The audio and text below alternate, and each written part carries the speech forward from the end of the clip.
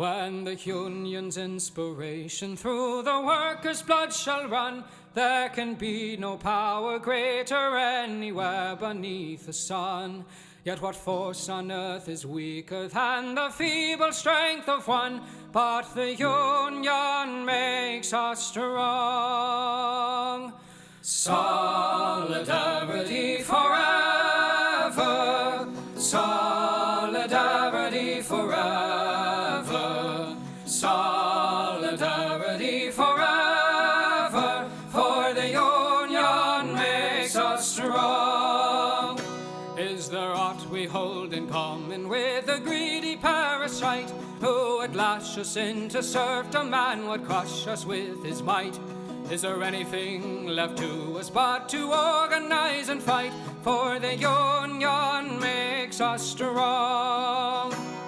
Solidarity forever, solidarity forever, solidarity forever, for the union makes us strong. It is we who plowed the prairies, built the cities where they trade, dug the mines and built the workshops, endless miles of railroad laid. Now we stand outcast and starving midst the wonders we have made, but the union makes us strong. Solidarity forever, solidarity forever, solidarity forever, for the union makes us strong. All the world that's owned by idle drones is ours and ours alone. We have laid the wide foundations, built it skyward stone by stone. It is ours not to slave in, but to master and to own, while the union makes us strong. Solidarity forever, solidarity forever, solidarity forever, for the union makes us strong. They have taken untold millions that they never toiled to earn, but without our brain and muscle not a single wheel can turn. We can break their haughty power, gain our freedom when we learn that the union makes us strong. Solidarity forever, solidarity forever, solidarity forever, for the union makes us strong. In our hands is placed a power greater than their hoarded gold, greater than the might of armies magnified 1,000-fold. We can bring to birth a new world from the ashes of the old, for the union makes us strong. Solidarity forever, solidarity forever, solidarity forever, for the union makes us strong. Solidarity forever, solidarity forever, solidarity forever, for the union makes us strong.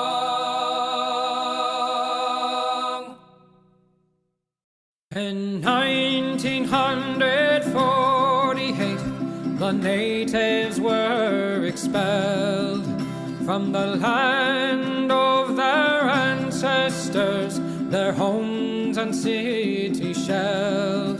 From the traitors in Transjordan to clandestine British demand, by the settlers' Zionist army that rampaged across the land. Oh, Palestine, we hear your desperate plea that once again across the land your people can be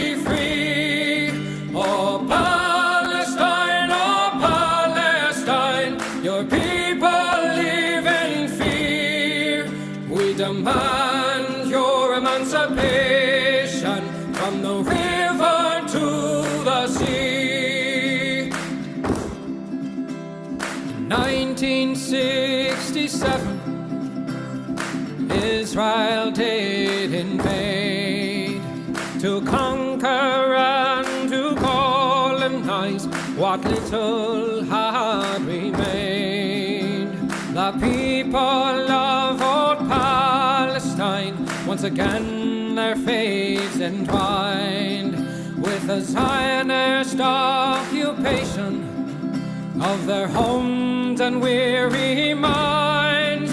Oh Palestine, we hear your desperate plea that once again across the land your people can be free. Oh Palestine, your people live in fear. We demand your emancipation from the river to the sea. In 2023, they've come a final time to destroy your homes and families with a murderous, lethal design. The bombs overhead are falling as our leaders continue their lies. The sky does glow and the blood it flows as we hear the children's cries. Oh Palestine, we hear your desperate plea that once again across the land your people can be free. Oh Palestine, your people live in fear. We demand your emancipation from the river to the sea. We stand with your emancipation. Your people will be free.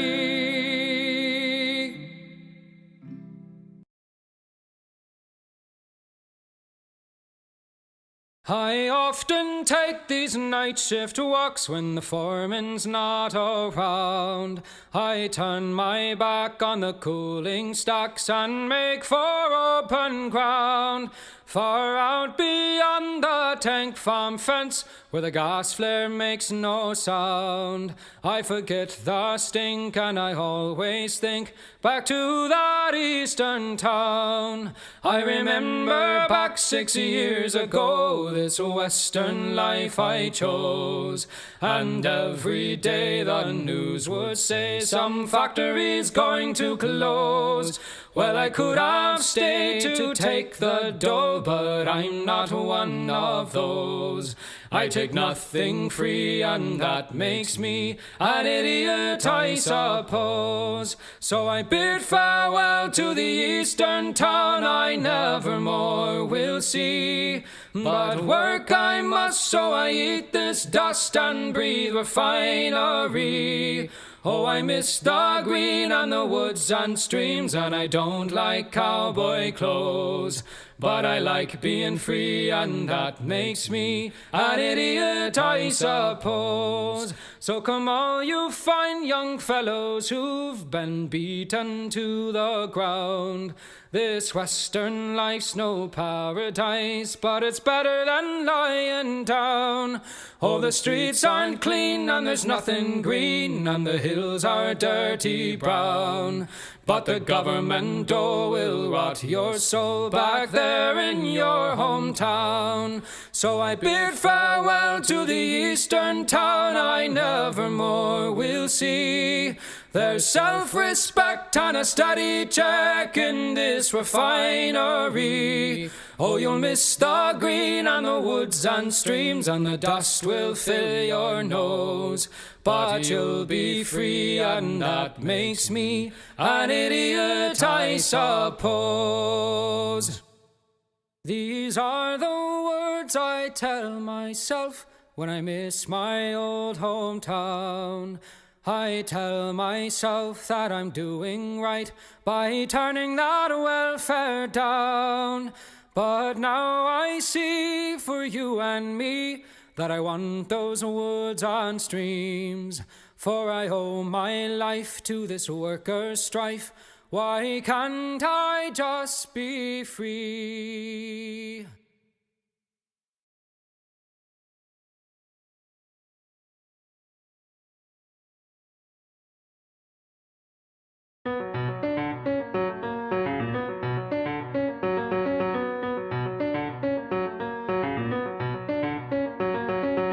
For as long as we can remember, the working people of New York have been told that power does not belong in their hands. Fingers bruised, palms calloused, knuckles scarred with kitchen burns. These are not hands that have been allowed to hold power. And yet, over the last 12 months, you have dared to reach for something greater. Tonight, against all odds, we have grasped it.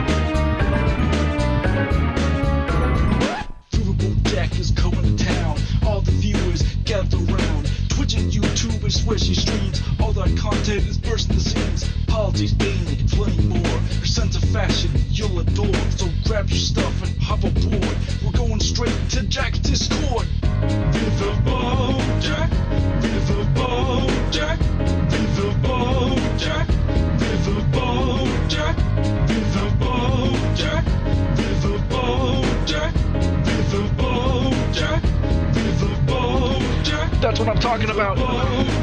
First time singing the songs for Riverboat Jack. Shout out. I don't know what I'm doing really, but I got passion. And that's what it's about. It's all about passion.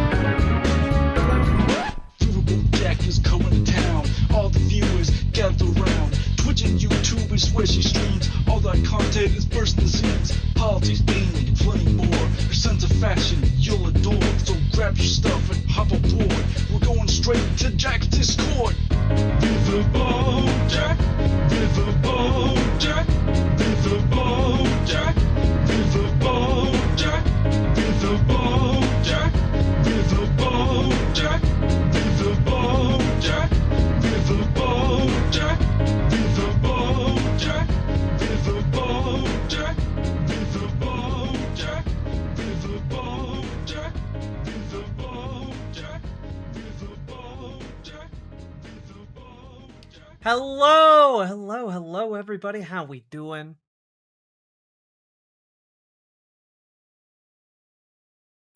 Cool. Just realized I've never listened to the whole theme song. We got you. We got you with the theme song. Everyone, did you exercise today? The fascist did. Why haven't you? Your uncle believes in you. Great big things are made of little things and consistent effort. So true. And also, I know it might hurt some people to hear this, working out does help. Like, I'm not going to say it fixes all of your problems, but it does make your problems a little bit more bearable. She's mogging. Am I mogging? Is that what's happening? Let's fucking go! Am I, as the kids say, a mogger? God, ever since they added AI to phones and, like, camera apps, photos just look like ass. That's right, I said it.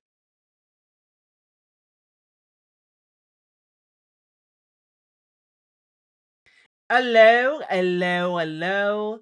I'm jester maxing. I am jester maxing. It's because I'm funny. Right? It's because I'm funny, right? All right. We are live to talk about the mining of the Strait of Hormuz and sundry other catastrophes. Get in the boat. Twitch, YouTube, and riverboat.gg. I would really like to be in the habit of going live earlier than I currently am, but I do appreciate y'all sticking with me, even though my schedule is a little bit all over the place these days. Whew. Is this working now? Is what working now?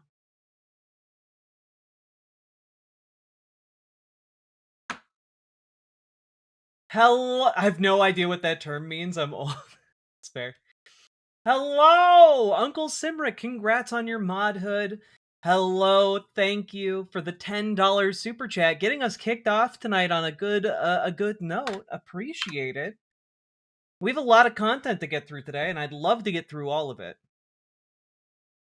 I'm also Central Standard Time. I don't know how you do it. I've gone down to like anywhere from 3 to 5 hours of sleep per night. That's how I do it. And I'm busy all the rest of the time. All right. Do we get fun bits? You do get little bits of good news. I'm not going to say fun news, but little bits of good news. Okay? Also, just as a heads up, we are at 315 out of 500. We are getting closer and closer to our goal. We're going to have a snuggly night. I'm hoping tomorrow can be our snuggly night. It'd be really nice. It's either going to be tomorrow or maybe Friday. We'll see. As a US-based person with a real 9-to-5, I hate losing content to sleep. I know, I'm so sorry. I hope you get 12 hours of sleep someday soon. Do you have any idea what I would do to achieve that? All right. Hello, Jenny. Hello, Liz Galahad. Hello, Paladin Lost. Hello, Quiet Kitsune. Hello, the Crypt Keeper Dan. Hello, Magos Informaticus. Hello, how we doing? Depraved Ambiance. Hello, you can call me Jess. Hello, Lucy Original. Hello, Vox Boxman. Hello, sorry you're blue. Hello, Cute Dark Arts. Hello, Kiva into Fur. Hello, German Cow JJ. Hello, Max Danger. Hello, Ransom Ballard. Hello, Boysberries. Hello, Latzia. Hello, Micah. Hello, Annalise Azura. Hello, Banana Brains. I bullied you into canvassing for 6 hours. Oh, fuck yeah. Well done. Well done. Very proud of you, Banana Brains.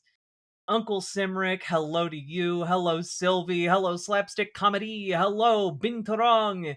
Hello, the Vegan Rancor. Hello, Firecrafted Gaming. Hello, T-Leif.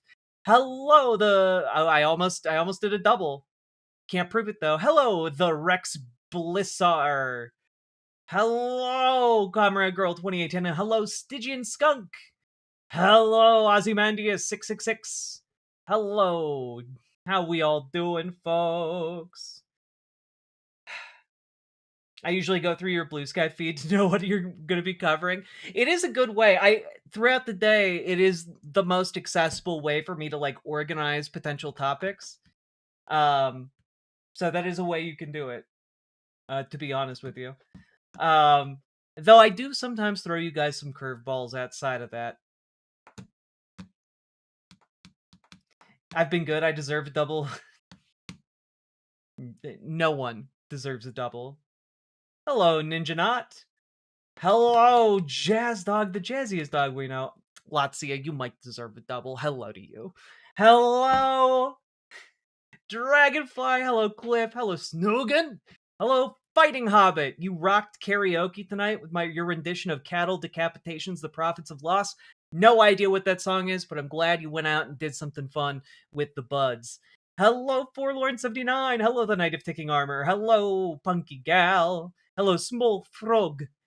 Hello, Bisbee. Hello, Rondo. Hello, King Kerplunk. Hello, Salmon Moose.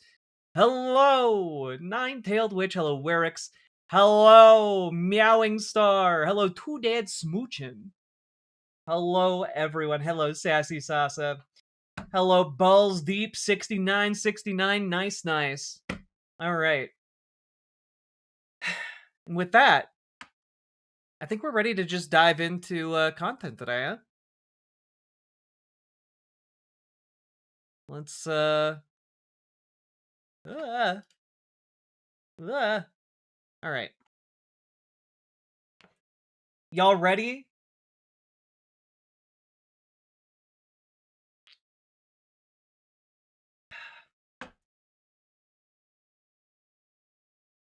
Oh yeah, Jake Lang.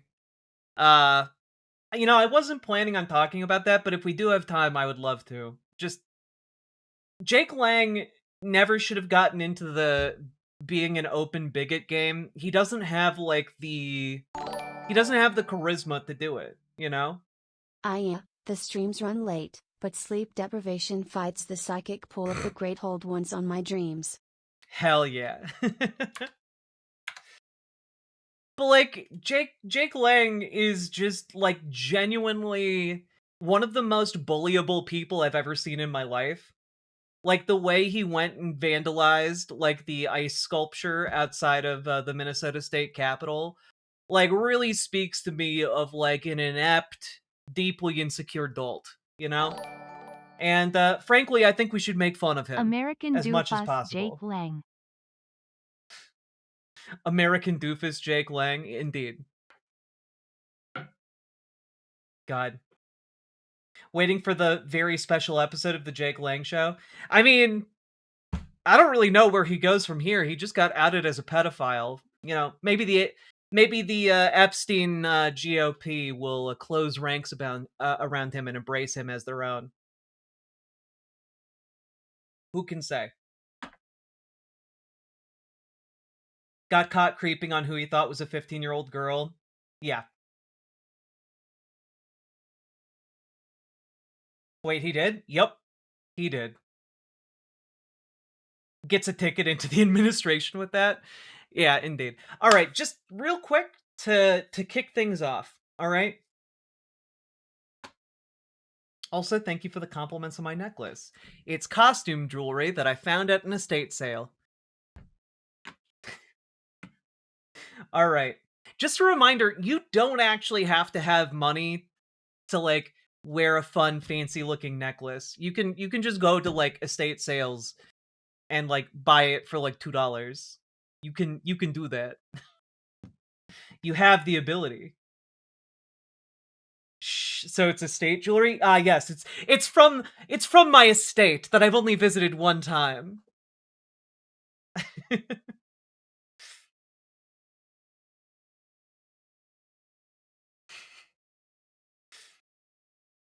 All right. Costume jewelry is sometimes full of toxic lead, but not always.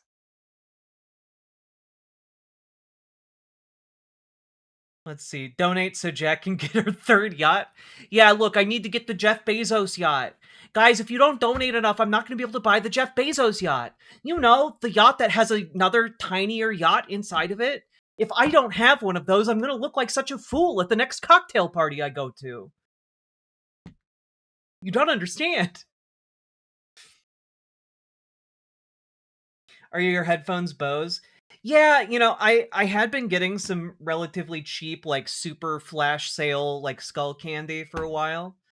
But then I figured I spend dozens of hours, you know, not dozens. I spend many, many, many hours, hundreds of hours per month in front of a camera listening to sound. So I figured I'd spring for some decent ones.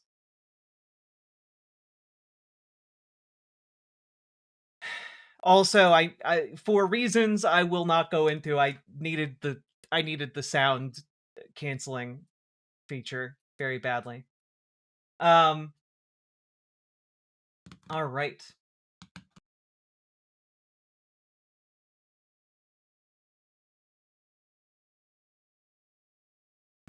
It's yachts all the way down. Yeah, some people theorize that our flat Earth is built on top of a giant yacht, which is on top of a giant turtle, which is riding, and oddly enough, a captain of an even larger yacht underneath that one. It wears a really big hat, which has its own little subdimension on top of it.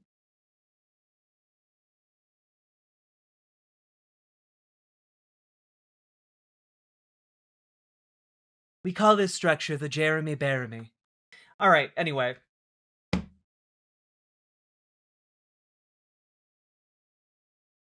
Yacht hat. Okay, let's just jump into it real quick. The bottom yacht is sailing on a flat Earth. Yeah, it's the sandwich structure of flat Earth. A lot of people don't really want to account for sandwich-shaped Earth, but you know, it's real. We've been in it the entire time. DJT inherited 4x as much money than Jon Stewart is worth today after 36 years in fake journalism is such a reminder why billionaires shouldn't EXS. Billionaires should not exist. I was reading, and we're not going to do this as a story today, but I was reading a new like analysis of our political system, and something along the lines of like 20% of all political donations that are now made come from billionaires. Like directly from billionaires. It's crazy. It's fucking crazy. We taking a big bite into sandwich Earth. God, what I wouldn't give for a Kunk, like a Kunk on Earth style documentary, going around Earth and talking about it as if it's sandwich shaped. I would really like that.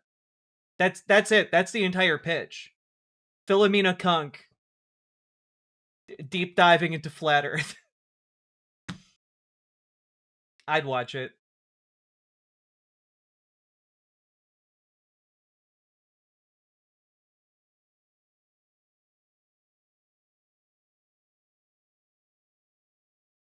Okay. Sorry, you guys aren't going to get me distracted today like you did yesterday. All right, let's jump in. So, folks, many of you who have been following me for years now may remember that when I was just an itty-bitty content creator, just taking my first steps, one of my controversial takes was the need, again, this was probably 4 or 5 years ago, the need to step up and say, hey, we need a $30 minimum wage. Now, at the time, that sounded insane to a lot of people. But my reasoning was just, hey, we've been waiting for $15 minimum wage to become a thing. It's like 2020, 2021. That hasn't happened yet. We should be demanding a $30 minimum wage because by the time we ever get 15, we're going to need a $30 minimum wage. And we are now in that era where we need a $30 minimum wage. And there is exactly one politician that is perhaps willing to step up to the plate and get that done. And that is, of course, Zoran Mamdani. New York City $30 minimum wage proposal headed to the city council. Now, hopefully if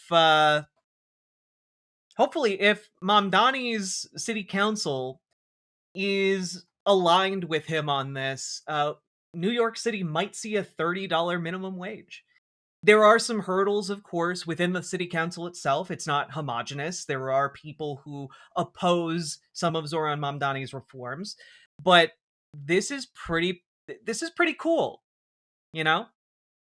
So let's just take a look here. The increase would come in steps, reaching the $30 mark by 2030, up from the current $17 hourly rate.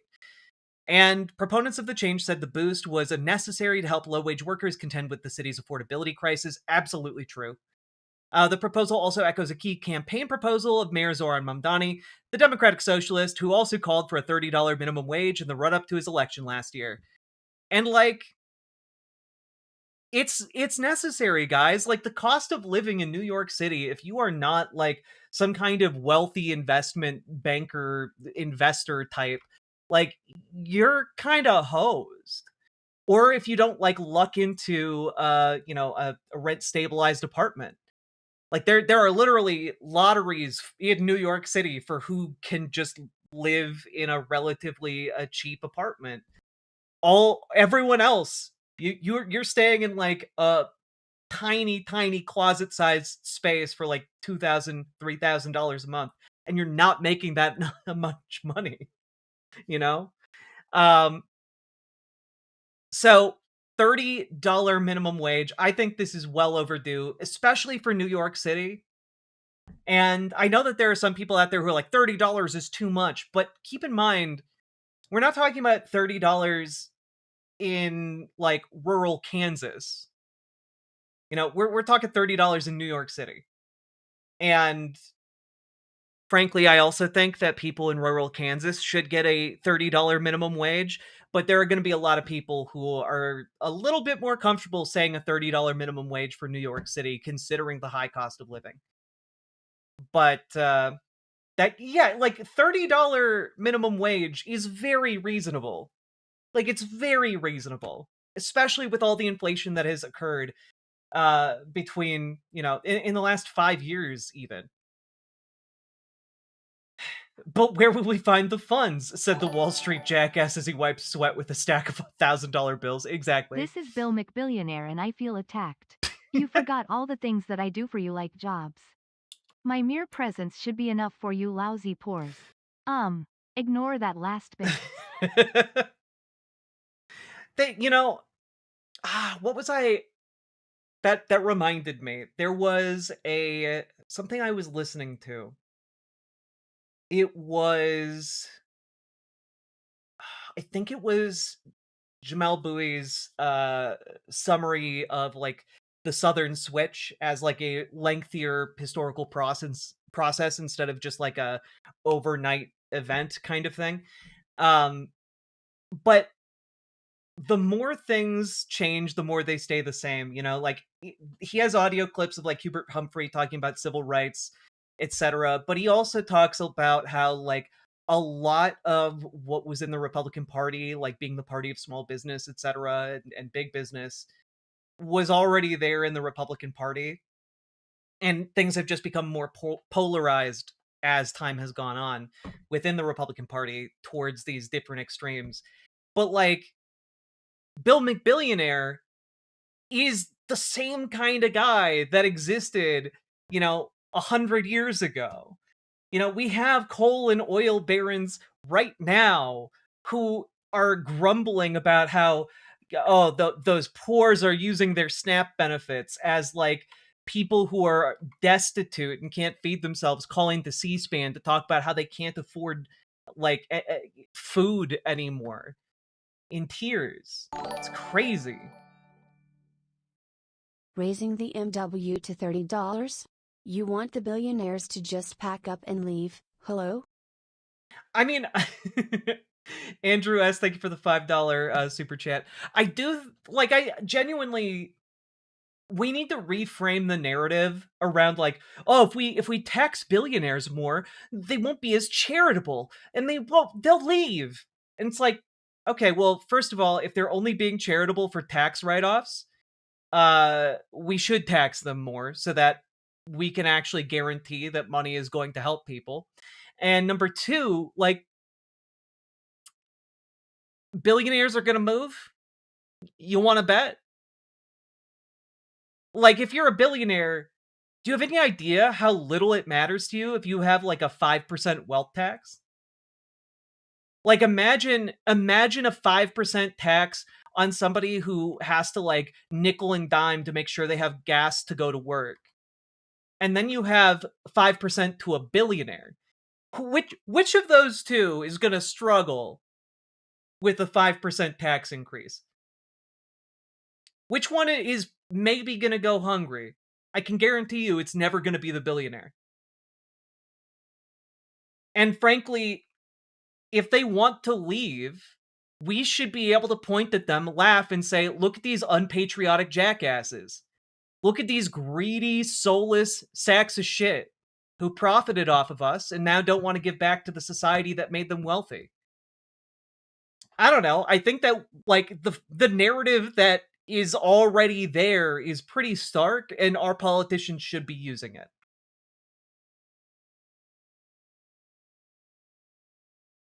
That philanthropic shit is how the system stays working. Acts of charity keep the status quo chugging and makes them feel better about themselves and looks good on tax papers. I would argue the main reason they do it is because not that it looks good on tax papers, but because they save themselves money. Like, philanthropy in this country is just a way for billionaires and millionaires to invest in their own pet projects that then almost always support their main businesses. You know, like, a lot of Bill Gates' philanthropy was all about pushing, like, Microsoft into schools, or to get, like, Microsoft products, like, patent products over, like, seeds and stuff like that. Like, a lot of the stuff that they do is free PR that they can write off on their taxes. Then they get to direct where that money goes, and that money will conveniently go to setting the stage for their companies to do even better in the future. It is just a way to do a tax write-off that is a sideways investment into your own company when you're a billionaire, you know? And by the way, I do want to say, there are people who could be billionaires who choose not to be. You all right? keep saying things like, down with the bourgeoisie, eat the rich, sodomize the landowners, impale all people who have more than 25 real in their pocket, that kind of stuff. Well, I don't say 1, 2, 3. I don't say 3 of those things. I would never advocate to sodomize any landowner, all right? Unless it's consensual. That being said, like, how do I say this?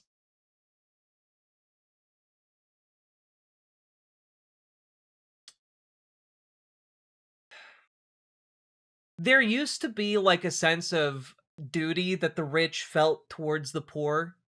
And for that reason, you would build, like, a library to help educate people. And, like, it would be genuinely, like, an act of philanthropic good, right? We still have some people like that. A good example of this, I think, would be Dolly Parton, actually. Dolly Parton is someone who could very easily be a billionaire right now, but she gives away so much of her money that she's not. And so I think that, like, we really need to be elevating folks who are deliberately rejecting their capital like that and giving it back to the common folk. Mamdani's really proving how full of bullshit Democrats are when they tell us to be realistic about how fast things can get done. Well, that's the thing too, right? Like, everything that Donald Trump is doing right now is awful and terrible and bad. But the one thing he is doing is very clearly demonstrating that, like, all of the questions of how you're going to pay for it, all of the hand-wringing about fiscally conservative handling of money, all of that was absolutely bullshit. All of it was bullshit. Every single bit of it. You know? Yeah, Mackenzie Bezos is another great example of someone who just has a ton of money and is actively doing a choice to give it all away, you know? I I think that's good.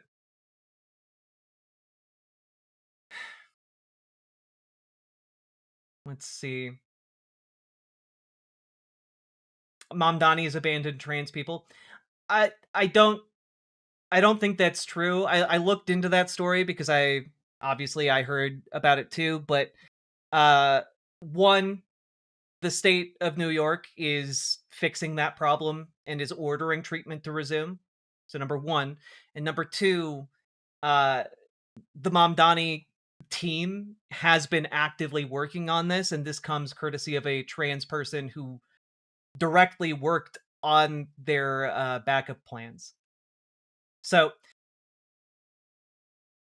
all we're gonna say on that is that I don't think that he's abandoned trans people. I think people are really, really eager to find enemies in potential allies, because it would really hurt to be betrayed by someone as large of a figure as Zoran Mamdani in the leftist political space right now.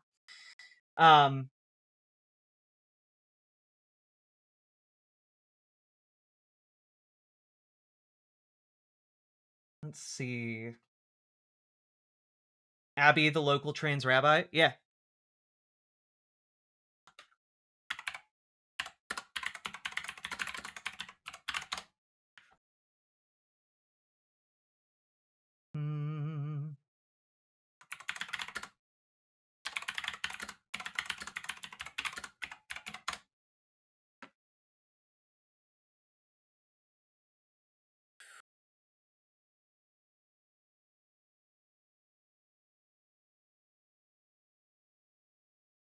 Looking up one thing.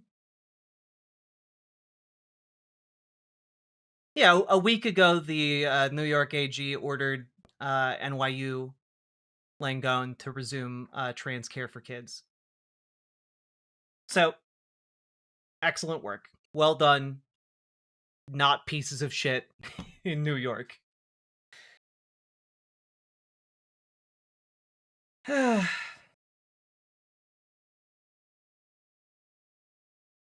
It's so tiring, you know? It is tiring to be under attack in this country right now.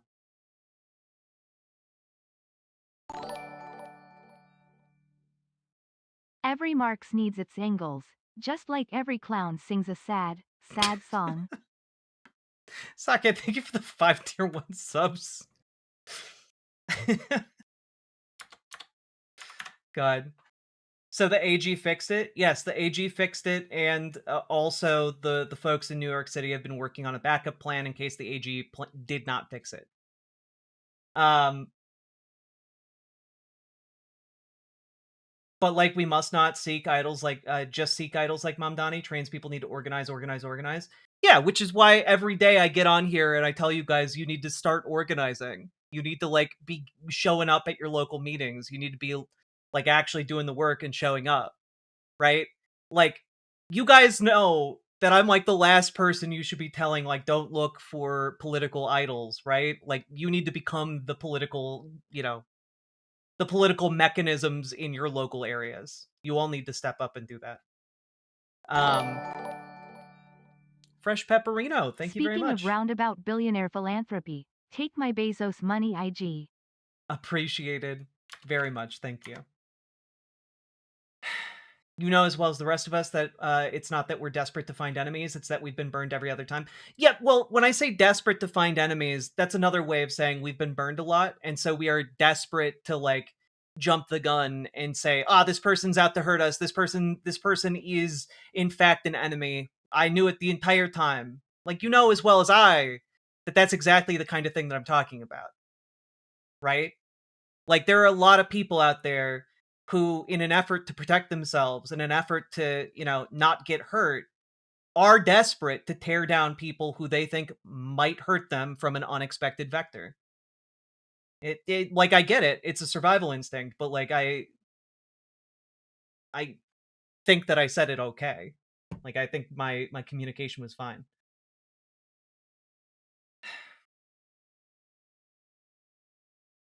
People treating us politely IRL doesn't change our lack of healthcare.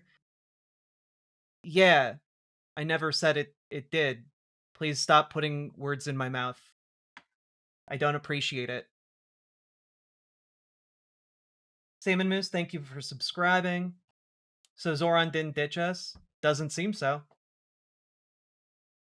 According to the trans people who work in his administration, who have talked about the issue and actively worked on it. Anyway. Anyway, I think it's really cool that one of his campaign promises for a $30 minimum wage to make one of the most expensive cities in the country more livable. I think that that's good. I think that that is good that that is coming. And like, setting aside all other issues, I think that it will do a world of good to empower working class people in New York City. There we go. Nailed it. All that being said, folks, if you got anything out of this, hit the like button, subscribe. Leave a comment. Comments really help in the algorithm. Longer than 8 words, apparently, is ideal. And, folks, as always, join your local Dems and radicalize them. Make them more progressive. Kick out those conservative Dems. Kick out those corporate Dems. We can do that on the local level. It does not take a bunch of us showing up in order to do that. It just takes enough of us showing up to do that. And also, as always, organize in your local DSA. We need to make our DSAs more effective. So we need folks to show up to your local Dem meetings and your local DSA meetings. And if you need help doing either of those things, or it's too scary or too big, we have people in our community who can help you do that. So join our Discord. And reach out to Dragonfly for help getting involved with your local Dems. She's been organizing in the Democratic Party for a long time and is willing to help you make your area more progressive. And also, reach out to Gamergy. Gamergy is organizing her local DSA and has a ton of experience doing it and is willing to help you get involved and do it too. Okay? And if you do not want to use Discord, you can always jump over to riverboat.gg, this website over here, and talk to them over there. I think I actually see Dragonfly in the chat right now. Yeah, like right here. Anyway, all that being said, last but not least, check out ImogeneOlivia.com. Gender euphoric lingerie designed from the ground up for trans femmes. Also tested with cis men, cis women, non-binary folks. People find it very comfortable, very sexy, and also it's non-tucking. So whatever your bits, it's not going to judge. It's going to be comfortable. And it is made differently, so I do hope you all will try it out if you are so inclined. Link down in the doobly-doo, down in the description. Go check it out. And new colors, styles, and sizes coming in the near future. Let's keep on going. There we go. There you go.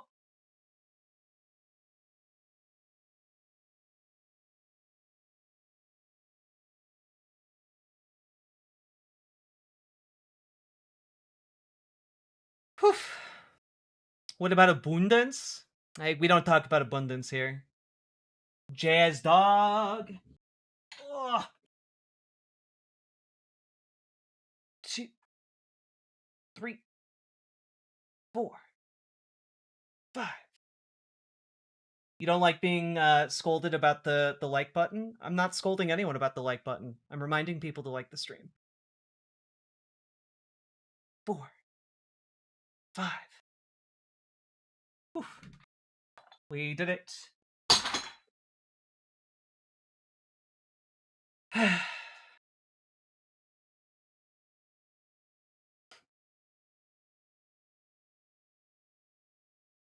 Not you, someone else? Oh, okay.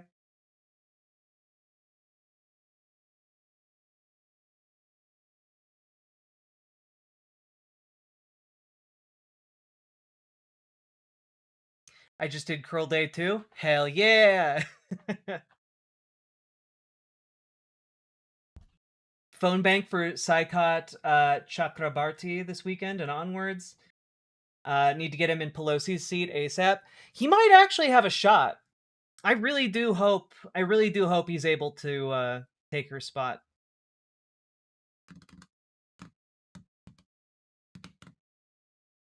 Going to my local Dems meeting on Thursday, I plan to make a huge stink. Hell yeah, make a huge stink with other like-minded stinkers. Let's go.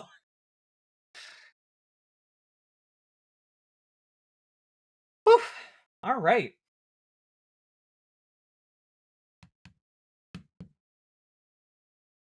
Today was a heavy leg day for me. Hey, me too. I did a lot of cardio. Doobly-doo has been added to my vocal stems.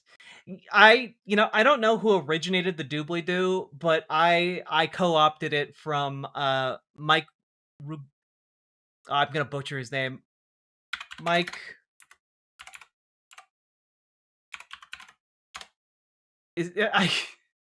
I want to say his name is Mike Ruguglia, but I don't think that's his name. He used to do a PBS show on YouTube that I really liked. God, what was it called? Mike Rugnetta. There you go. He did the Idea Channel.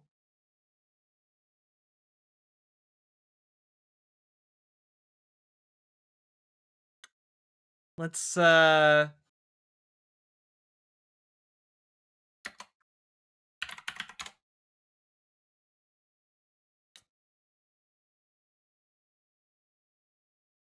I would really like here. Yes. It was a really, really wonderful channel that PBS had.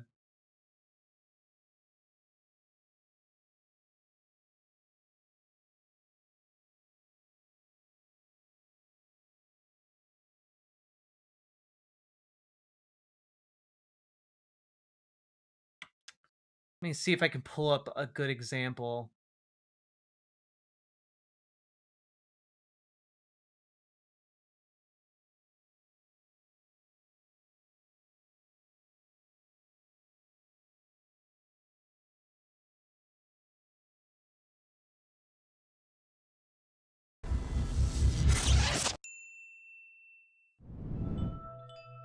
It was genuinely a great show. In case you missed it, Idea Channel started a book club. We've read one thing so far, a short story by Argentine magical realist Jorge Luis Borges titled Pierre Menard, author of the Quixote. If you haven't read it yet, there's good news. It's not very long. You could pause right now, give it a read, and watch the rest of this video and still have time to make a smoothie for lunch. My favorite recipe is in the doobly-doo. Today, we're gonna talk about Pierre. See, he said it. He said it at the very beginning. Menard, some of the story's themes, and your reactions from the book club thread on the subreddit. But first, we're gonna talk about Borges himself, who was... All right, we're not gonna watch this video though, but if you are curious to watch the rest of it, here's a link. It's been ages since I watched a video of his. That's because it wound down. Like it ended... How long ago? It ended... Oh god. It ended 8 years ago. Holy fuck. Oh, time. Time is a sordid mistress. Oh. Oh, my heart. Oh, shit. He's still around. Yeah, he's still around doing other stuff, but he's not doing PBS Idea Channel anymore. Fuck. You old? I am old. You're right. I'm older than the seas. The very notion of being. I'm older. Oh no, we're old. I'm like the crypt keeper.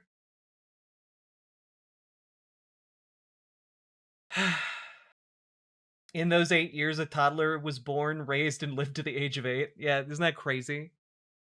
Fuck me, guys.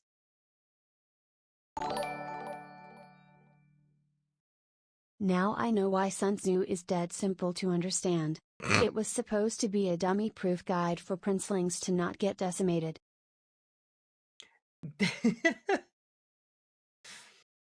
Now you know why Sun Tzu is dead? Because time is a sordid mistress. Sun Tzu didn't write about how to avoid the arrow of time. Ha! Get eroded by the winds, bitch.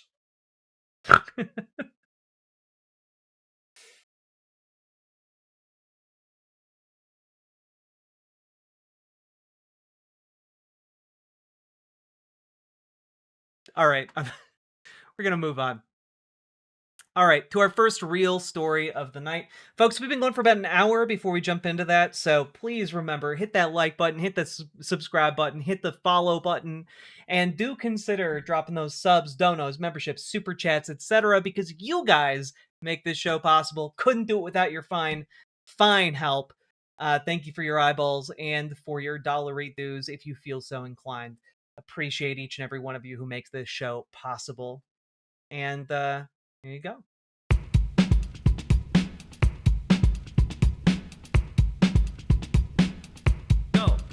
Go. Click a button. Click a button.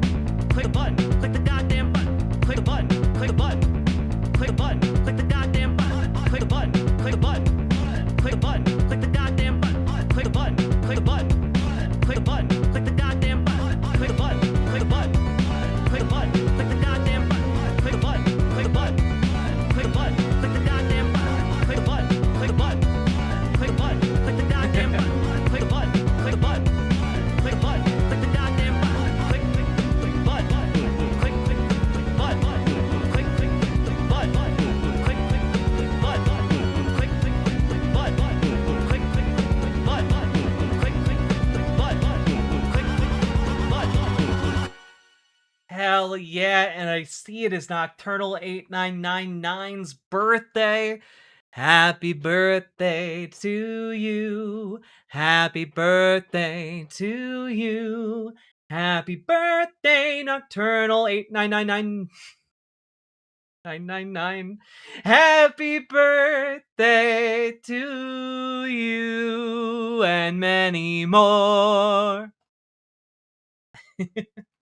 Happy birthday. Wouldn't it be birth night? Hey, it's daytime somewhere.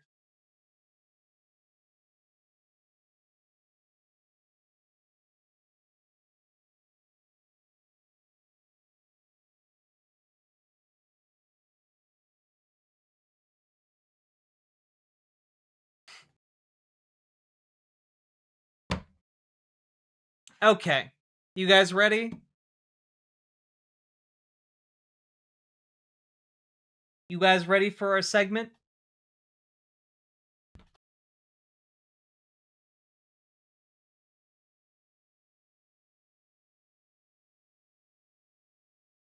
You were born ready, Van Briggs? Hell yeah. Hell yeah. Okay, here we go. Also, just real quick.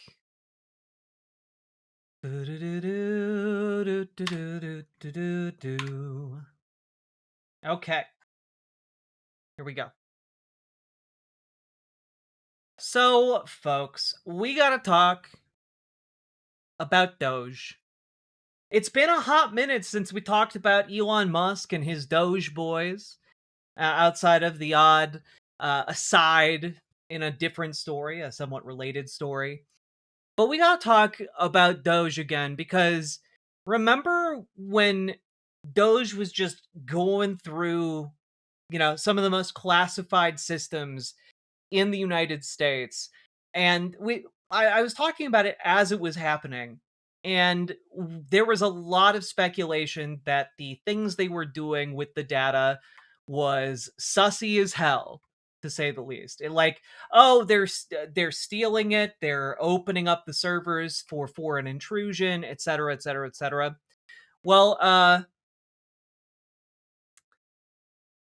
the Washington Post had an exclusive today specifically about, oh look, a whistleblower claims ex-Doge member said he took Social Security data to new job. The former Doge engineer took sensitive data on a thumb drive in a major potential security breach, said people familiar with the process. A claim that, if true, would constitute an unprecedented breach of security protocols at an agency that serves more than 70 million Americans.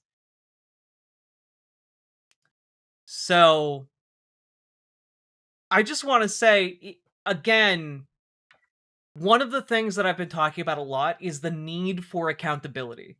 Any kind of moving forward post the Trump era is going to need accountability for all of the laws that are currently being broken and have been broken in the past. And that includes this right here. if they actually did take this, which I would wager is a very good bet, okay? If they did this, this is the kind of thing that, like, in the past would get you executed.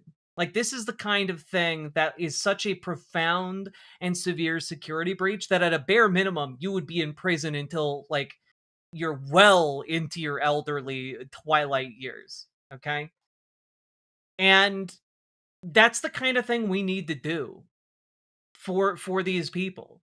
Like, this is unacceptable. We cannot allow this. So much of our data in this country, in our government systems, is related to our social security numbers. And if that data is compromised, there's not really a backup for that. Yeah, this is exactly why people were really upset about DOGE's intrusions into sensitive security areas of the government, right? And I do want to shout out the Handbasket and Marissa Kabas, who, through a Freedom of Information Act, got released all of the DOGE raid on the Institute of Peace that happened last year, where members from DOGE called up the local police to break into a private building owned by the Institute of Peace that they had no right to enter, and police allowed them to do it. DOGE has been doing so many illegal things. And by the way, it still exists. It's not like disbanded. A lot of DOGE is still there doing shit. I believe it mostly responds to Russell Vogt these days. But, like, there's got to be accountability for this shit. Like, if you steal one social security number, like, you go to jail. If you steal 70 million social security numbers,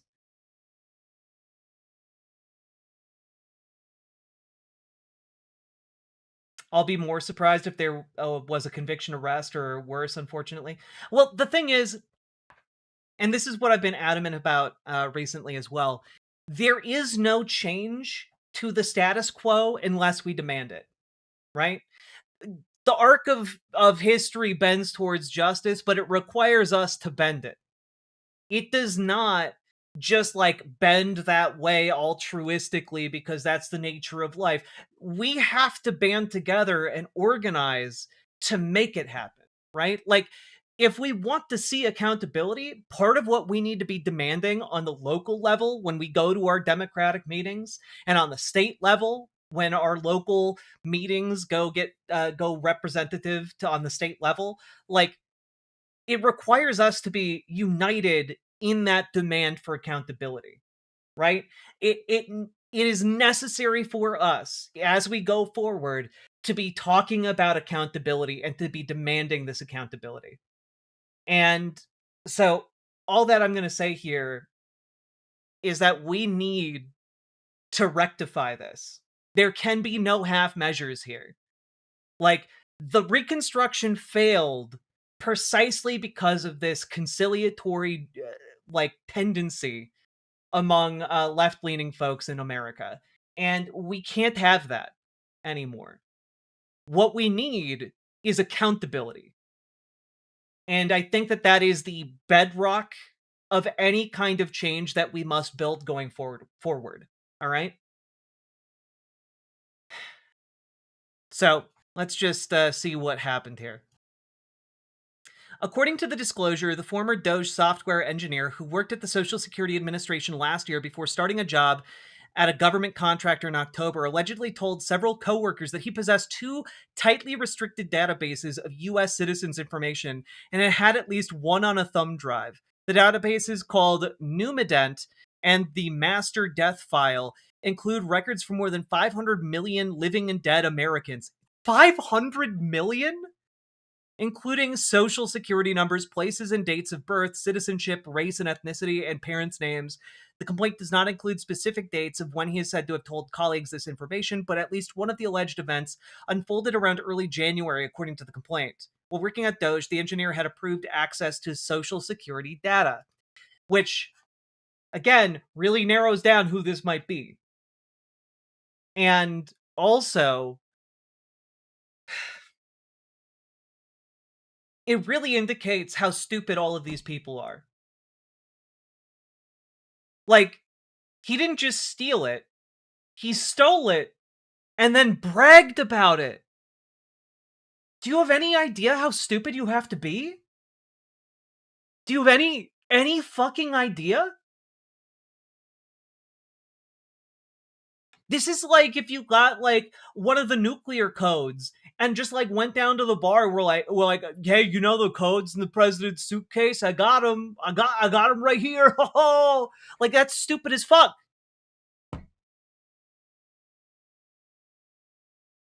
We let children play around with the most sensitive data in the country. He thinks he's untouchable? Yeah, but understand that like a 21-year-old kid who worked at the Social Security Administration and stole hundreds of millions of people's data is not untouchable? That's the thing, right? Like, if you are someone who is a low-level guy in the administration, you are definitely not untouchable.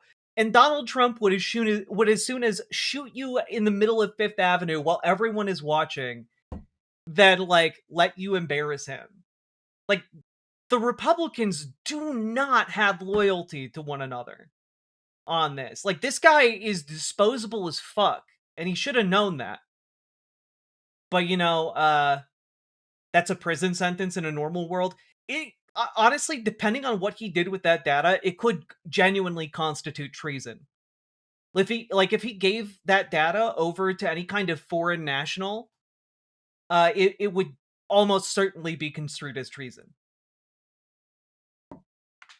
So, like, it's a very serious breach.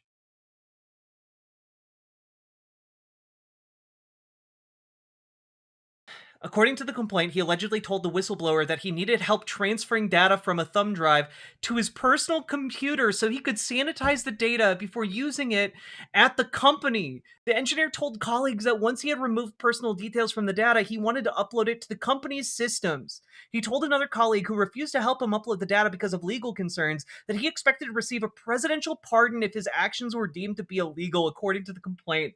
Do you have any idea how fucking lunatic that is? Unless, okay, there is one exception. There is one reasonable reason to expect a pardon, and that's if this occurred at, like, a government contractor that is owned by one of Trump's kids. If this is somehow funneling this information into Trump's companies, then I wouldn't blame him for expecting a pardon. Though I also think that he might not get one, you know? Some shit's coming down the pike that a presidential pardon can't fix. That's the other thing, right? Which is, if you stole everyone's data, that's not just a federal offense. Like, every single state in the country could charge you with that type of, like, theft. Like, you stole the data of residents of every state in the country. Like, a presidential pardon isn't going to save you when you are on criminal charges in every single state in the country. Should pardons be abolished? Trump has abused it so much. I don't know if pardons should be necessarily abolished, but maybe pardons should require congressional approval, you know? Especially if it were lifted from a skiff. I mean, it's almost certainly from a skiff, right?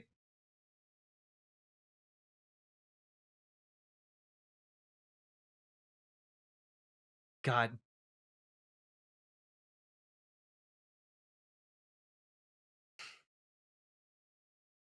Oh, the Post also knows who this person is, but isn't saying it because they haven't been able to independently confirm he has the data.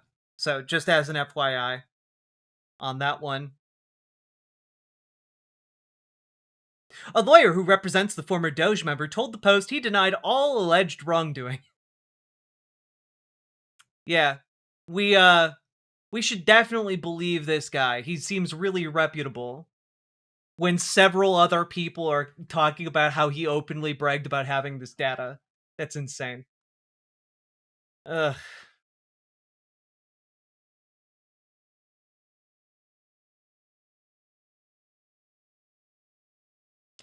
Now, this is not the only DOGE piece of news that is currently circulating right now. And, well, let's just take a look at some parts from the deposition of Justin Fox. Now, if you don't know who Justin Fox is, that's fine. He was an employee at DOGE. He was also there during DOGE's raid of the Institute of Peace. You can actually see him in a couple of these stills, again, courtesy of Marissa Kabas in the handbasket. Can see this jackass just like, they're literal kids. Look at this guy. That guy looks like a fucking overgrown, like, second grader. What the hell? They literally sent children in here to ransack and pillage, like, the most secure systems we have. It's crazy. Anyway, this guy on the right here, Justin Fox, had to come in for a sworn deposition that is on camera. There's 5 hours of him answering questions, and under oath, I might add. And the stuff he says and admits to doing in that deposition are genuinely heinous. Now, I see some people in chat going, Hitler Youth. And we're going to watch a couple of clips. But I want you to know, you are not wrong in that accusation or summation of what these kids are like. What these, I shouldn't say kids, they're grown adult men. They knew what they were doing. Let's just check out this 2-minute long clip from 404 Media. How do you interpret DEI?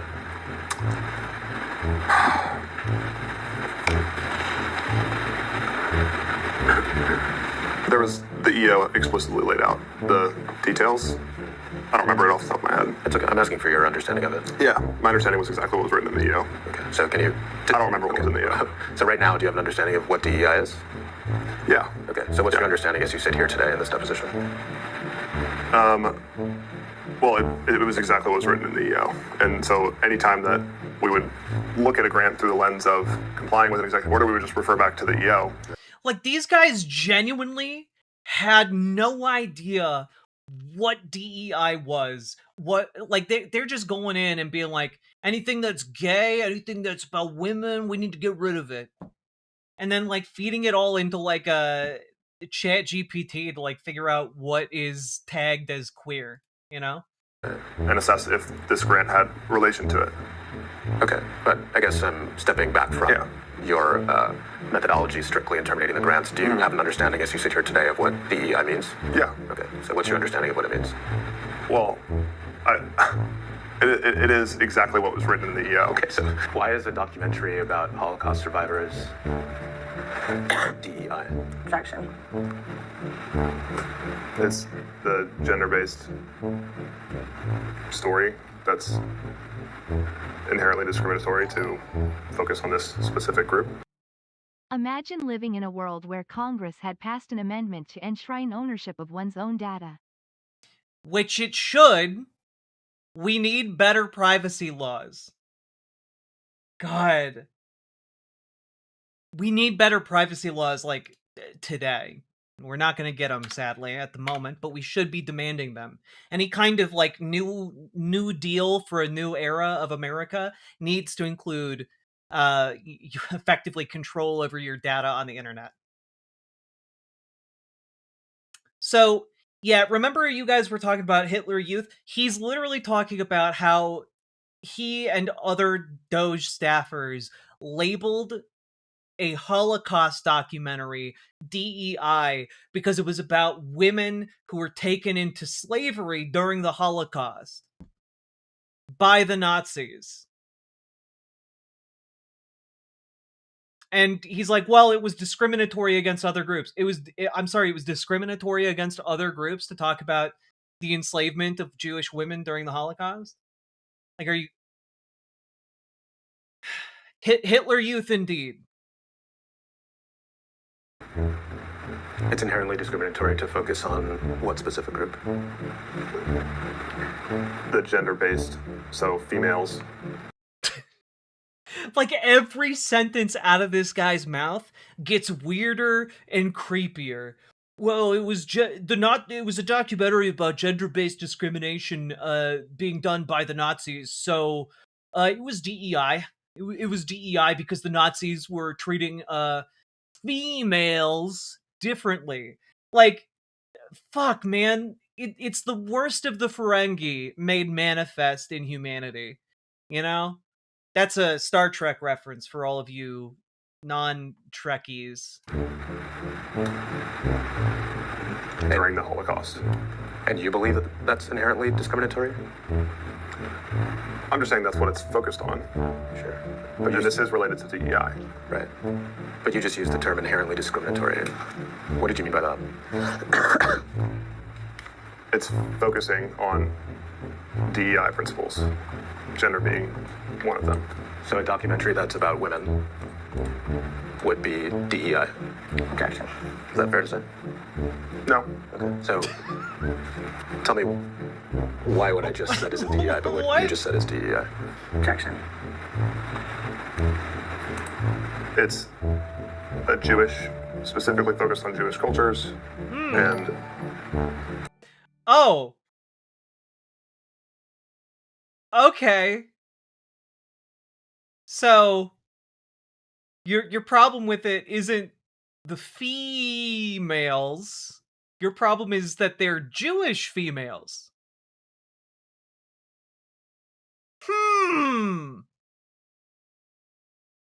Amplifying the marginalized voices of the females in that culture. It's inherently related to DEI for those reasons. How do you interpret DEI? Yeah, so imagine 5 hours of that.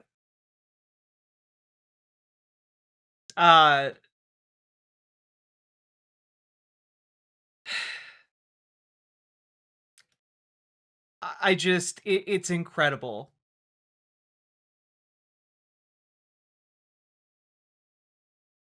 It's genuinely staggering to watch.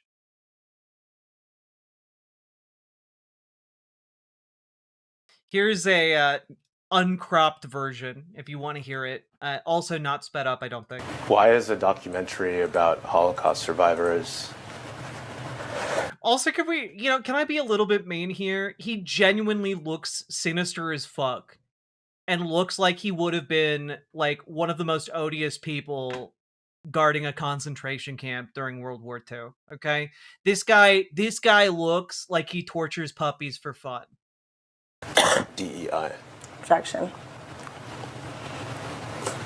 It's the gender-based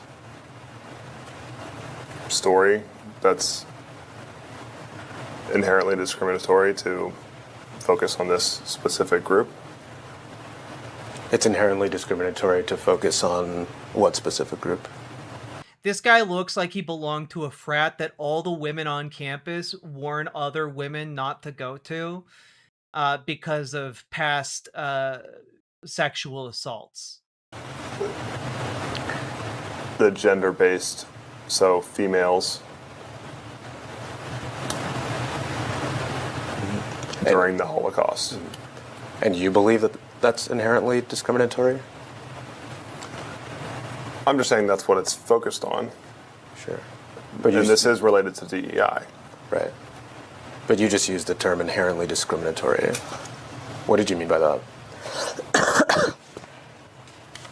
It's focusing on... This guy looks like he would talk to Dennis Reynolds and learn about the Dennis system and about the implication, and he'd take it to heart and make it his entire personality. DEI principles, gender being one of them. So a documentary that's about women would be DEI. Objection. Is that fair to say? When you need your Nazi phrenology, it's Miller time. True, Sake Tanuki. The what? Oh, yeah. For people who don't understand or don't know the Always Sunny reference, there's a part of It's Always Sunny where the sociopathic character who's heavily implied throughout various points in the series to be a serial killer, or someone who at the very least thinks about being a serial killer a lot, talks about how it's great to get women alone on boats in the middle of the ocean because of the implication that anything could happen to them out there. And then, of course, his friend Mac points out that that's really rapey and gross. But this guy, instead of pointing out that it would be rapey and gross, really just seems to have taken the rape part of this and made it his entire thing. No. Tell me why what I just said isn't DEI, but what you just said is DEI. Jackson. It's a Jewish, specifically focused on Jewish cultures and amplifying the marginalized voices of the females in that culture. It's so much worse listening to this at the actual speed of the conversation itself. That last clip we watched was at 1.25 speed to like make it flow faster, but like him just like slowly talking here, it does him no favors. It's inherently related to DEI for those reasons. Okay. Because it's about Jewish culture. Plus marginalized female voices during the Holocaust, gender-based violence. Why is a documentary? God. Yeah, so this has been going around a lot. For the record, the documentary in question, which I feel like you all deserve to know about, is called My Underground Mother, and here's a trailer for it. You can check it out in your own time. Clearly, Nazis don't want you to watch it, so you should know about it. Trombone champ this. 1/4 speed. No, I can't. I can't and I shan't. But thank you for the 5 tier 1 subs and an excellent reference to our Trombone Champ season. Here you go. Here's a trailer for the movie that DOGE tried to ban. You think you know your mother until you don't. No subtitles. Tamar Fromer Fox was a vivacious Upper West Side doctor's wife from Israel. She said she fled her native Poland on the eve of World War II. When I asked her how, she'd reply, "No more questions." We heard that your mother died. My father went to the funeral. He was furious. Nobody talked about your mother's history. Nobody knew. My name is Bella Tovey, and if you are the daughter of Hella Hocherman, then she was a very good friend of mine. Who was Hella Hockerman? I never meet somebody like this. Something happened to her. מי שחרר אותה? איך היא השתחררה, האמא שלך?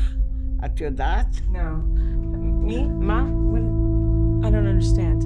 את לא יודעת שהיא הייתה לא.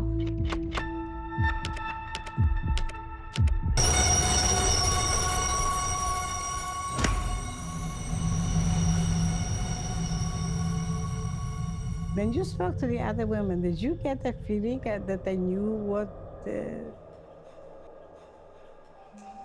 Did they understand what was going on?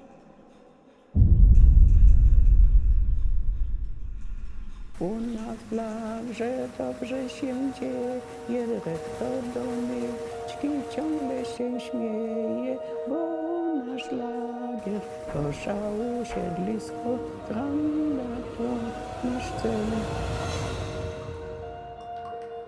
Have I based my life on a lie?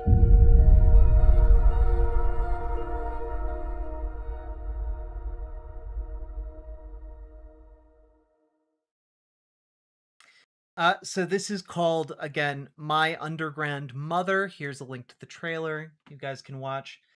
There you go.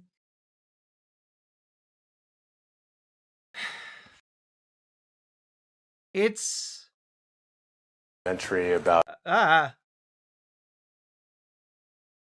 a scary dude. And yeah, also lawsuit says DOGE used ChatGPT to tag Jewish-themed humanities grants as DEI before canceling them. Literally, they just used AI to comb through all of the government grants and anything that was associated with being LGBTQ or women or, you know, any non-white ethnicity or Jewish was flagged as DEI, and that's what happened here. Like, that's how they were able to get so many cuts through, okay? And it's also how U.S. aid was cut, all right? And let's just take a quick look at the other bit of damage here that DOGE did, because let's keep in mind, it's not just the theft of our data, it's not just the canceling and the destruction of academic programs and economic programs to help marginalized people succeed in this country. No. It was also mass slaughter. Let's take a look at this MS Now piece from 3 months ago. Dr. Atul Gawande, the former head of global health at the United States Agency for International Development, reported in the New Yorker, as of November 5th, it estimated that USAID's dismantling has already caused the deaths of 600,000 people, 2/3 of them children. That's 400,000 children. Dr. Gawande followed the journey of one mother trying to save her baby suffering from malnutrition. So this is Jane Sunday. She's about 15 months old. We need to monitor such a patient very closely. If the skin is thin and weak and breaking off easily, they lose a lot of heat and they're not able to control their own temperature. Yeah, so they become hypothermic. They become hypothermic easily. And for caloric intake, we feed them every 2 to 3 hours. This is a difficult case for us. For a long time, we've not been seeing such cases. 20 years ago, in places like Kakuma, children with severe malnutrition had a death rate of around 20%. That is now less than 1%. It's been a public health miracle. But management of malnutrition is a system so fragile that one budget cut could make everything just fall apart. Clinic 7 provides the highest level of care for all refugees. We started to see the impact of the funding cuts quite early when we had the first wave of people being let go of. There was a lot of incredulity, like this can't be happening. This actually cannot be happening. It seemed unimaginable that the cuts would be as bad as they were and affect the sectors where life-saving activities were ongoing. Joining us now is Dr. Atul Gawande, physician and former head of global health at the United States Agency for International Development. He's now the executive producer of the new documentary Rowena's Choice. It's currently available at newyorker.com, and you really must see it. Doctor, what happened to Jane Sunday, the baby we saw in that video? Well, I don't want to give away the ending, but I will say that Rowena's Choice, as the film is called, is about a mother who is having to navigate with Jane Sunday, that baby that you saw, who is sick, who's suffered from malnutrition with food aid cuts that have left that baby and the family with just one meal per day, and then took apart the clinic functions that can rescue a child like that. For the record, I'm also going to link the documentary that they're talking about. You can watch it for free on YouTube. Here's a link to it. It's really bad, guys. And the mother was forced into a choice that no mother should have to make. I'm so grateful for you getting over there and actually getting at this story, because it has been invisible here. We don't have enough cameras there. We don't have enough reporters there. What did you discover that you couldn't know from here, from this side of the Atlantic? Well, one thing to understand is why we don't. If 600,000 children and adults have died, why do we not see it? And part of the answer, a big part of the answer, is that, first of all, data capture has been part of what has been cut off by Marco Rubio and DOGE when the cuts came through and they dismantled USAID.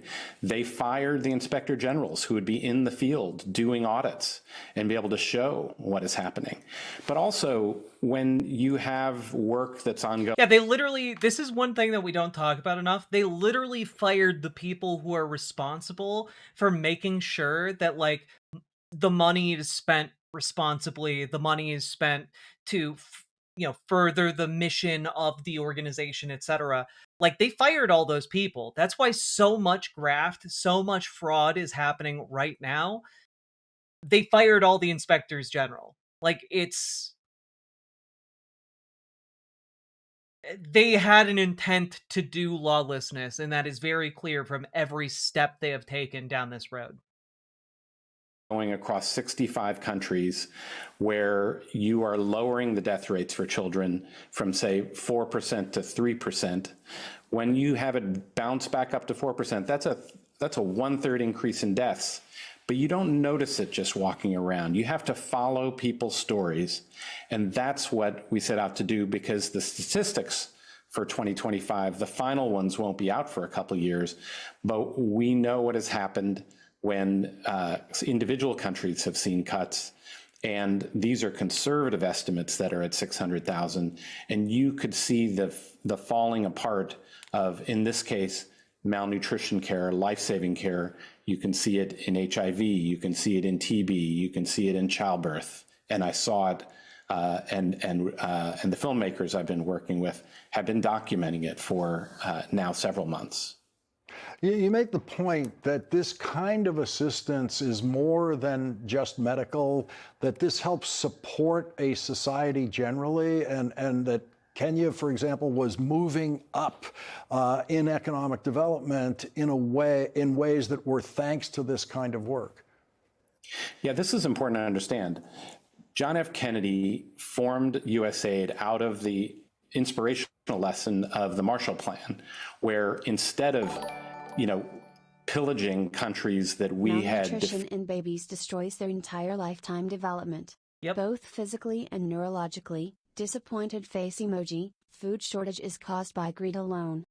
Indeed, there is no excuse for a shortage of food on this planet, except that billionaires and millionaires are funneling all of that money into their own coffers. Flame Warrior Golden, I see the proselytizing in chat. I don't appreciate it. Please stop wasting your time doing that. And instead, I would encourage you, if you want to do something that is going to actually change people's hearts and minds, go fill this gap that's being left by DOGE. You won't, because that would require actually doing something. But, it'd be a good place to start. Defeated in war, we invested in those countries to bring them into development and enable them to be partners. Well, that's what USA did in India, in Korea, in Latin America, where 80% of countries are now middle income or high income, where they had been low income before 20, 30 years of work to advance their economies, to build governance, to save lives while they're progressing. But I know from my parents' country, my family came from India. India was a country of famine, and food aid kept people alive. But then the investments in the green revolution in agriculture that the US spurred helped turn India into a food exporter and a partner to the United States in important ways. I mean, like, to be very clear, USAID was always self-interested, right? Like, it was a self-interested operation because it's the easiest way in the universe to, like, spend a relatively small amount of money and earn perpetual goodwill from an entire nation. Like, if you just spend a little bit of your money and you feed an entire country and eliminate the, like, all but eliminate deaths from, malnutrition, like, that's huge. And we were doing that on a global scale. We weren't just doing it in one country. It was a global thing we were doing. And the Trump administration looked at that and said, people liking us around the world? We don't need that. We have guns. People love guns. And then they just cut this program and let hundreds of thousands of people die. This report is from 3 months ago. In the past 3 months, hundreds of thousands more people have died as a result of the cuts to this program. And that will continue to roll on until funding for USAID is resumed. Unfortunately, every single month we delay, we kill hundreds of thousands more people. And I don't know. I think that's pretty unconscionable. Like, Elon Musk should rot in prison, and that is my moderate position, to say the least, over the fact that he directed the deaths of hundreds of thousands of people as a result of his policies. The things he pushed for. The things DOGE implemented. So keep in mind, right, when we look at these Nazi disgusting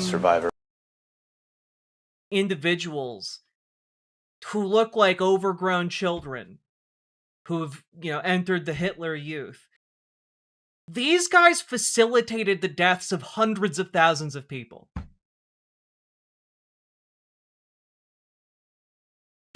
These guys did that.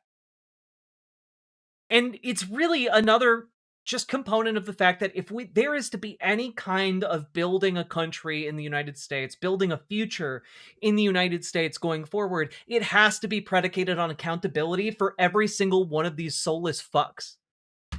Every single one of these people who looked at hundreds of thousands of children and said, you don't need to live. It's disgusting.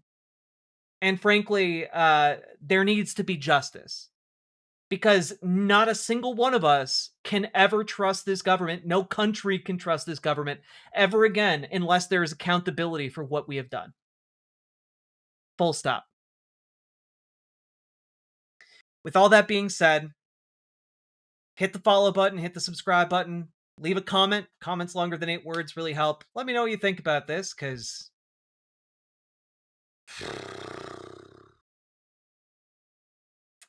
and get organized, okay?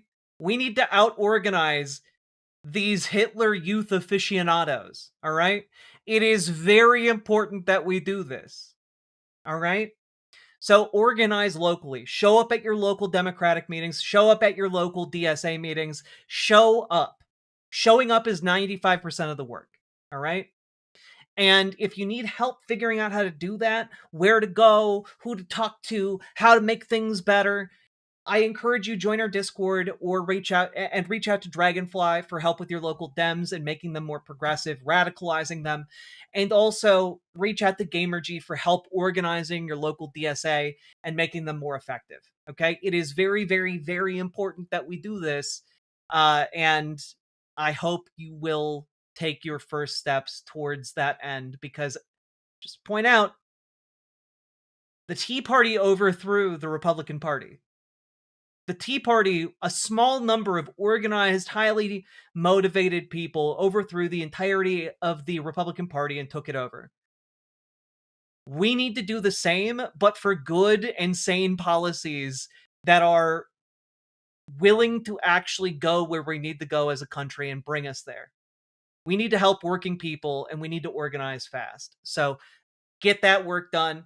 And folks, Last but not least, check out ImogeneOlivia.com, gender euphoric lingerie designed from the ground up for trans femmes, tested with cis men, cis women, non-binary folks. Check it out. It is non-tucking lingerie. It is beautiful. It is sexy. And also new styles, colors, and sizes coming in the near future. So check it out. Link down in the doobly-doo. Let's keep on going.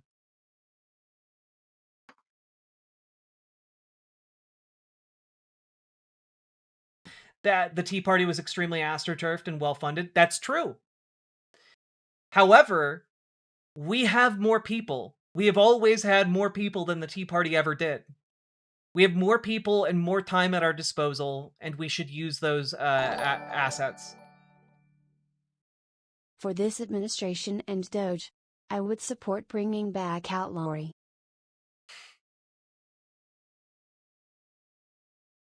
I'm not sure I know what outlawry is.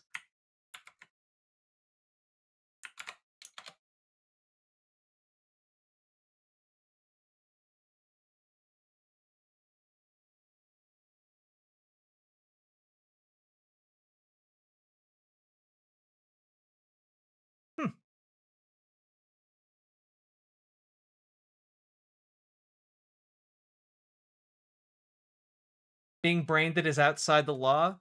But that sounds cool.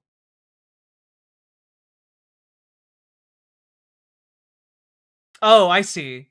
Wait a minute. Okay. Being an outlaw made it legal to take away your property and murder you. And so you had because you had no right to legal protection. I see. I understand.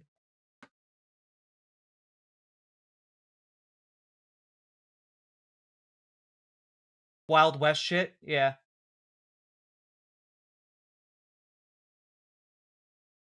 What is a doobly-doo? The description below the YouTube video.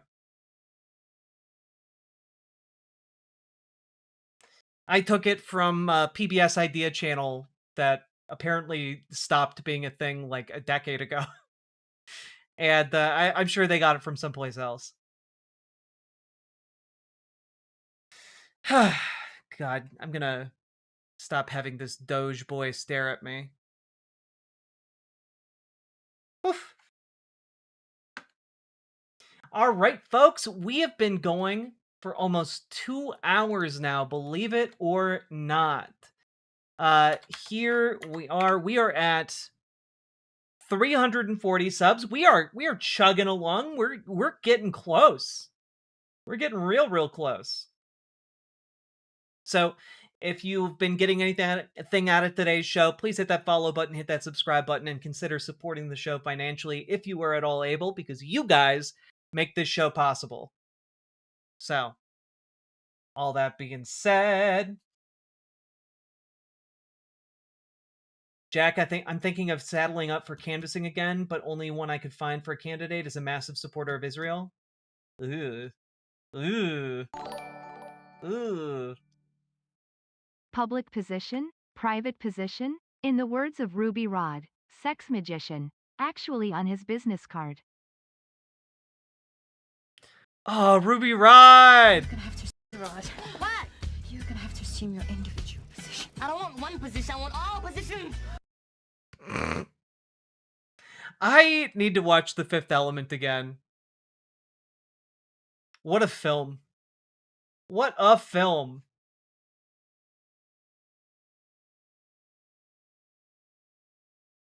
God. Yeah, just to be here, I would say if you can't find candidates in your local area, consider using your time and effort to phone bank online for other candidates elsewhere, in your state even.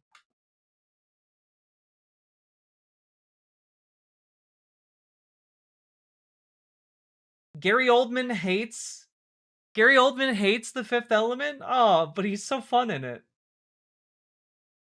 Also, just to be here, consider going over to riverboat.gg and talking with Dragonfly. Dragonfly might be able to help you with local Democratic candidates and such.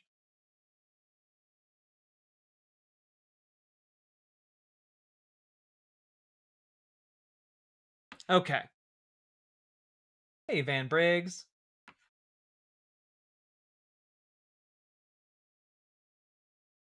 That's what Doge's task was, accountability? No, it wasn't.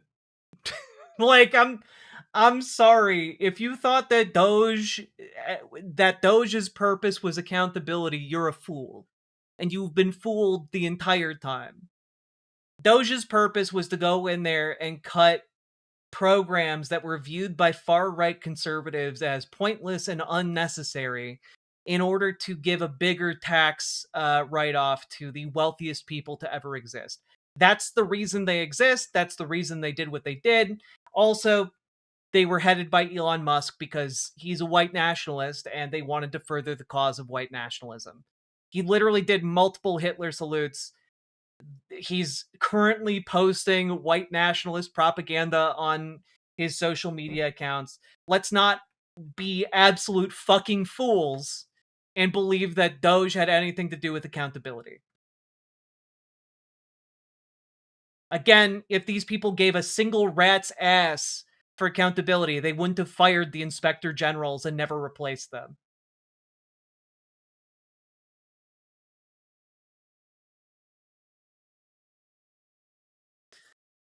Okay.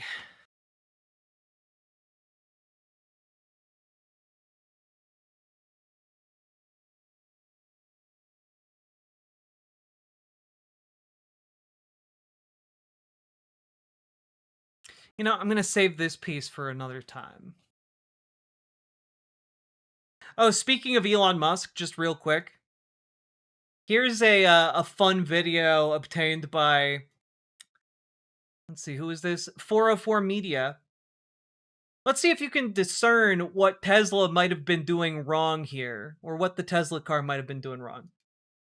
Right now, you're watching dashcam footage of a Cybertruck crashing into the guardrail on an overpass. This footage has been released as part of a $1 million lawsuit against Tesla following the accident on a Houston highway that involved the vehicle's self-driving feature. Photos shared to 404 Media from the owner's lawyer shows the smashed-up Cybertruck after the crash while the car was in full self-driving mode. According to the lawsuit, Tesla is to blame for the crash because CEO Elon Musk has oversold the truck's ability to drive itself, and they called the billionaire, quote, an aggressive and irresponsible salesman.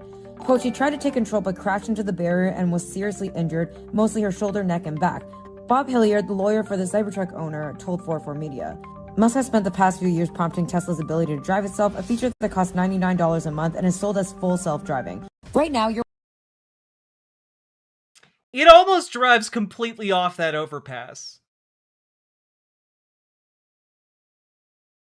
Lori Woods, thank you so much for being a member. Appreciate you. Thank you for supporting the show. But like, guys, y'all need to stop giving this man money. Like, he's just a liar. His entire company is predicated on lies. They literally glued on parts of the Tesla Cybertruck. They have a subscription for full self-drive that doesn't drive itself. Like, stop. Stop it.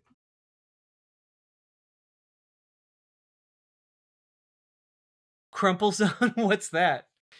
Sounds weak. I don't want a crumple zone. I want a fast, strong, solid zone. Surely that would be better for the structural integrity of the car. And the safety of the passenger. No, because, like, I can give sympathy, but where have they been for the past few years when the cars literally explode?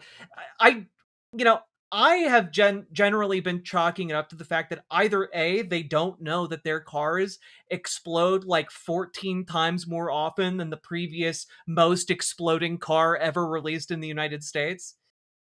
I think they just don't know that part. And number two, if they do know it, they paid like $250,000 for that car. And now, who the fuck is gonna buy that?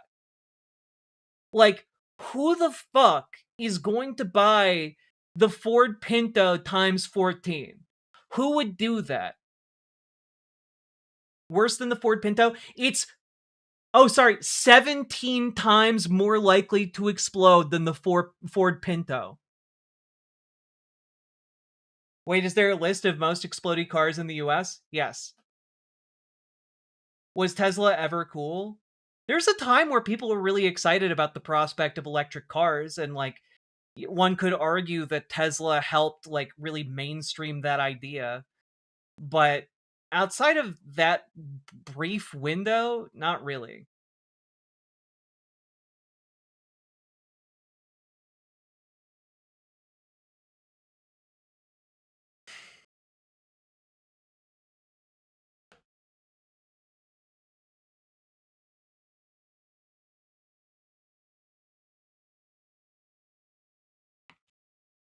Okay. Now, I did tell you guys that there would be a piece of good news. I did tell you guys there'd be a piece of good news, okay? And I did mean that, okay? You guys ready for the piece of good news?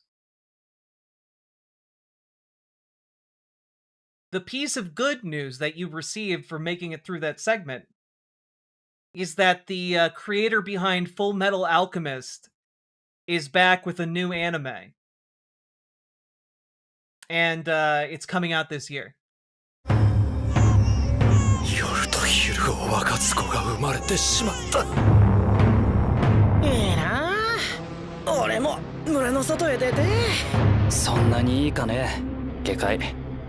Asa, genki? 今日もきちんとお勤めを果たしてるよ。心配すんな。俺は絶対にこの村を出ない。お前がここにいる限り、ずっとそばにいる。お前を守ってやる。お前ら何者だ。そこを抜け！ガブー、ガブガブ。ユルを連れて逃げな。何が起こってんだよ。お前、左右様を使え。妖怪、化け物、ユーマ、異形、対なる者。こいつらがお前のつがいだ。つがい。この不甲斐ない僕の言葉も涙も全部気分次第で誰だって今は全部村のみんなを殺したのはお前らか。ああ、おじさん見える人だ。夜と昼を分かつ双子の一人だ。お主には力を手に入れる資格がある。双子を両方手中に収めたいのは東村の連中も同じ。俺たちって世を乱す呪い子みたいな存在なのか。私たちはあなたたちを絶対許さない。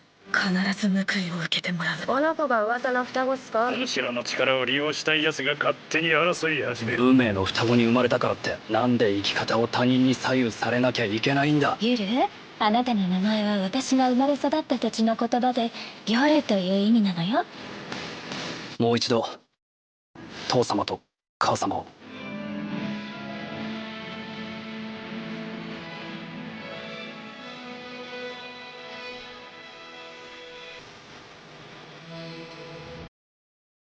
It's gonna be so good! I'm confused yet curious. I mean, honestly, all you really need to know is that it's made by the same people behind Full Metal Alchemist and Full Metal Alchemist Brotherhood. Like, I don't know. I didn't even need to watch this trailer to be excited about it. But you know what? I am excited about it.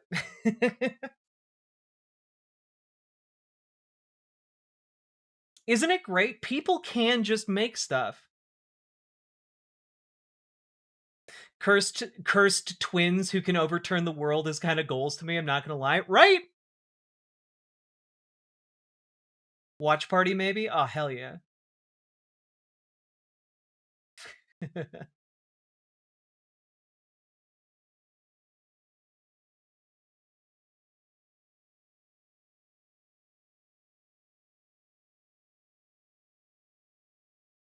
Oh, Catapingo Rising Revengeance. Hope you're okay soon.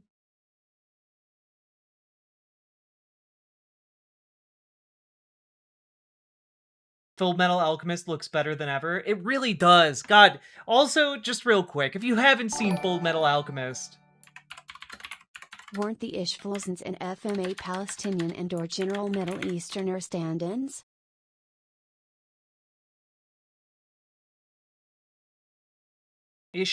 Or were you trying to say Ishvalan? I need to rewatch it. It's been like 10 years since I watched Full Metal Alchemist. There is like definitely the aspect.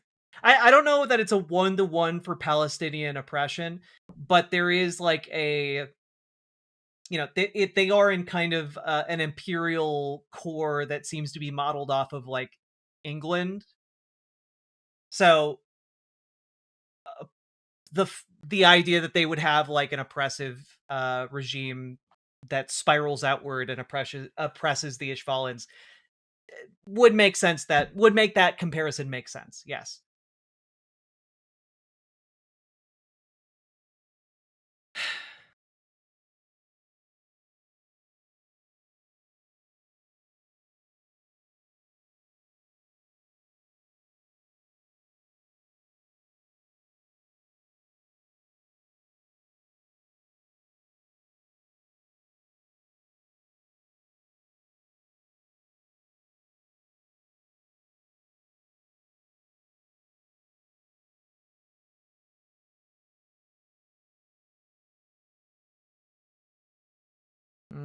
Not that one.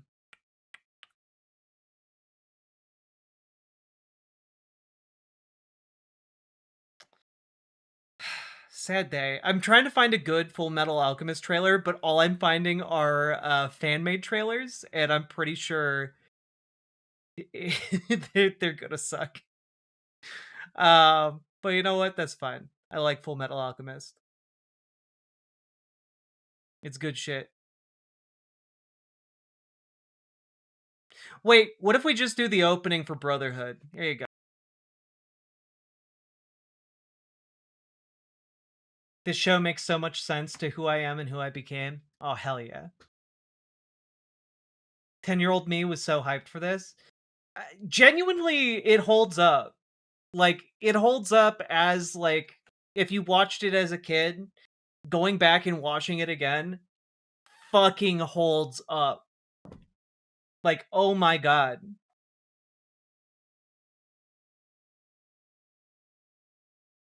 Did you ever cover the last few videos Rudyard put out in that series? Which series?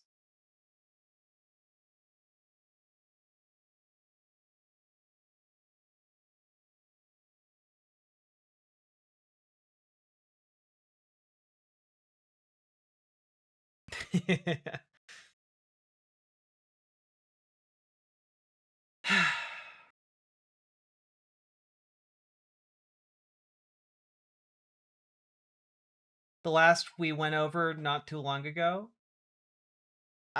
I mean, I finished that. But I don't... I guess I'm confused by the last few videos. In what series? Because, like, I've covered a lot of Rudyard videos, but I don't know what series you're talking about.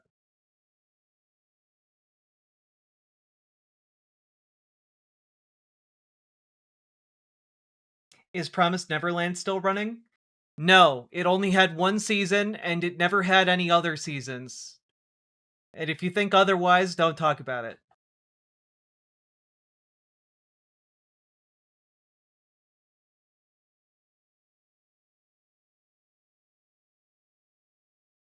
Oh, yeah, we did cover those. They just haven't gone up on the YouTube channel yet. The moment when Ed realizes what Al's done with Al's final transmutation still gets me choked up. God, that show is so fucking good. It's so fucking good. Also, I will say, I am one of the people who thinks that Full Metal Alchemist is really good, and Full Metal Alchemist Brotherhood is really good. I like both of them as different things. And both are worth watching, but Brotherhood is head and shoulders better, I think. But they both turn into their own thing after a certain point.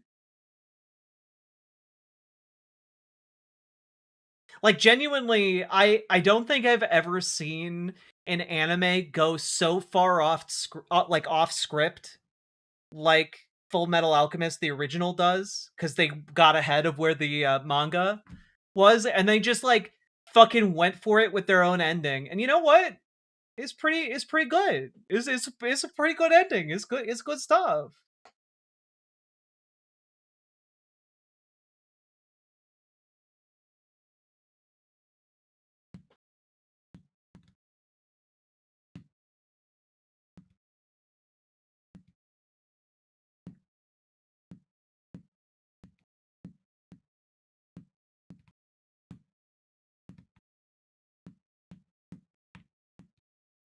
That shit diverged hard. It really did.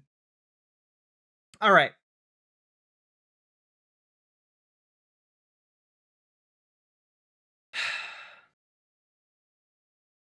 Also, whoever asked if that Full Metal Alchemist Brotherhood trailer was at 60 FPS, it was. I apologize.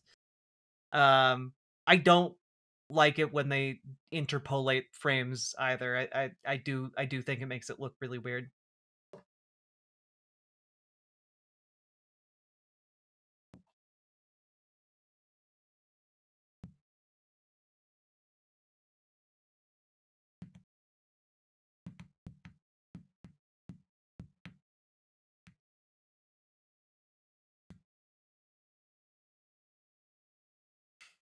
Okay. Are you guys ready to talk about Iran? You see a shot chaser, you know? You guys ready? Oh, also, click the goddamn button.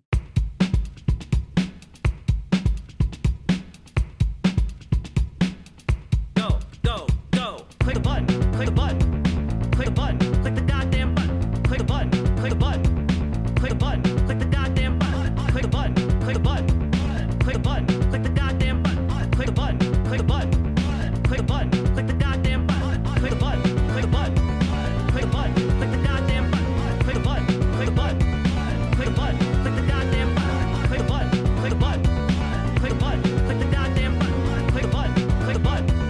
Click button. Click button. Click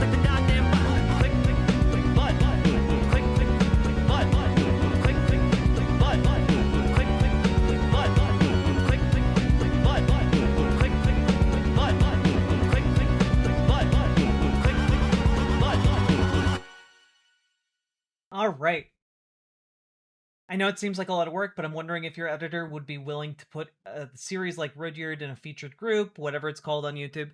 You know, I've been thinking about organizing the YouTube channel in that way. I'll talk with my editor, see if it'd probably be too much work to make the categories and retroactively add stuff. But we might be able to create categories as we go going forward. Like playlists, like a Ben Shapiro playlist or a Dave Rubin playlist, etc. Could be useful. I don't know.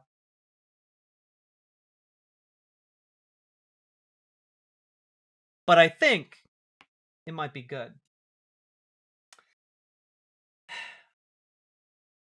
Also, we got like 380 some people watching on YouTube and we got 250 likes. I think we can hit 300 likes. I believe in you guys. All right. Yeah, I'll see what I can do about that, Jess. In fact, I'll message my editor right now.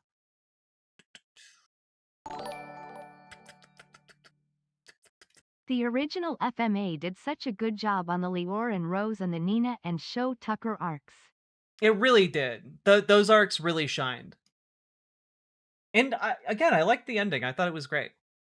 How feasible would it be to put videos into categories by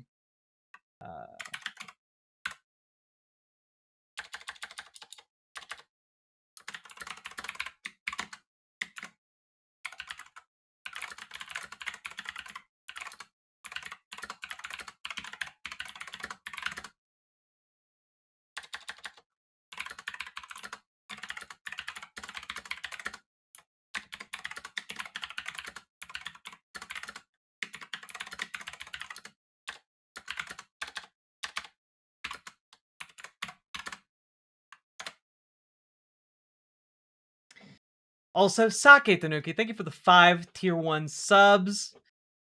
Oof, we are making progress towards that goal. Real revolutionaries do the dishes. True! And real revolutionaries dance as well.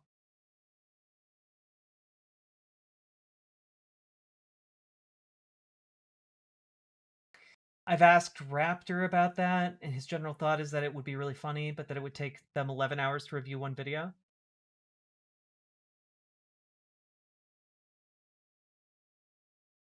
It's true. It is true.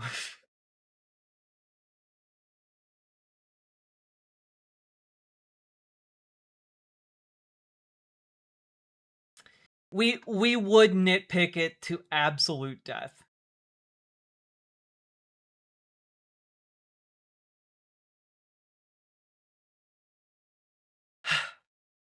All right.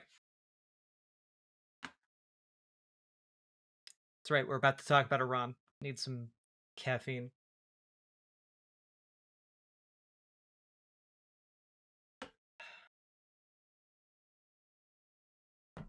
All right. Here we go. So, folks, we have to talk about Iran because everything that is happening with Iran is either being filtered through Donald Trump, who is lying point blank to the American people day after day, or his proxies in the Republican positions of authority. And just as an example of that, here is Mike Johnson speaking. And it presented a real and imminent danger. We had information that they might well fire on us, and it was imminent, and that it would hit our personnel, our citizens, our installations there, our equipment, and we could not wait for mass casualties on the American side before the commander-in-chief decided that he had to strike. And so that's what this was. So take out the cable, and it... That's not what this was, actually. We already know what this was, which is that Israel and Benjamin Netanyahu basically told Donald Trump, well, you have to attack because we're going to attack. And when we attack, Iran is going to retaliate against Israel and the United States. So you have to attack with us. And that argument was apparently enough to convince Donald Trump to also attack Iran. It's demonic bullshit. And we know that already because it's already been discussed openly that that's exactly what happened. Lindsey Graham has already talked about how he went to Israel to talk with Israel's spy services and then coach Benjamin Netanyahu on how to rope Donald Trump into this war. They have openly admitted to this and talked about it. That's what they have been doing, right? And it's deeply frustrating because every single day the lies compound on top of each other. So, for example, about one of these lies. It's wild that I could miss the days of alternative facts instead of, I don't know. I guess our massively endowed genius must know. Right? There was some sense of shame in Trump 1. It is all evaporated under Trump 2. And thank you for the 2 tier 1 subs. But here's Steve Witkoff, the U.S. envoy to the area, all right, on Hannity. And he's talking about how Donald Trump absolutely, definitely destroyed Iran's nuclear capabilities last year when we did strikes on Iran. But also how they still have a nuclear program that needs to be obliterated now. So let's see how he threads that needle here. Some impressive mental gymnastics.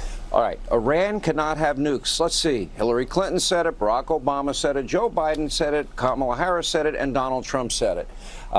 And the president, again, was begging them basically for a deal. Now, they made this negotiation impossible. There are 2 parts of this. I want you to explain, number 1, what you offered and what their demand was in response to your very generous offer.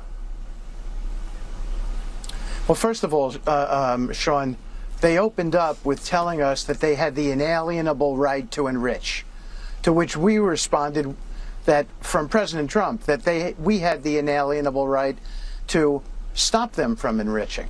So that's not at all how that works, actually. That's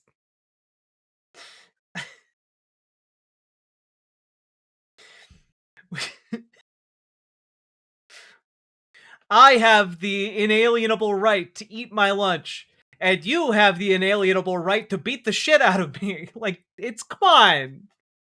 Like, at least attempt. Like, make an attempt to have rhetoric that makes sense. Please. Please. But they opened up by challenging us. Their next statement to us was that they had 460 kilograms of 60% enriched uranium. 60% enriched uranium would take a week, maybe 10 days at the outside, to bring up to 90% weapons grade. So it was a clear threat. They were boasting about having it. And they said that that was going to be something that was going to be very valuable. At the same time that they were attesting to wanting nuclear for civil purposes. There is no reason whatsoever to be enriching past 20% unless you're going for a weapon.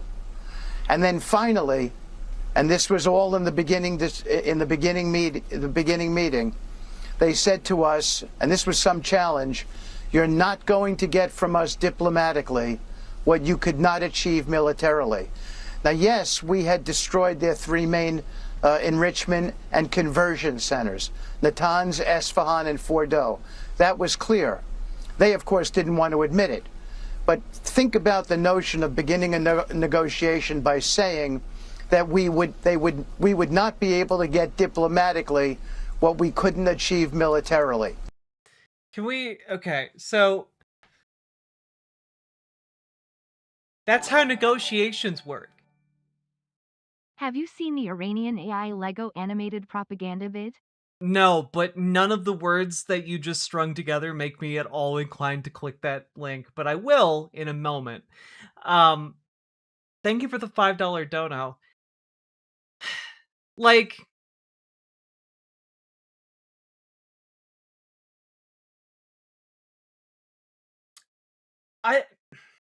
what's a good example here?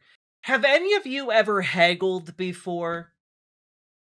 Have any of you, ever, been at a garage sale or a thrift market and, had a back and forth about prices? Because there's definitely there are people who are really good at it. And the people who are really good tend to just be like, there's no possible way you could negotiate me down from my position. And that's one of the first things that they say. And then you continue to have a back and forth and you negotiate lower. That's how negotiations work. It has to be good faith. Haggling is of the devil. Oh, I'm sorry. But the fact that, yeah, we had one day of negotiations and they said they wouldn't give us exactly what we wanted within the first day of negotiations. So obviously we had to bomb the shit out of them is such a wild thing to admit. We did achieve militarily, but they were basically saying that we didn't and they weren't going to give it to us. Well, we did achieve it militarily, but they said we didn't, so we had to bomb them to prove them wrong, is a hell of a take. Anyway. All right. It's just, this is what we live in now. We live in just Schrodinger's war rhetoric, you know? Did we destroy the nuclear weapon capabilities? Did we not? What our war goals are to destroy their nuclear weaponry or to destroy their ballistic missile program? Or, you never know until Trump opens his mouth. It's, again, Schrodinger's war rhetoric. It's all insensate. It's just insensate violence, right? And every single day, things get more and more disturbing. Everything about this conflict, it just continues to get more disturbing as far as the American and Israeli sides are concerned. And here's Chris Murphy coming out of a briefing that he got from, various officials within the Department of Defense talking about this war in Iran. And let's hear what he has to say here, because I think it's very telling that it's not just language that is public facing that is confusing on purpose. The people who are making the decisions about what is happening in Iran and happening to U.S. forces, they have no idea why we're doing what we're doing or what they hope to get out of it. Came from a 2-hour closed-door classified briefing on the war. It just confirmed to me it's totally incoherent. We are not going to be able to achieve any of our stated objectives. But I mention it because it's another closed-door briefing. We have still not yet heard a full explanation as to why this is necessary. We still have had no hearings in front of Congress that the public can see, and I think that's pretty simple. Because if the president did what the Constitution says, come to Congress to get authorization for this war, he wouldn't get it. The American people would demand that their member of Congress, their senator, whether they be a Republican or Democrat, vote no, because this is a disaster of epic proportions. It's already getting Americans killed. It's driving up prices here at home. Harder line leadership, more antithetical to U.S. interests, are strengthening inside Iran, and there's really no way that we're going to be able to destroy their nuclear program because most of it is buried underground unless we mount a ground invasion, which would be even more disastrous and more unpopular. This has just been a debacle, a 10-day debacle, and we're going to use whatever leverage we have in the Senate to try to prompt those hearings, to try to prompt that vote, and to get this administration to start paying attention to the Constitution.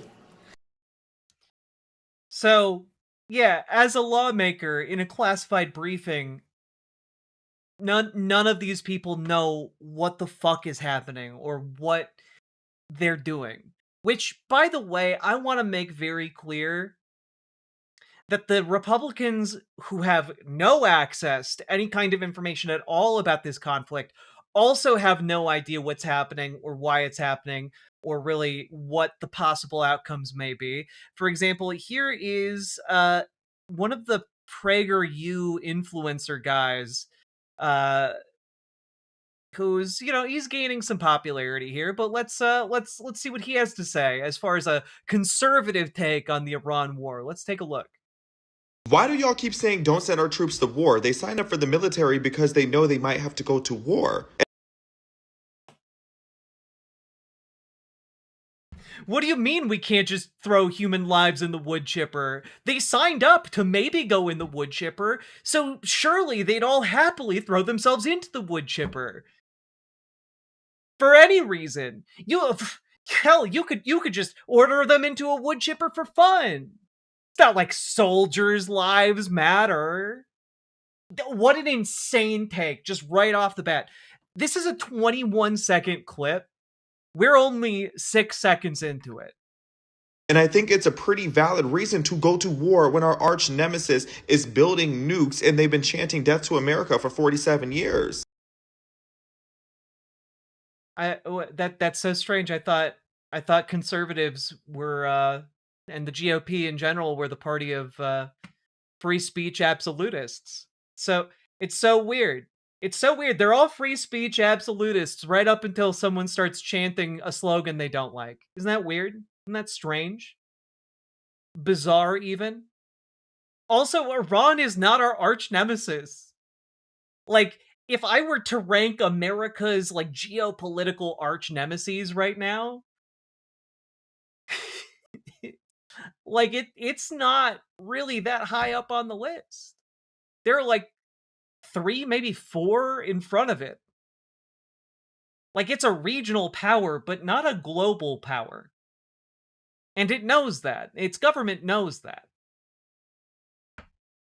And let's keep going.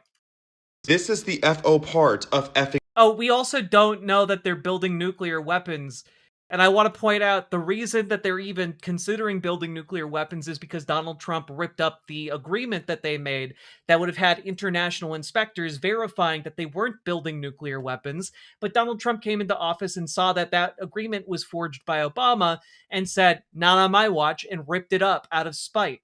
We are here right now killing thousands of people because Donald Trump felt inferior to Barack Obama. That's it. Full stop. Around. Just, I will agree with this last part, though. FO part of effing around. This is the FO part of effing around. That part is true, but not in the way he thinks it is, right? America is currently in the find out portion of fucking around and finding out, right? And I say that because, well, folks, we're in for a bumpy ride, to say the least, because reports started emerging today that the Strait of Hormuz is being mined by Iran. And for those of you who don't understand exactly what that means, let me pull up a map. All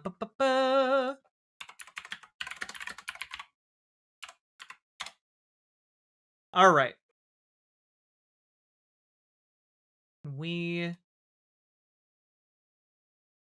Yeah, here we go.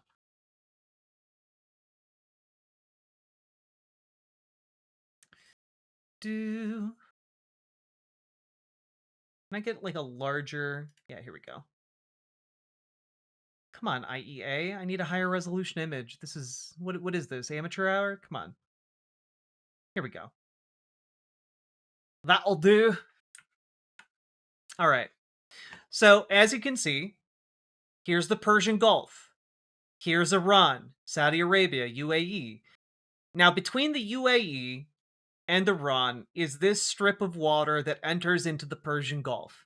That strip of water, where these two pieces of land are almost touching, is the Strait of Hormuz. Now, the Strait of Hormuz is really, really important. And it's important specifically because 20% of the world's oil flows through the Strait of Hormuz, which is, you might notice, a lot of oil. Here is a up-close image here. So you've got sea lanes going through the Strait of Hormuz, and Iran is right here. And understand that this area is known to Iran to be essentially the most valuable choke point that is readily accessible to them. So what they have done is they have, military bases, they have missile launchers, they have air defense, etc., all over the Strait of Hormuz. They have the ability to control it very much on lock, okay?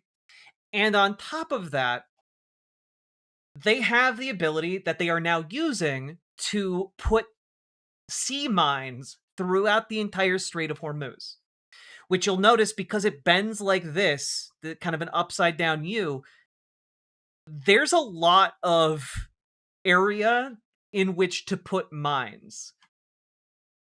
Now,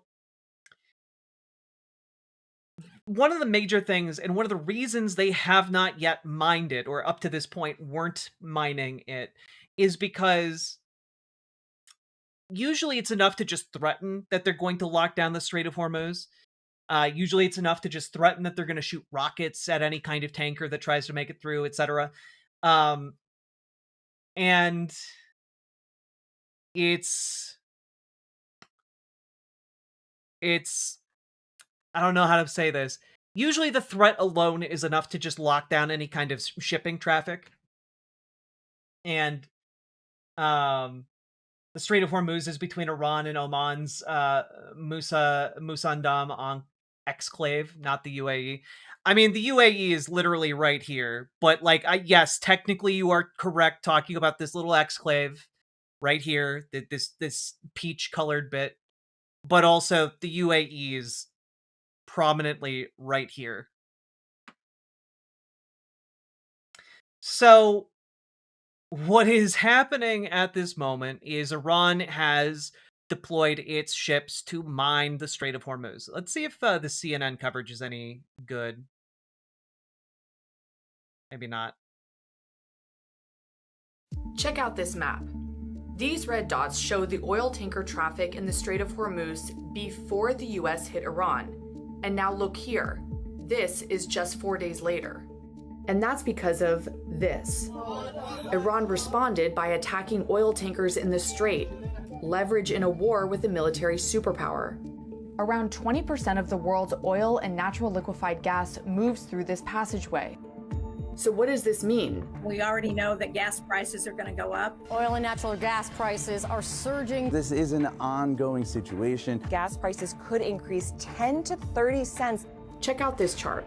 Right now, the US is producing more oil than any other country ever has in history. So why are Americans already feeling this at the gas pump?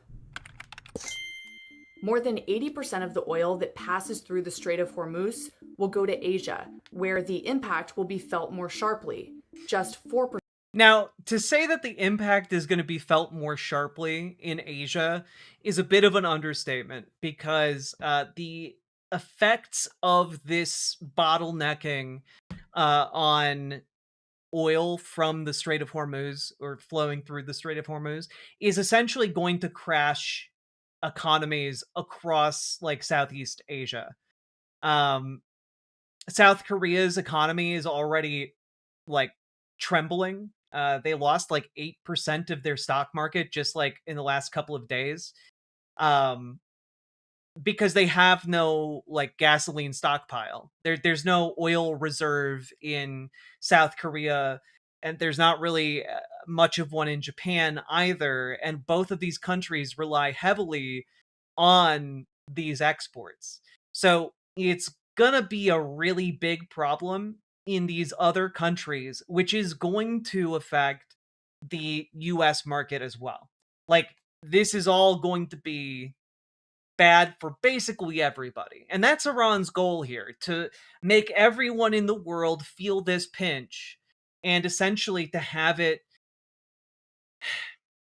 have blame for this go not to them, but to the United States and Israel for setting all of this into motion in the first place, right? Which, by the way, I want to note, is happening. International partners are beginning to point more fingers, especially Gulf nations, beginning to point more fingers at Israel and the United States. Percent goes to the Americas. To understand what this means for the US, I'm going to talk to one of the top experts on energy and the economy. He was an advisor to President Bush during his first term. The reality of the global oil market is that a supply disruption anywhere leads to a price shock at the pump everywhere, including the United States, because oil is globally priced and we all ride the same price roller coaster, if you will. Global crude oil prices are based off of benchmark oil pricing.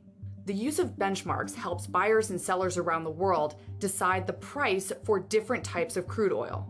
Each benchmark, for instance Brent, West Texas, Dubai, is priced separately and represents oil from a different region with specific characteristics like density and sulfur content. The US pumps sweet light oil that's good for gasoline, and that's about it. Producers in the Middle East mostly pump heavy sour oil, good for asphalt, jet fuel, and diesel. US refiners like to use the type of oil that's produced in the Middle East, also Venezuela and Mexico. The US mostly gets this kind of oil from Canada and Mexico. Venezuela's infrastructure is degraded, and the US banned imports from Russia. The other source is the Middle East. The key. Also, Trump the other day announced lifting of sanctions, presumably on Russia, but hasn't since elaborated. So I don't know if that's materialized into any kind of like policy shift, tangibly. But it is worth noting that he does seem interested in releasing Russia from its prohibition on, exporting oil. thing to remember, though, is I want to make this very clear. The key issue is the price of crude grades overall is set in a global oil market. And even when the Middle Eastern oils are disrupted, prices of all oils go up. A lot of Americans are wondering, how bad could this get? And it kind of depends. This isn't the first time there have been disruptions in the Strait. In the 1980s, during the tanker war, Iran and Iraq struck ships in the Strait, but the flow of oil didn't stop because their attacks were limited, and the US military escorted tankers through the Strait.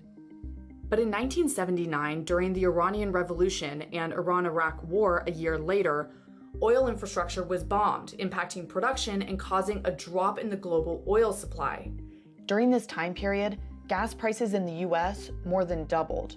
That supply loss caused a huge oil price spike that we remember today. Jimmy Carter with the sweaters and the gas lines and so Also, forth. I am seeing some people who are skeptical that Iran has begun laying these mines. Worth noting that this has been confirmed by both domestic and international outlets. Again, CNN reported, citing intelligence sources, that Iran has laid a few dozen mines in the Strait in recent days and has the capability to sow hundreds more, which then led to strikes on mining boats in the Strait of Hormuz. So they are, signaling that they are willing to escalate to the point of using mines. One of the main differences today is that the US is producing far more oil, which could help absorb the shock felt in the 1970s and 80s. Do you think the economic crisis that we could be facing could be on par with what happened in the late 70s, early 80s with the Iranian Revolution and the Iran-Iraq conflict? Yes, we could see similar price impacts and economic impacts if there is a prolonged disruption in Strait of Hormuz energy flows. How could people be personally impacted by this disruption to the energy supply? So consumers are impacted because it's like a huge sudden tax increase. And when you see a sudden increase in gasoline prices, and they're rising now by a dime a day as we speak. Yeah, also, U.S. forces sink 16 Iranian mine layers, as reports say Tehran is mining the Strait of Hormuz. Again, it's just all bad. It's just all bad. Yeah. People are asking, like, what are the mines? According to some American think tanks, the Iranian-made mines are drifting and Remember when moored, Trump said this? which means essentially they're moored to the bottom and then they drift around. Remember when Trump said this? What is this? I will tell you, you're not going to have a war with me, and you're not going to have a third world war with me. That I can tell you. I do remember that.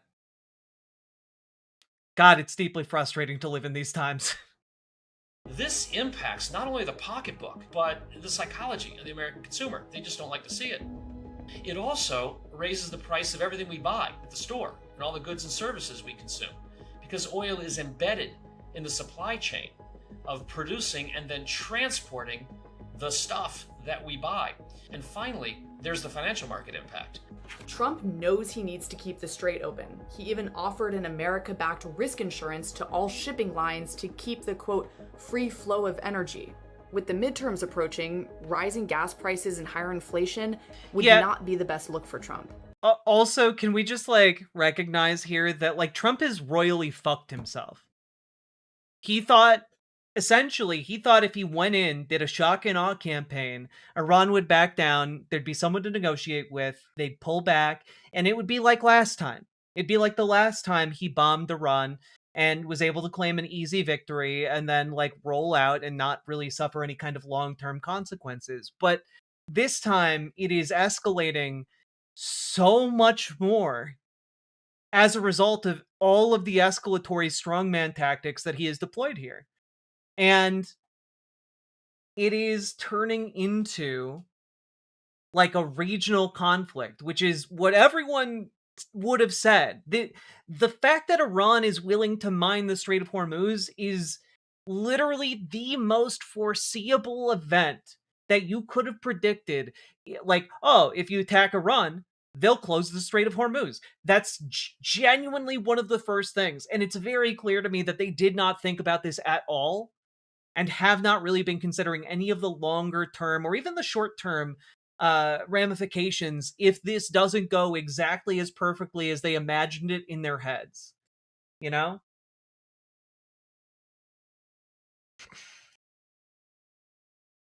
It's so frustrating.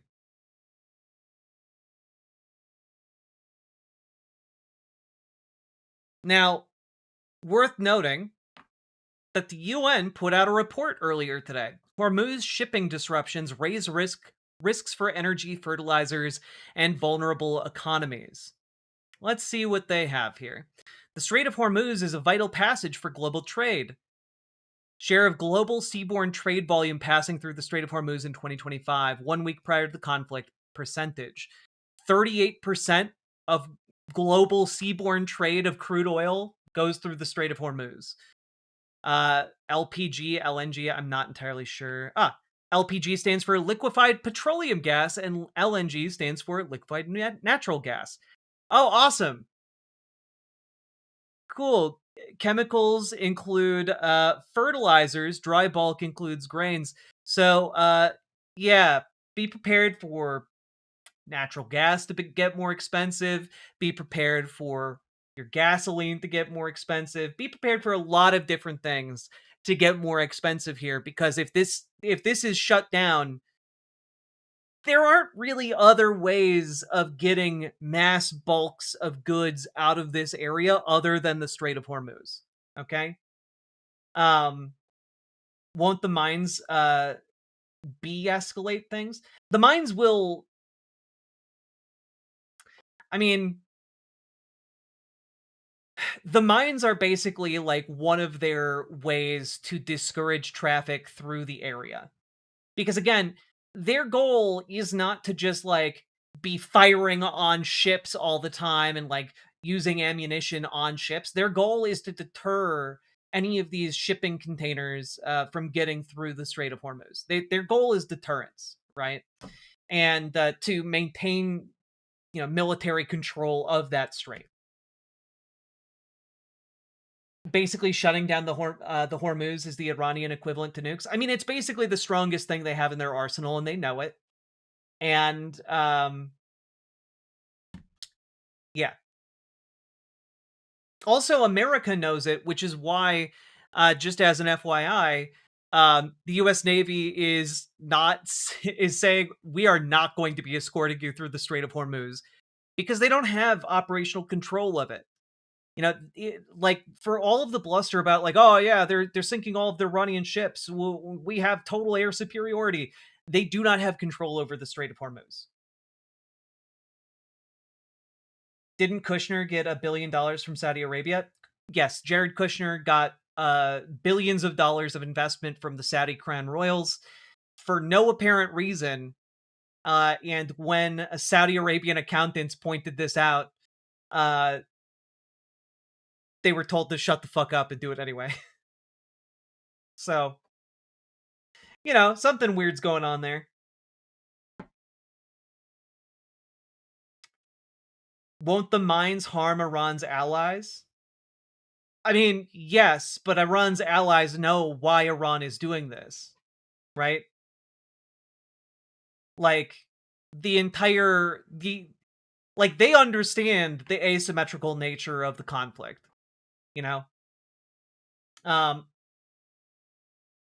Also, Iran doesn't have that many allies. Let's be clear about that. They're aware of this.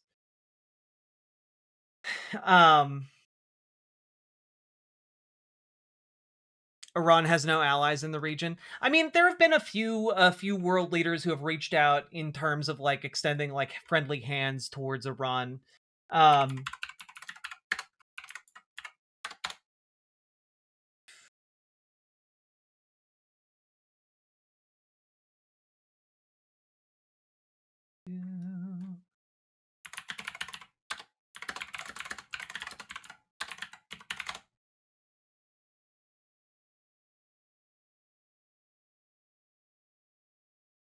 Oh, good. Yesterday, Iran's foreign minister said negotiations with the U.S. might be off the table in the for the immediate future.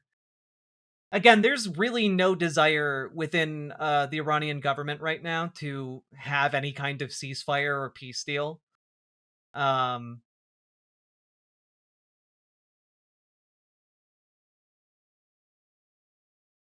see here.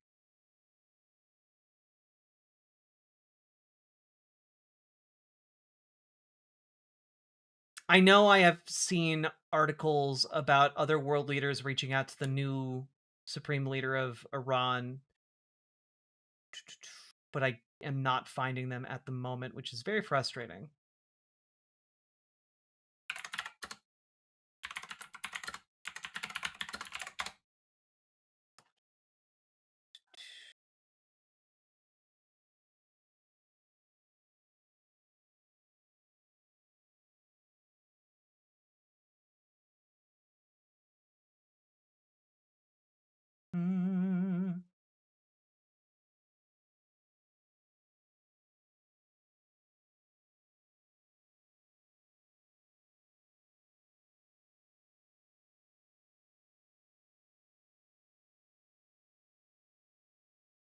I'll find it later. That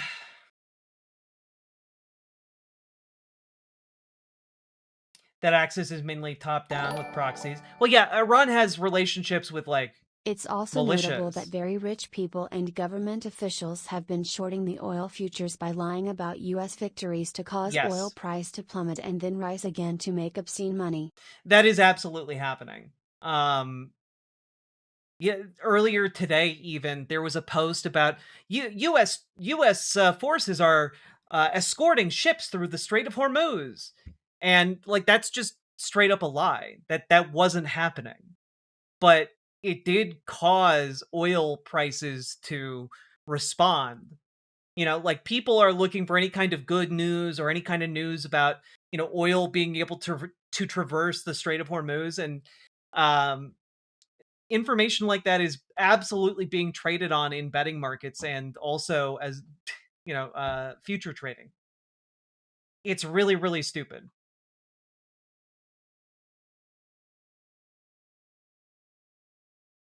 Yeah, no, Iran does not have allies in the sense that, any other nation state is going to really engage in active fighting with them. They don't have allies like that.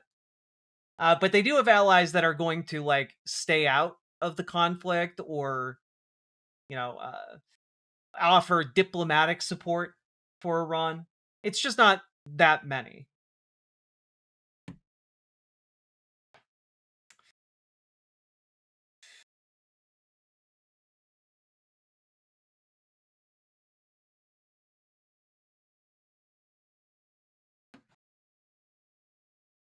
Let's take a look here. Back to this UN report. Total number of daily ship transits through the Strait of Hormuz, we're now down to just like a couple a day. And as you can see, freight costs and shipping going massively up. It's basically all bad news. Like this is just really, really bad. Strait of Hormuz disruptions could worsen access to fertilizers in some of the poorest countries on Earth: Sudan, Sri Lanka, Australia. Although Australia is doing fine economically, not quite on Sudan's level, I guess. But like this is going to affect like every country on Earth. And effects in America are going to be muted compared to the effects on like Japan or South Korea. But like people are going to die around the world because of this. And I do also want to talk about just some things that I'm just baffled about, right? So, for example, this piece in the New Republic went live earlier today, and it's about Trump made massive tactical error. And I genuinely was flabbergasted when I heard what this was, right? The US could have had the schematics for Iran's Shahed drones, but the Trump administration said no. Last year, Ukraine offered to sell the United States the schematics for the Shahed drones used by Iran, and we said no. And now, like, there's talks about putting boots on the ground in Iran. They're talking about like sending in special forces. We're like having to shoot down like dozens of these things like every hour. Like, it's insane that we said no to that.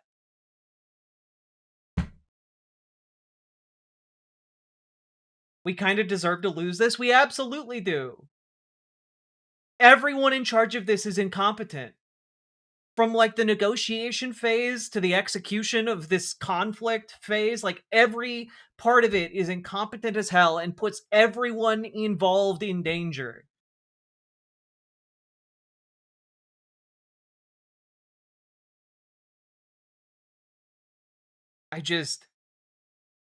If there's a tactical error or mistake we made leading up to this war in Iran, that was it, a US official told Axios Tuesday. Yeah, no shit. Ukrainians have been shooting down Shahed drones for like the past 4 years. It's crazy. We need to lose. There's no way for us to really win.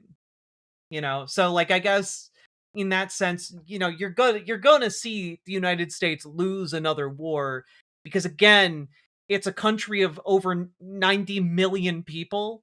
And the only way you are ever going to defeat a country like that is by putting boots on the ground. And we're not talking like 5,000 guys. We're talking like hundreds of thousands, if not millions of guys. And like the Trump administration doesn't want that. Israel doesn't even want that. Right? Like, to emphasize this, here's Benjamin Netanyahu earlier today. People of Iran, we are waging a historic war for liberty. This is a once-in-a-lifetime opportunity for you to remove the Ayatollah regime and gain your freedom. Together with the United States, we are hitting the tyrants of Tehran harder than ever. The Ayatollah is no more, and I know you don't want him replaced with another tyrant. So you must act. We are creating the conditions for you to do so. We've hit countless regime targets. We've taken out thousands of IRGC thugs and hundreds of their missile launchers. We're focused on regime targets and are doing our best not to harm the people of Iran. We are your ally. Your best ally. Holy shit. We fully respect your sovereignty, culture, and heritage. You asked for help and help has arrived. Like, we fully respect your sovereignty. That's why we just murdered your entire leadership. Like, are you kidding? Who's gonna fucking believe that? You absolute ghouls. But the important thing in this, right, is that this is essentially the Prime Minister of Israel begging the people of Iran to take up arms and do the on-the-ground fighting, right? Because Israel knows, as well as US military leadership knows, that like you have to have boots on the ground if you want any kind of like long-term change in a country. Like, no regime has ever been toppled by air power alone. That has literally never happened in the history of warfare. And so they're looking for like Iran's resistance to like stand up and like go toe to toe with the IRGC. But the issue is, and that like, frankly, as far as I know, the IRGC itself is still largely intact. Like, they still have a absolutely massive military. I was reading up on it the other day, and they actually have, in addition to their massive military, they have massive militia movements. Let me just what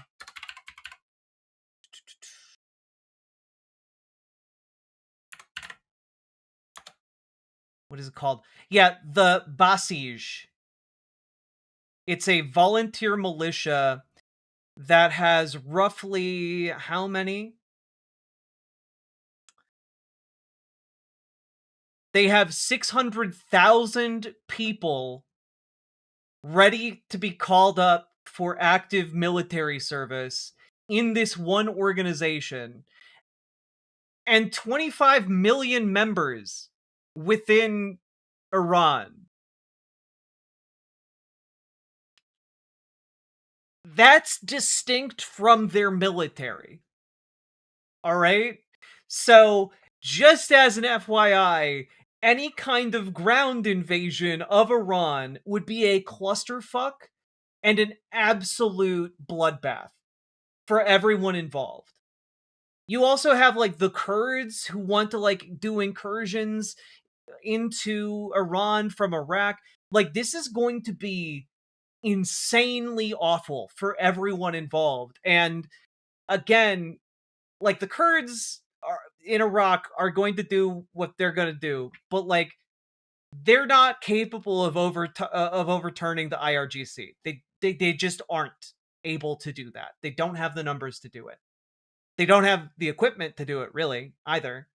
And the IRGC, all of the targets that have been focused on so far in the bombing have been largely like anti-air, ballistic missiles, drone production areas, etc., etc., etc., like command structures, etc. Like, they haven't really been going after troops on the ground, really. And it is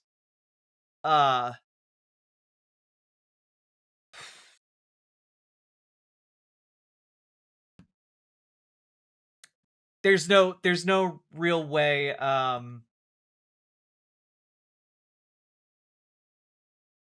there's no real way that this works out well for anyone who's trying to set up regime change in Iran.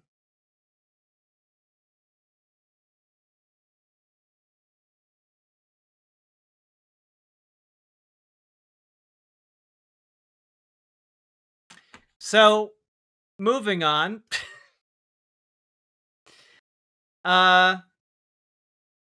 Yeah. Let's check this out. U.S. Central Command posted this earlier, which is them blowing up different boats and areas in Iran. Look at that, we've freed the Strait of Hormuz.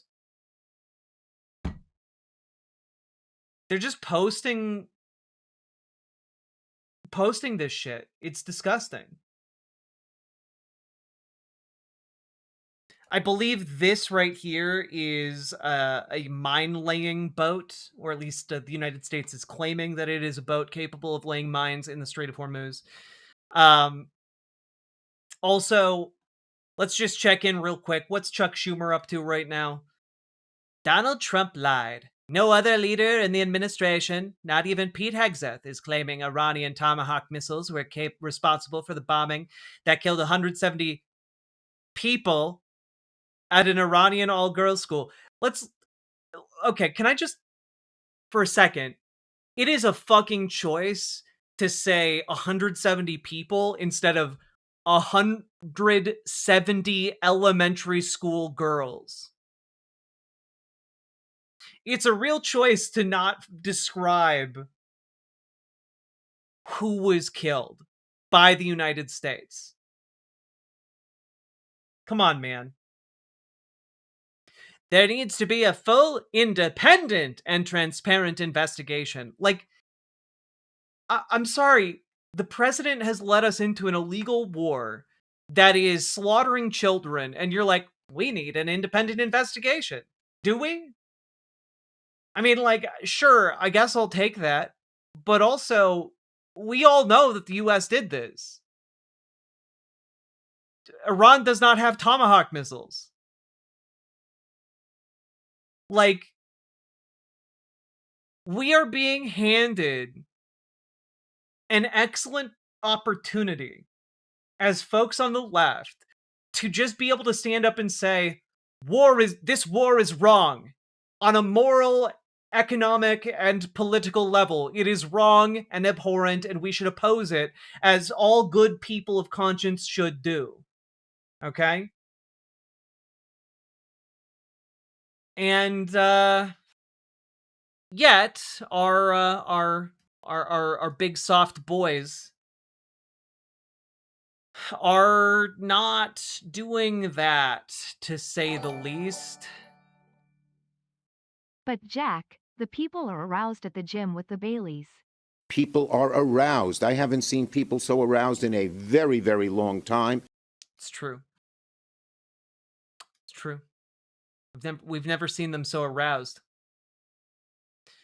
Now, I do want to point out a couple of things here, which is, number one, apparently the United States has been asking Israel to not bomb Iran's energy infrastructure.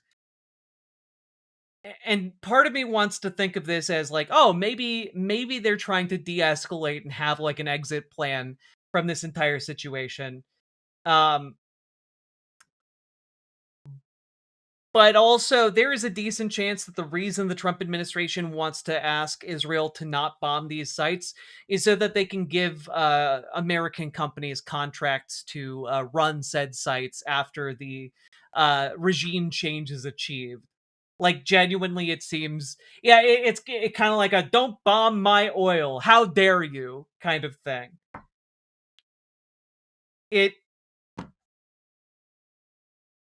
It's deeply frustrating. But 3 sources confirmed this happened to Axios. There is one other thing that I do want to point out, because one of the things we've been worried about and talking about over the last several days has been ammunition stockpiles, right? And as Iran whittles down the amount of interceptors and the capabilities to detect any incoming missiles or drones by targeting different radar facilities, well, we've started to hear about more malfunctions happening in Israel in particular, though I have reason to suspect it is also happening with American installations and equipment as well, considering a number of very prominent radar stations have already been taken out by Iran, operated by the United States in the area, right? But here's Al Jazeera here. More malfunctions in Israel's early warning system as strikes continue. There have been more Iranian strikes, more Hezbollah rockets, and more malfunctions in the system of early warnings, with sirens not going off. We saw that yesterday in Beit Shemesh, a satellite station was hit. The Israeli army says it's investigating all of that, but there is no doubt among Israelis that the strikes conducted by Iran against several radar stations in the region, especially U.S. assets, have deprived Israel of a significant advantage in the early warning system.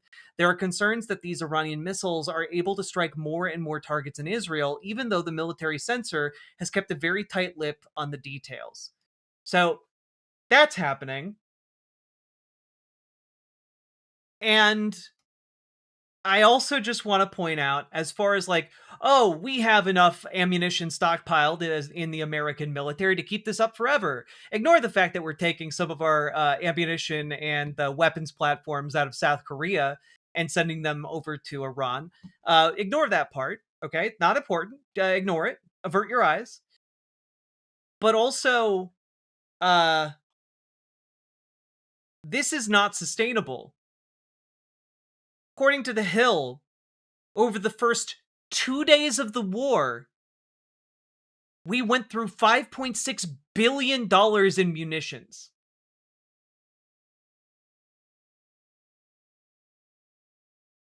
$5.6 billion.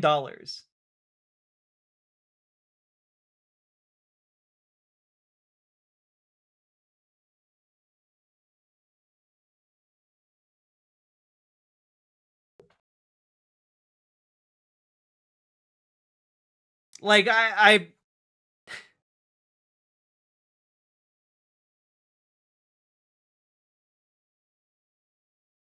how is that even possible? This is coming from the Defense Department.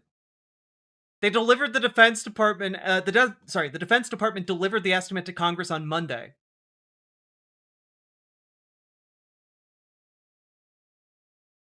If that is true, the war's been going on now for like, what, 10 days? It's cost us like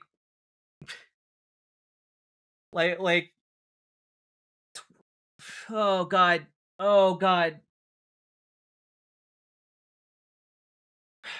like what, $27 billion?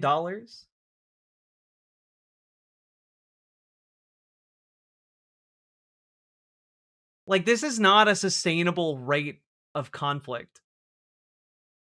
And again, in the span of a year, we only make like 650 Patriot missile interceptors. This is just for munitions. And if you're going through $5.6 billion, like, that's a lot of munitions. And if we're worried about running out, so are the countries where Patriot missile interceptor systems are installed. Because chances are they don't have as many interceptors as the United States military does. So all Iran really has to do at this point in order to, in a sense, win this conflict, all they have to do is keep the Strait of Hormuz choked and then outlast and continue to bombard different US and Israeli targets with these cheap $10,000 drones while the United States military like just shovels, $10 million interceptors into them. Like, it's not rocket science. It's just simple math.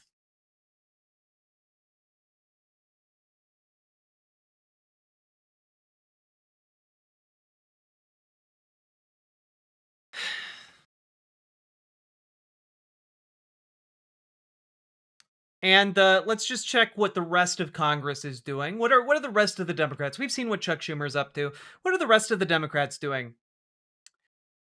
Oh, gas tax holiday floated as Band-Aid for skyrocketing prices at the pump. Democratic senators have pitched the Gas Prices Relief Act. Hey guys, it's wonderful. What's a great political strategy? Hey, don't you guys love it when your political adversaries are fucking up, and instead of just taking it every single inch of advantage in that situation, you throw them a lifeline for no reason, and that lifeline is just made out of your own flesh, and they continue to flay you as they crawl up it? Like, this is insane. Why? Like, I understand people are like, there's going to be some pain at the pump. I get it. But make Republicans pay that price.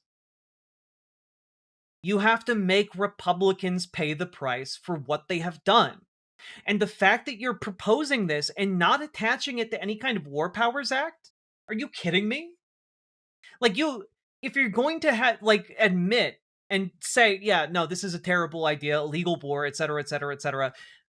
It's so bad, it's causing so much damage that we have to have a gas tax holiday. Clearly, you should be attaching that to ending this conflict. And they're not. It is weakness, it is fecklessness, it is unconscionable, the things that our Congress is doing. And I do mean that in terms of both Republican and Democrat. Any Democrat that is not furious and fighting on this issue is a fucking traitor, as far as I'm concerned. I mean, they just support it. Yes, many Democrats do just openly support this, but they need to be ousted from the party.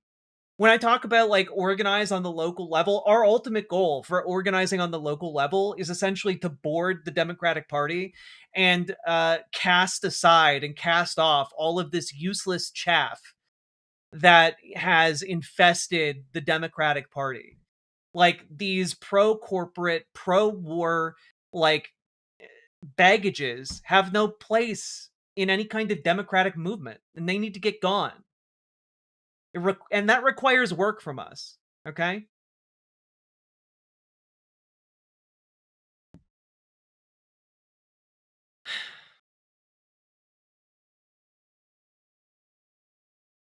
Anyway, meanwhile,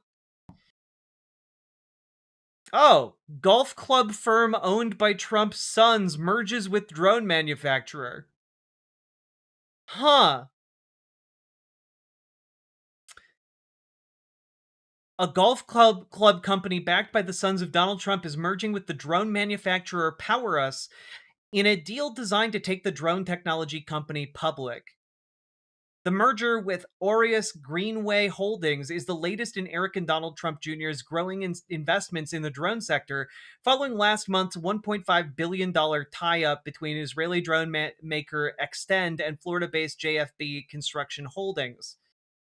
Drones have become a major procurement priority for the Pentagon and are widely used in Ukraine, where dense air defense systems near the front lines limit the deployment of conventional aircraft. Oh! So you mean the Trump boys saw an investment opportunity in the Iran war conflict and thought to themselves, yes, now is the time to do the most logical thing and merge our golf company with a drone manufacturer. And then finally, we can make some of that sweet, sweet green by sending drones to Iran. Let's do it. It's crime season. It really is. These guys need to rot in prison for the rest of their rotten lives. It's so messed up. It is so blatantly obvious. And it is so, so disgusting on every level.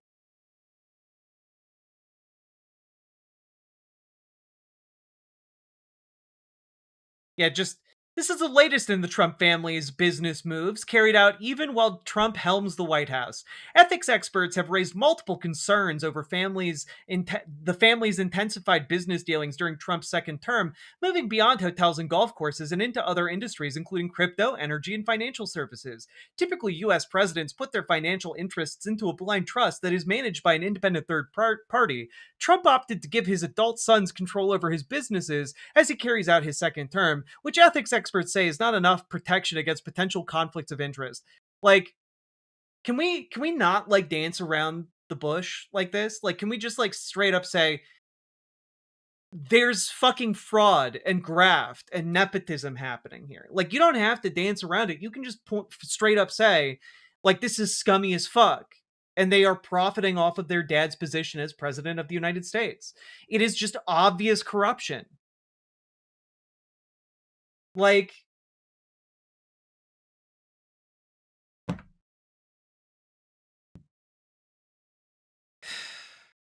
anyway, at least, we here in the United States have great allies and a great relationship with the countries closest to us in this trying time of war.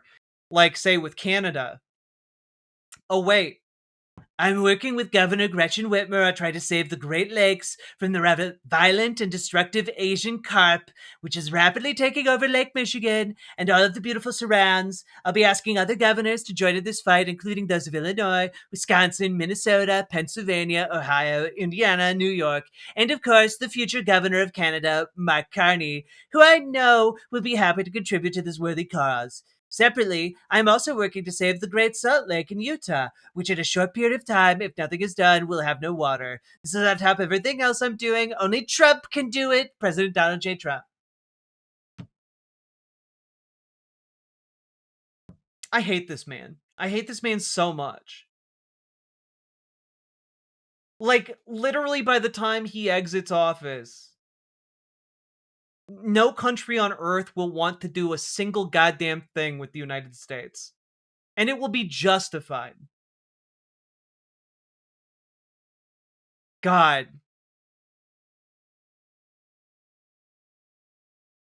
It's just absolutely insane. It's just insane. Like, dude is experiencing brain death very publicly and prominently, and no one around him is saying anything.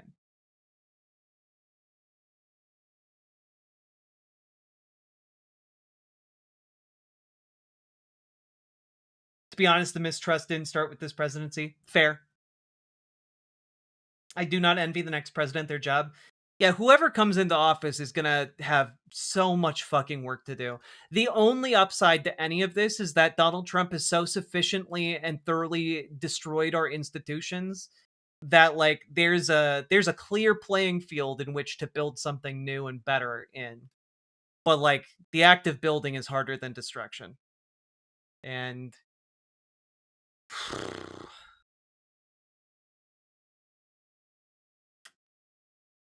yeah. Anyway, that's what's happening with Iran and U.S. geopolitical relations at the moment. If you got anything out of that, hit the like button and please subscribe. And also leave a comment letting me know what you think down below, because that's very important. And if you're feeling really doomer right now about everything that is going on, then let me tell you, there is no better thing to do right now than organize. We need people to start organizing on the local level, and once we build up that local level power, that local power among our left-leaning political figures and the union leaders and union membership, once we've built up that power, we can start doing bigger and better things. We can start changing this country and digging ourselves out of the pit we found ourselves in. Okay? We need folks to organize in their local Democratic Party against the corporate Democrats. We need to push them out of the party. And also, we need folks to organize in their DSA and in their Working Families Party. You know, it depends on, you know, where you are. Maybe you have one of those around you. All right? But if you need help organizing, folks, join our Discord, reach out to Dragonfly for help with organizing your local Dems and making them more progressive, more radicalized. And also reach out to Gamergy for help organizing your local DSA. Both have been organizing in these respective organizations for a long time. They have a lot of great tips. They have a lot of great ways that you can connect on the local level. And it's very, very important that you start showing up in that way. I know it's extra work. I know that it can be difficult, but it's important. Because when we don't show up, corporate ghouls do. When we don't show up, conservatives get elected to your school boards. When we don't show up, that is how our democracy degrades and dies. So we need to start showing up. We need to do everything in our power to fight against what's happening and to triumph over fascism. And that requires work. So, all that being said, folks, if you don't want to join the Discord for whatever reason, you can also go to riverboat.gg and reach out to Dragonfly and Gamergy in the chat. Dragonfly is right here. You can go say hi. And with that being said, folks, last but not least, check out ImogeneOlivia.com. Gender euphoric lingerie designed from the ground up for trans femmes. Also tested with cis men, cis women, non-binary folks. It is very comfortable. It is very sexy. And it will fit you, which is an important component. And something that a lot of lingerie designed for, you know, the general population does not accommodate when it comes to trans folks. So check it out. And new styles, colors, and sizes are coming in the near future. ImogeneOlivia.com. Link down in the doobly-doo, right below in the description here. And let's keep on going.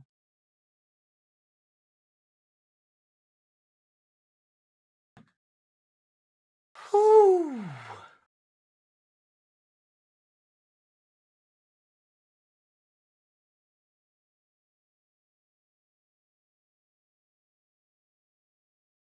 The sock Dems got Rosa Luxemburg killed. They won't save us. Only socialism can thrive.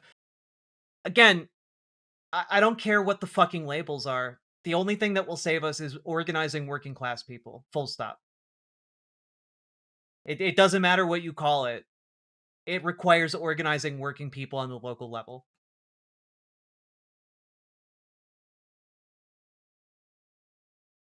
Let's see. And ain't no system, whether you call it the Democrats or the DSA or the Working Families Party or whatever, ain't no system can survive resisting organized working people.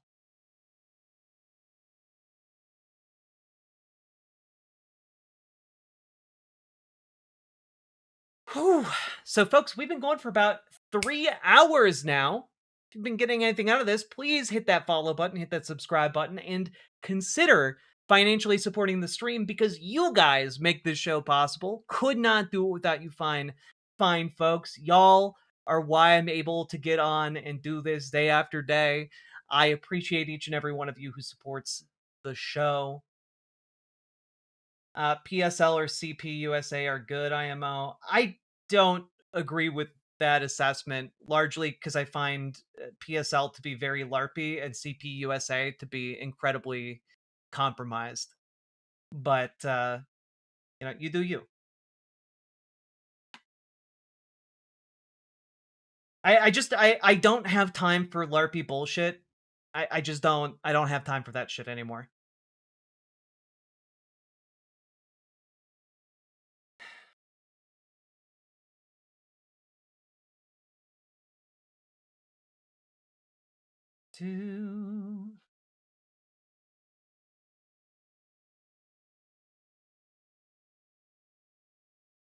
Are we done with the run? We're done with the run now.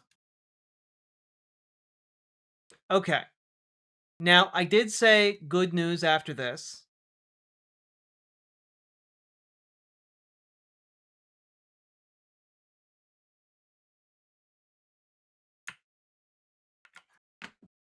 All right.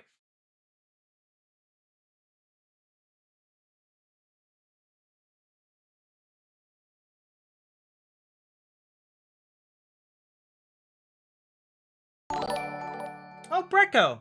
Thank you for subscribing. I appreciate it. Look at us go. Got some BWA energy. All right. Do it now, folks. I'm running ragged right now, and I'm going to be doing as much as I can this year. I've been organizing for 8 years now, and I'm tired. Please let me help you while I have the energy to do so. It genuinely feels like we are all in the organizing space running fucking ragged right now. So please take advantage of us while we are available for you to, learn from and talk to. By we, I mean Dragonfly and GamerG.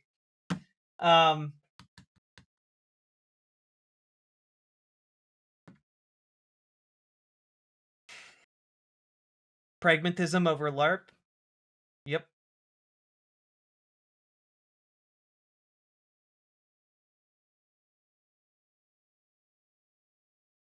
Also, I did the thing. I created a third party with the best policies with socialists. It didn't work. Seems good. Damn. Crane, thank you for subscribing, and I appreciate it. Seems good indeed.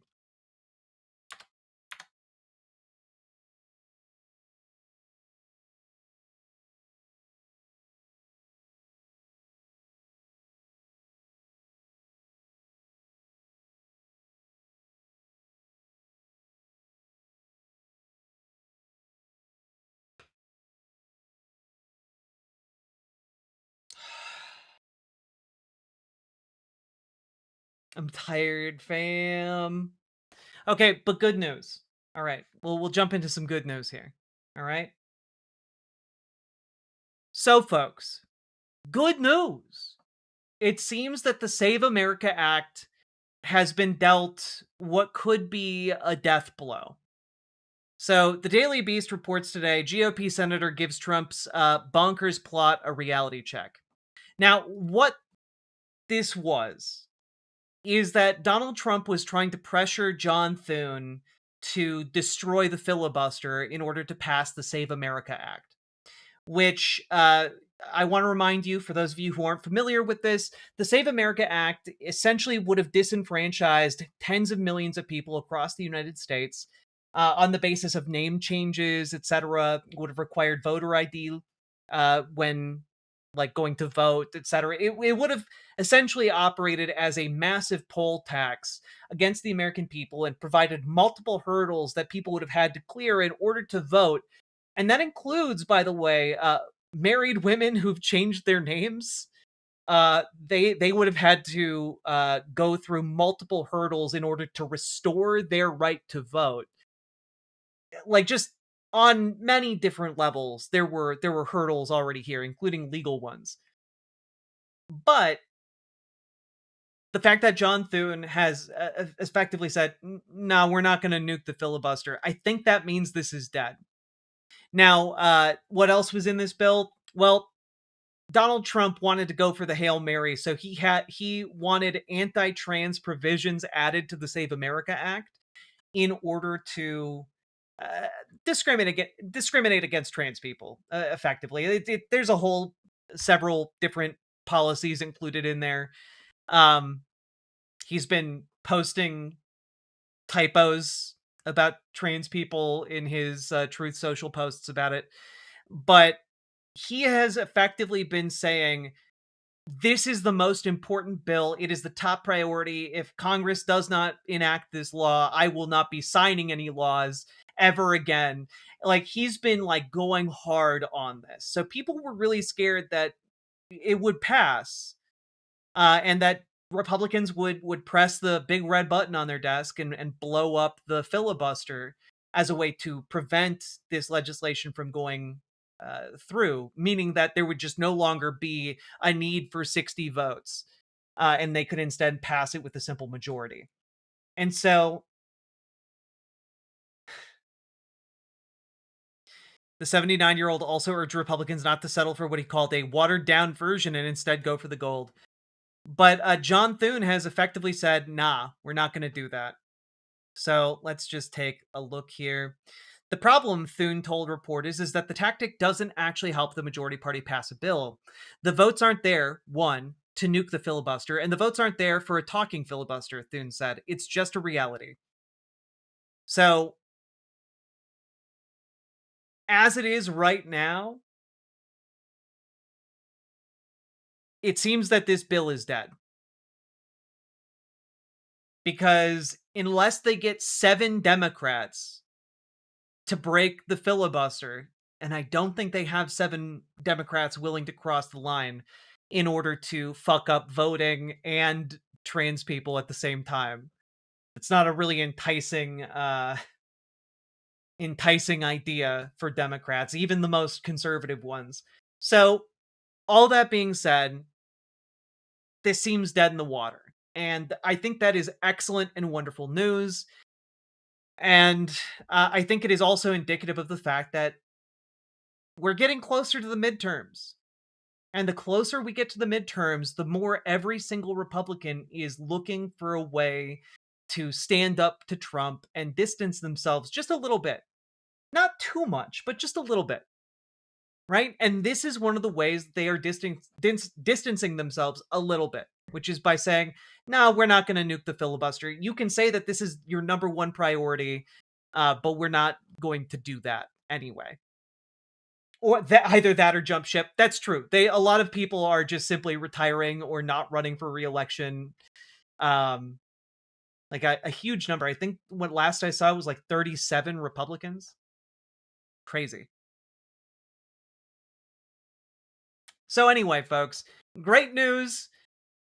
This seems to be dead in the water. Hopefully it stays that way.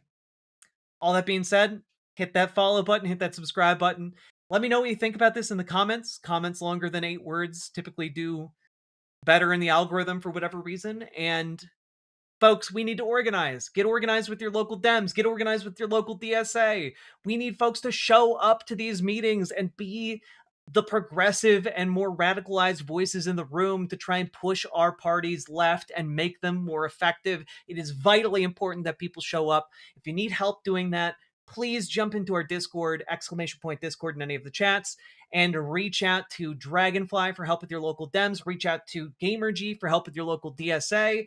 And if you don't want to go to the Discord for whatever reason, head over to riverboat.gg and you can talk to them over here. Dragonfly's like literally right there. Okay? So, all that being said, check out ImogeneOlivia.com. Gender euphoric lingerie designed from the ground up for trans femmes. Let's keep on going. Link down below, by the way, if you need one. We did it. Hopefully we'll have midterms. They can't stop it. So I think we're going to have midterms.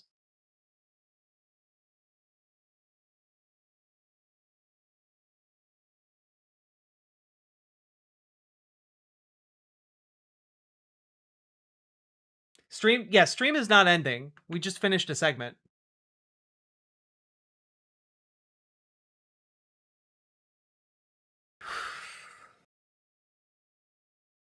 Now, folks, hopefully y'all are enjoying the show. Consider supporting financially if you're able. Should I sign up for poll watching? I think that's an excellent use of your time. Yes. Anyone who is worried about the election should sign up to watch, like, be a poll watcher or even volunteer at the polling station.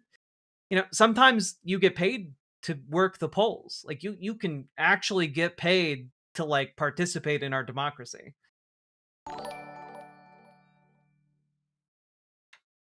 Fun fact, if Congress passes a bill and the president just ignores it without vetoing it for 10 days, the bill automatically becomes law unless Congress adjourns. Article 1, Section 7, Paragraph 2. Dope! Pluvius, thank you for supporting the show! Appreciate you. Let's go. You can get paid to work the polls. Hey, Snoogan. Hey!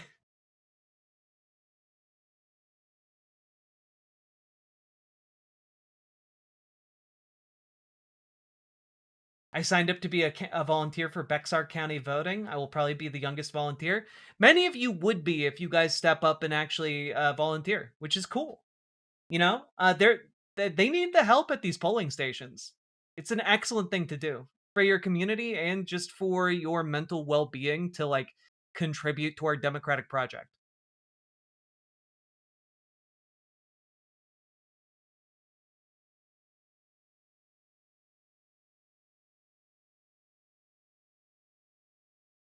I'm 46 years old. That is what makes it sad. Oh, damn. 46 years young.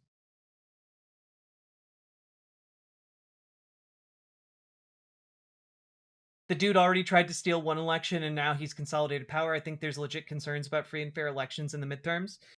I mean, sure, there are always concerns about free and fair elections under Trump. But the solution does not change. The solution is we need to show up to polls in massive numbers. We need to show up as communities organized to the polls in large numbers, large enough that they can't fuck with us. Like, the worry here is like, oh, well, maybe he'll send troops to the polls? Are American troops going to prevent Americans from voting on election day? I don't think so. Are ICE agents going to try and intimidate people away from the polls? Possibly. But again, the best defense in all of those cases is mass participation in democracy. And there aren't, I want to emphasize, there are not enough members of ICE for them to show up to every precinct or every, voting location. There just aren't enough. And if they wanted to target several different prominent sites, it would be a disaster for the Trump administration. They would not be able to prevent everyone from voting. So again, the entirety of like, well, he might try and stop the election. He can only stop the election if we allow him to stop the election. Should we worry about another January 6th, or am I being paranoid? Worry about what we have evidence for and what is imminent rather than what may or may not happen 2 years from now.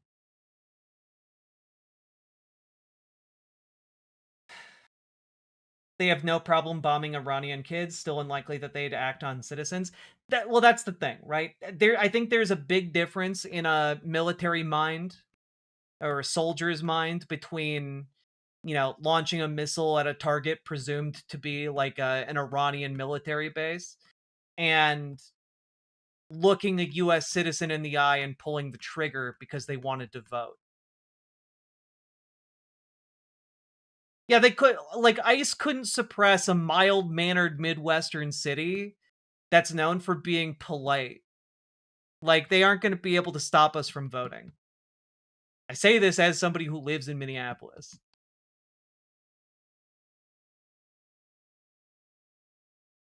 Like, I'll be fucking damned before ICE stops me from voting.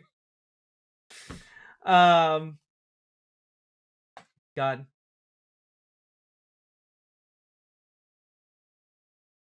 Yeah, the high school protests across Minnesota were really, like, some great hopium. You know? They executed citizens with zero repercussions. I would not say that how Minnesota reacted is zero repercussions. Zero legal repercussions, sure, so far. Zero repercussions, though? I would just ask, was ICE successful in suppressing Minnesota? Because that was their goal here. Their goal was not, we're gonna go and kill Minnesotan citizens, and then we're gonna get away with it. Like, that wasn't their plan. Their plan was, hey, we're going to suppress this mild Midwestern town as a way of, you know, getting some retribution on them for not voting for Donald Trump. And that occupation has been broken to a large extent.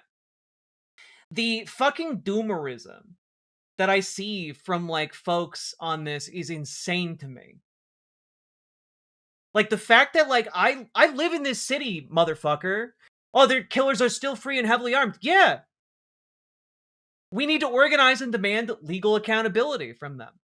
But, like, the fucking fact that there are wine moms who are, like, 70 years old showing up at these protests and standing down, staring down ICE agents masked with heavily armed, equipment. And, like, you're like, oh, but their killers are still free. Like, bitch, I'm seeing literally octogenarians show up and stand toe-to-toe with these guys. Like, fuck. Have some fucking spine. Have some bravery. Like, oh yeah, is the Trump administration big and scary? Sure. But that just means the moment requires courage from us. God, it's frustrating as hell. It's frustrating as hell to, like, get on here and try and get folks organized to the utmost of my ability. And, like, outside, I'm seeing incredible acts of solidarity all over the place. But people are still like, oh, but what if he cancels the elections? Then we do the elections anyway. Like, we do the elections anyway. We cast our votes whether or not Donald Trump wants us to.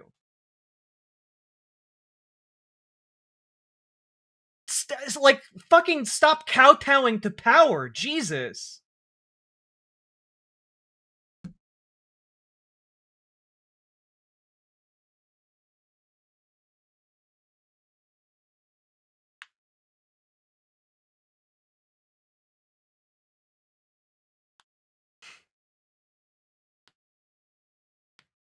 The army isn't going to stop us. ICE can't stop us. Who else is going to? Nobody. Exactly.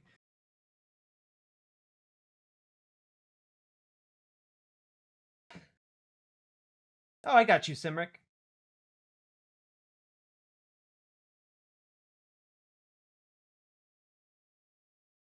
Naruto, run to the polls.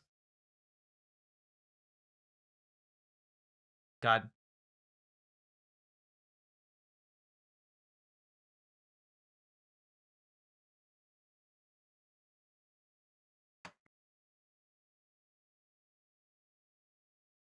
My city had a Minnesota moment the other day, and I was proud. I think ICE was shocked by how many people showed up. I was worried we weren't ready, and we are.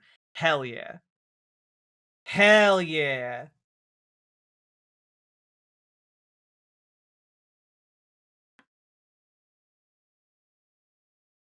You know, Max Danger, put a pin in Pokemon Go, because we might be talking about that in a little bit. Just as an FYI. All right.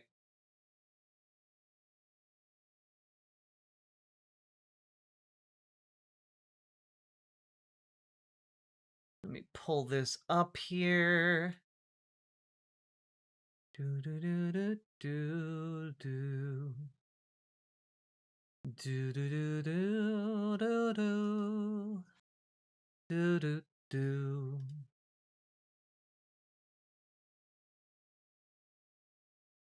Do do do do do do do do do do do do do do do do.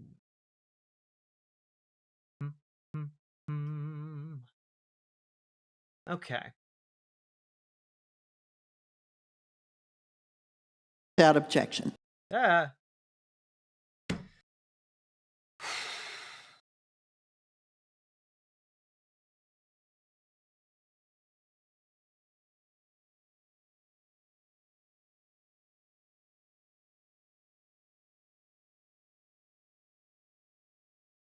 Is Pokemon Go still happening?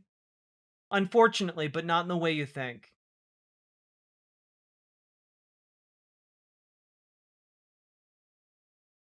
See ya, Claire Gutierrez. Get good sleep.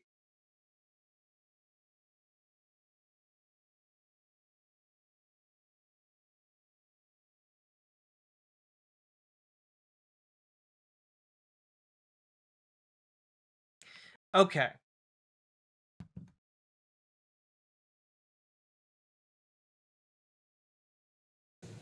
Russia.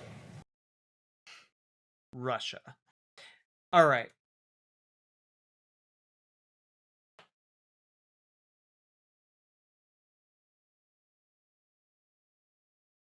You guys ready to jump into some real shit?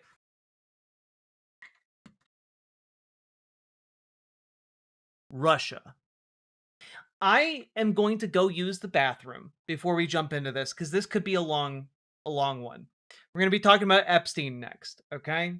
And some really important stuff that was put into the congressional record by Senator Sheldon Whitehouse. We're going to be talking about this, and we're going to be talking about some other things as well. So don't go anywhere. I will be right back. Just need to empty my bladder and stretch my legs a little bit, because we've been going for almost 4 hours and it is 2:30 in the morning. So I need to stand up and wake up a little bit. Got to get some walking around money, you know what I'm saying? BRB.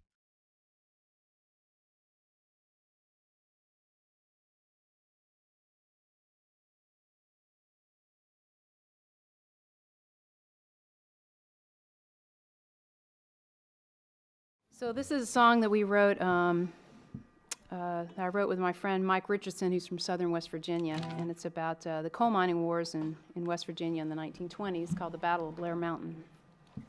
2, 3, 4.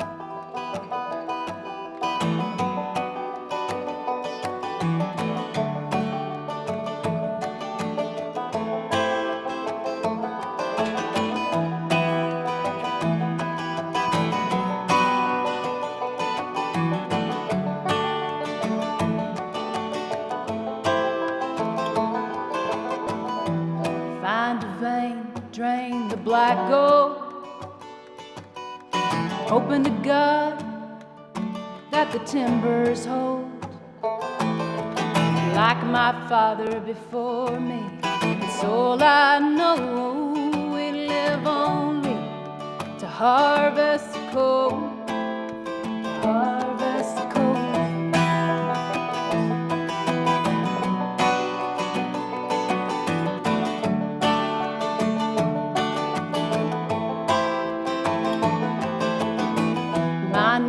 Mercy, about as shallow as a grave. We're living in shanty towns, we ain't got no say. The 14-hour shifts, such a meager wage. And Mother Jones can't help us now anyway. Anyway, we'll take the roads, we'll take the trains by force. Oh, deliver us alone from the gathering stores. Lay down your Bibles, take up your guns.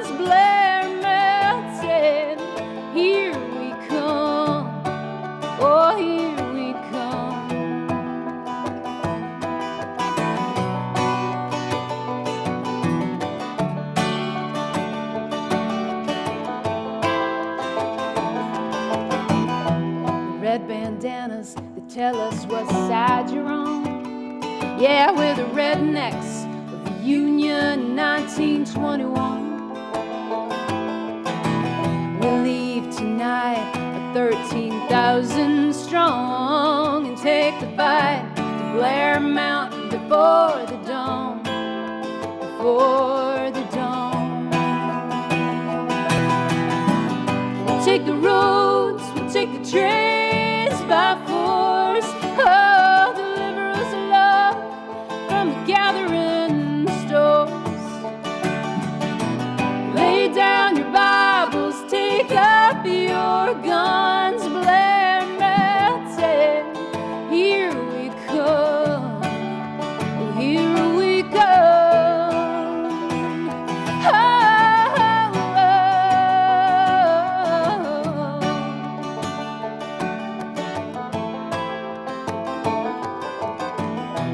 Fight for my father, still buried in the mine. I fight for my son, so he'll have a better life. We're soldiers of a great war, and it don't seem right to treat a man like a dog just to make a dime. Just to make a dime. We'll take the roads, we'll take the trains by force. Oh, deliver us love from the gathering stores. Lay down your Bibles, take up your guns, Blair Mountain. Here we come, oh, here we come. Here we come.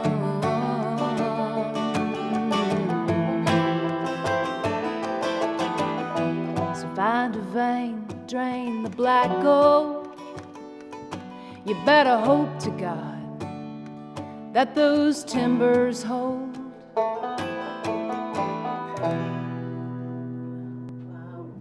Yeah, wonderful. Wonderful. Thank you.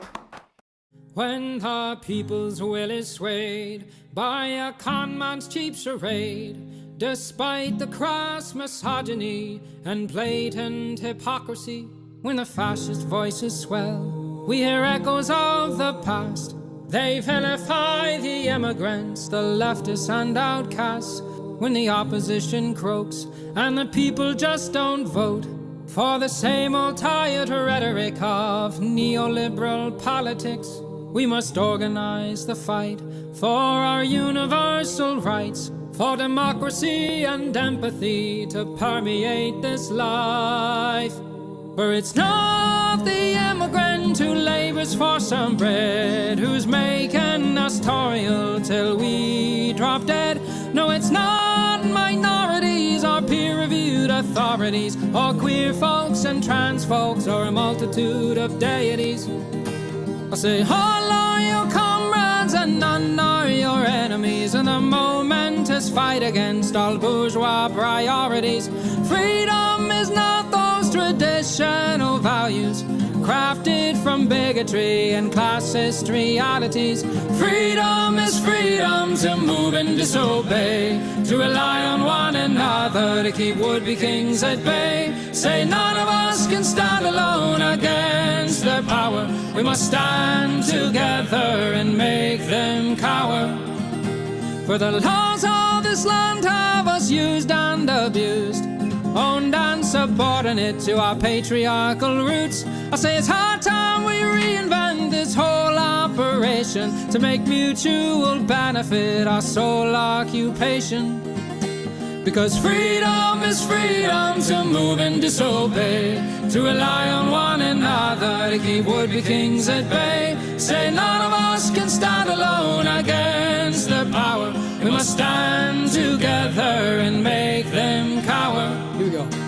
Yes, freedom is freedom to move and disobey, to rely on one another to keep would-be kings at bay. Say none of us can stand alone against their power. Rise, proletariat, and make them cower.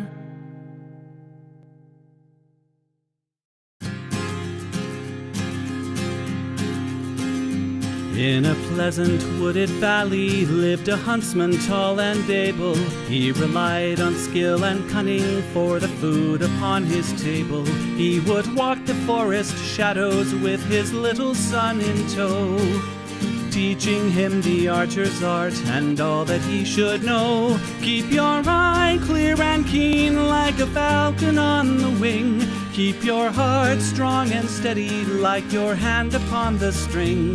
Never bow to a tyrant while your people are laid low, for the highest head may fall to the man who wields a bow. In the valley there was freedom and a man was left to living, but as year gave way to year the ruling men grew less forgiving.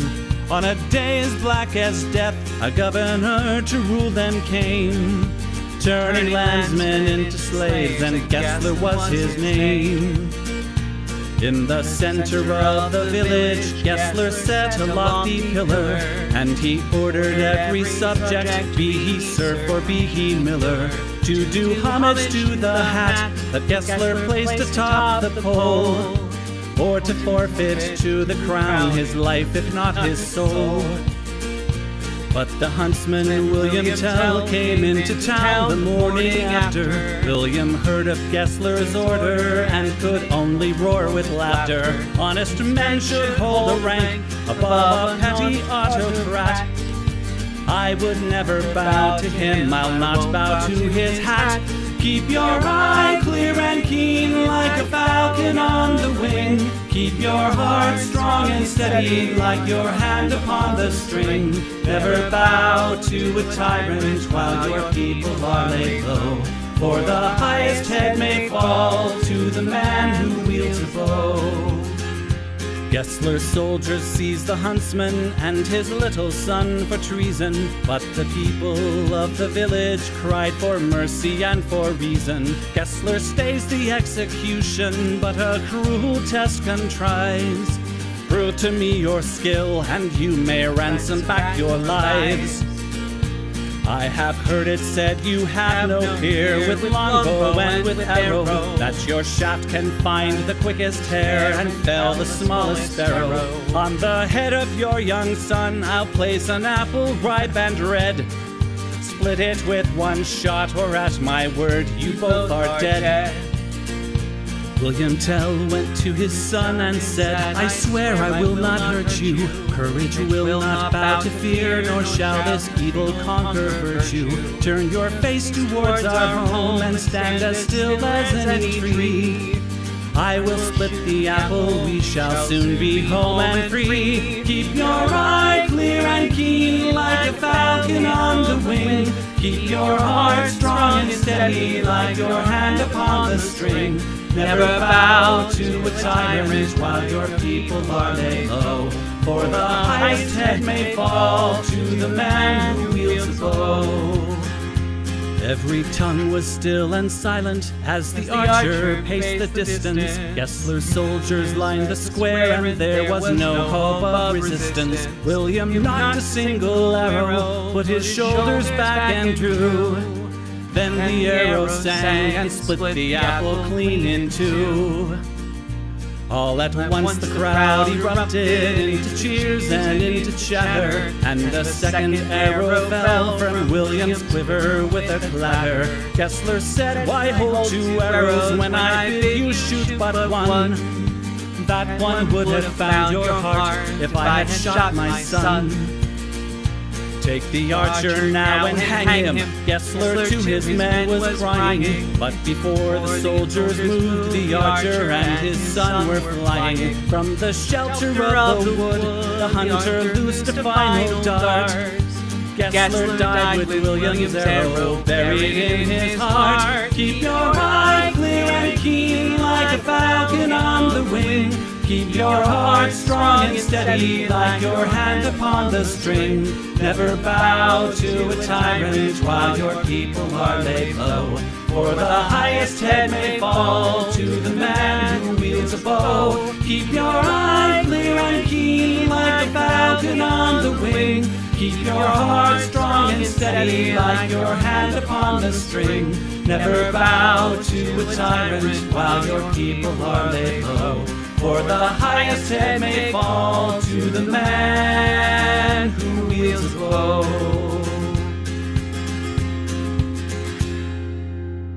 Hell yeah.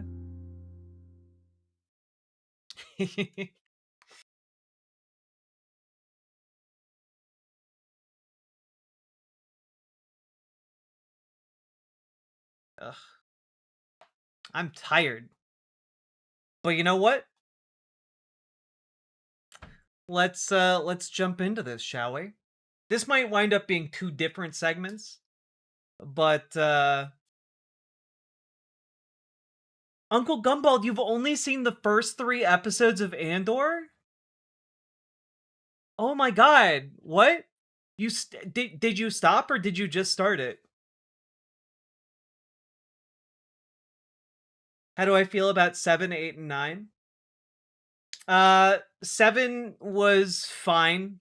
Like, it was just actively fine. It laid some potentially good ideas, while just irritating me by not taking that many risks or doing much that was like super interesting.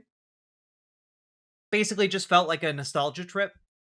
Episode 8 I appreciated because it was trying to do something new with Star Wars and trying to break out of like the fucking continuity miasma, the fucking legacy of like mystical bloodline shit. And I appreciated it for that. I think that was really fucking good, and we should have kept with that. And then episode 9 doesn't exist. It was weird. They never finished the second trilogy.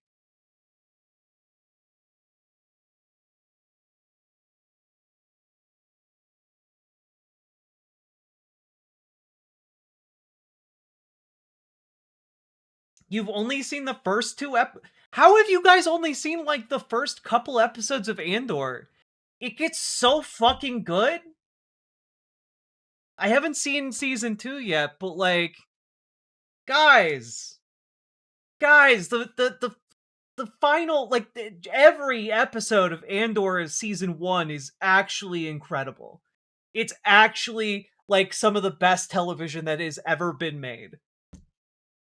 Like, I genuinely don't know how Disney allowed them to do it, but like, fuck.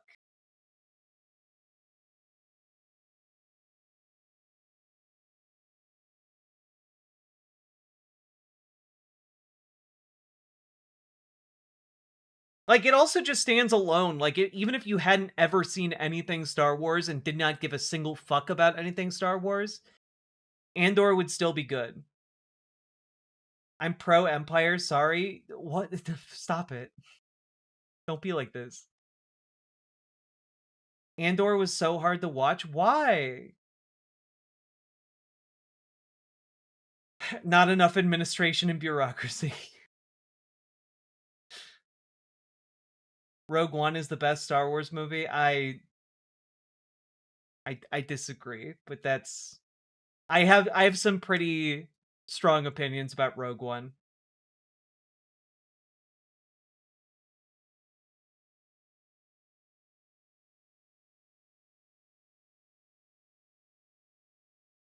Andy Serkis in Rogue One, and in Rogue One, in Andor is so fucking good. Tarkin did nothing wrong. God.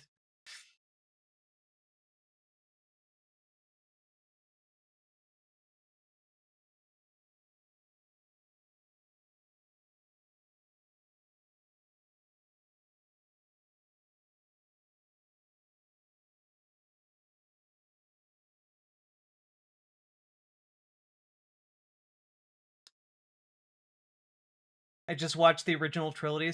Star Wars is not my thing. Oh, God.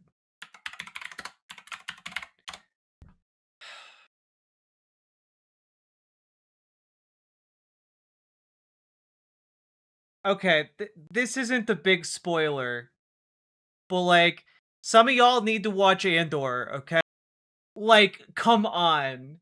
Come on. You cannot tell me you did not feel anything listening to that monologue. Okay? And this show is filled with moments like that. It's so fucking good. All right? Andor is so good. It is better than it has any right to be. And that's not even, guys, that's not even the best monologue in Andor. Okay? It's not even the best one. Hello, Ostjin. Yeah, One Way Out. You've got the monologue from Grandma at the end, from Marva. Like, you've got so many incredible moments that, especially living through this particular moment in political history right now that we are all trapped in together, this show is going to resonate with you. Go watch it.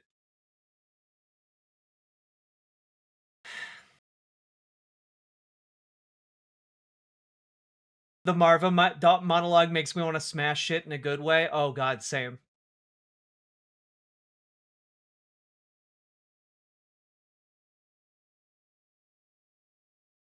I'm simply not interested. It's okay. Not everyone's interested in media about fighting fascism. It's okay.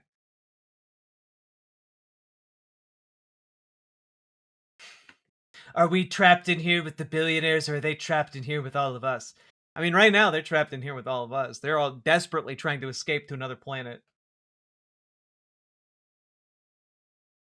Please commit to watching an episode or two tomorrow just for yourself. I don't know that I can commit to doing that tomorrow, because I'm very busy during the day. But maybe Thursday or Friday.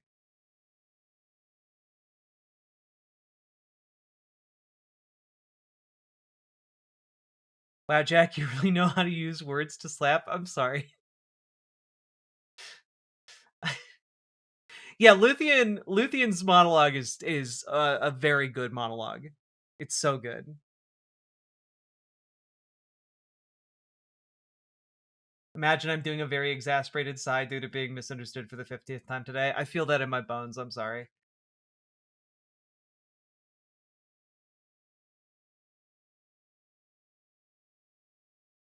Also, Andor, you know,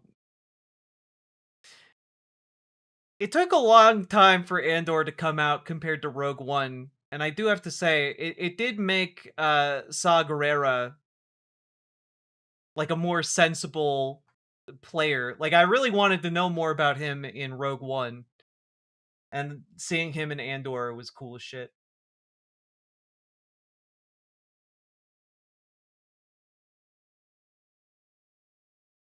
Rantier, that's fair.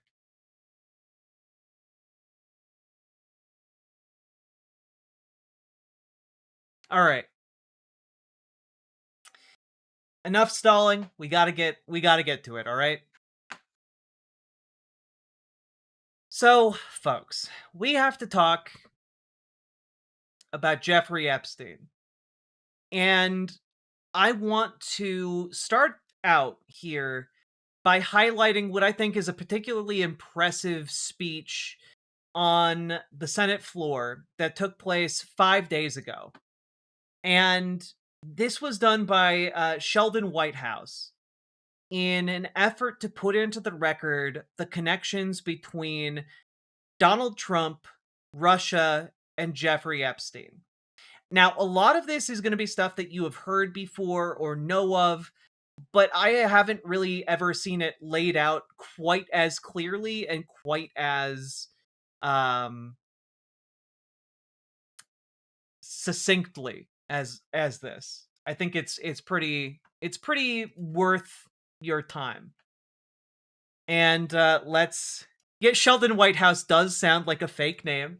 It does sound like a name that one might come up with on the spot while, you know, on a tour of Washington, D.C. with a fan group of the hit television show Young Sheldon. My name is Sheldon Whitehouse. Sheldon Whitehouse is my name. And painting houses is my game. All right. Here we go. Without objection. Thank you, Madam President.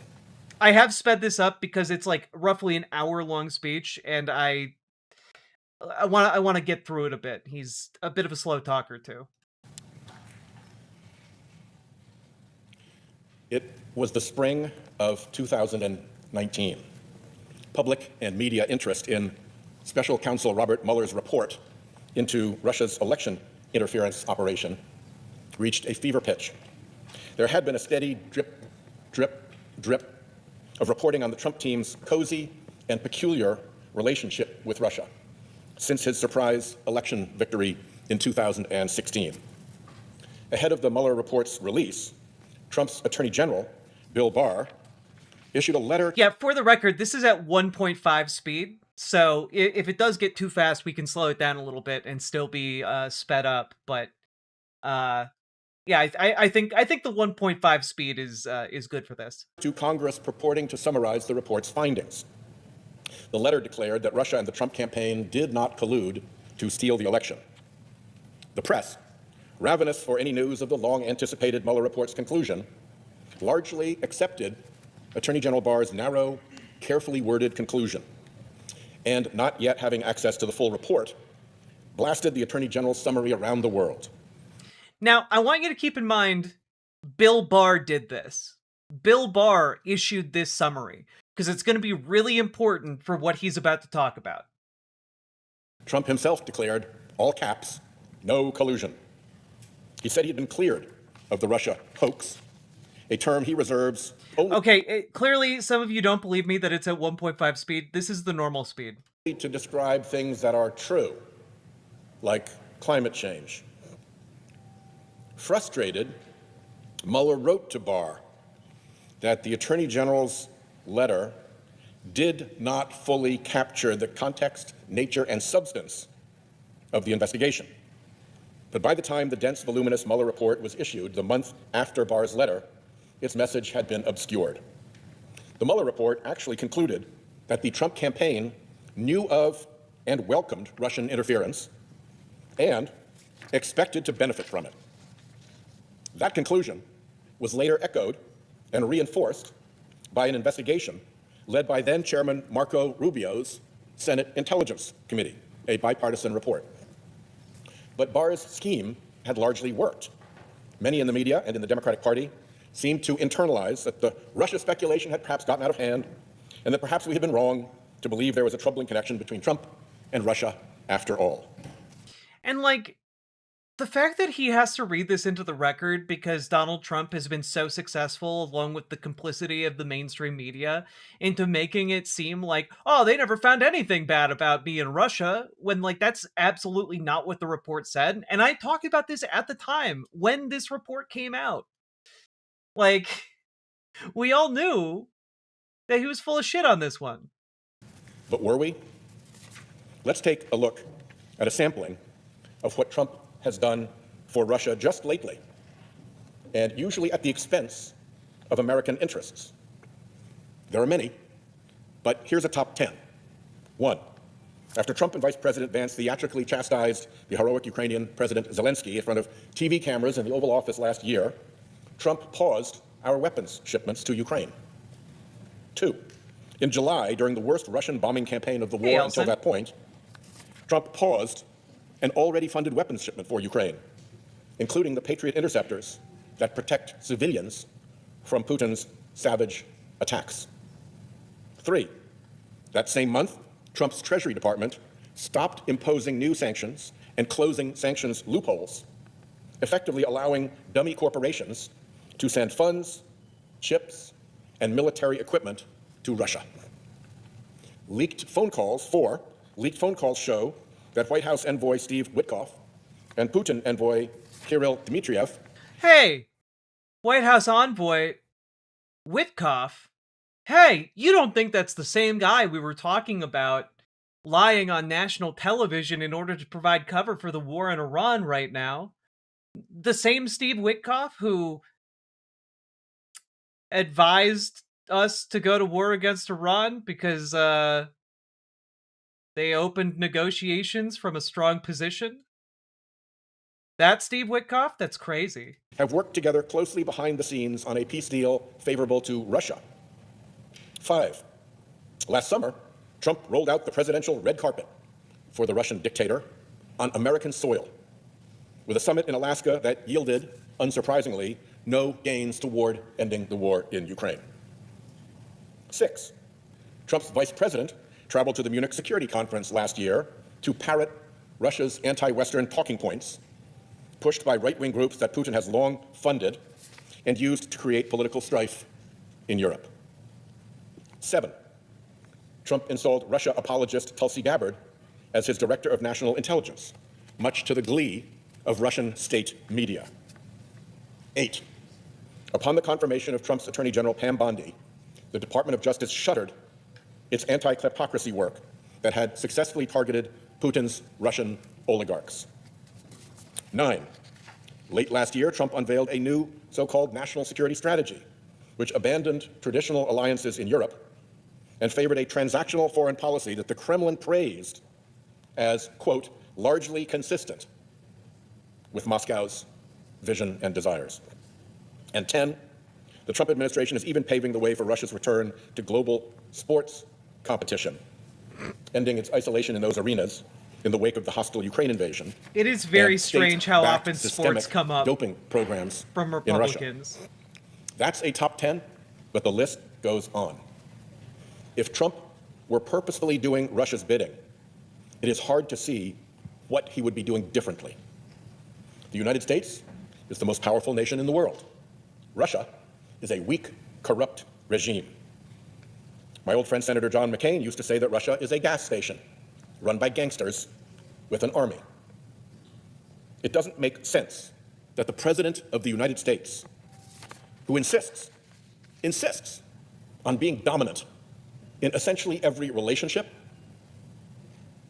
is so submissive to one person, and that one person is Russia's dictator, Vladimir Putin. So what is it about Trump and Russia? Now, this is like, I know that a lot of us knew about these events that he just described, right?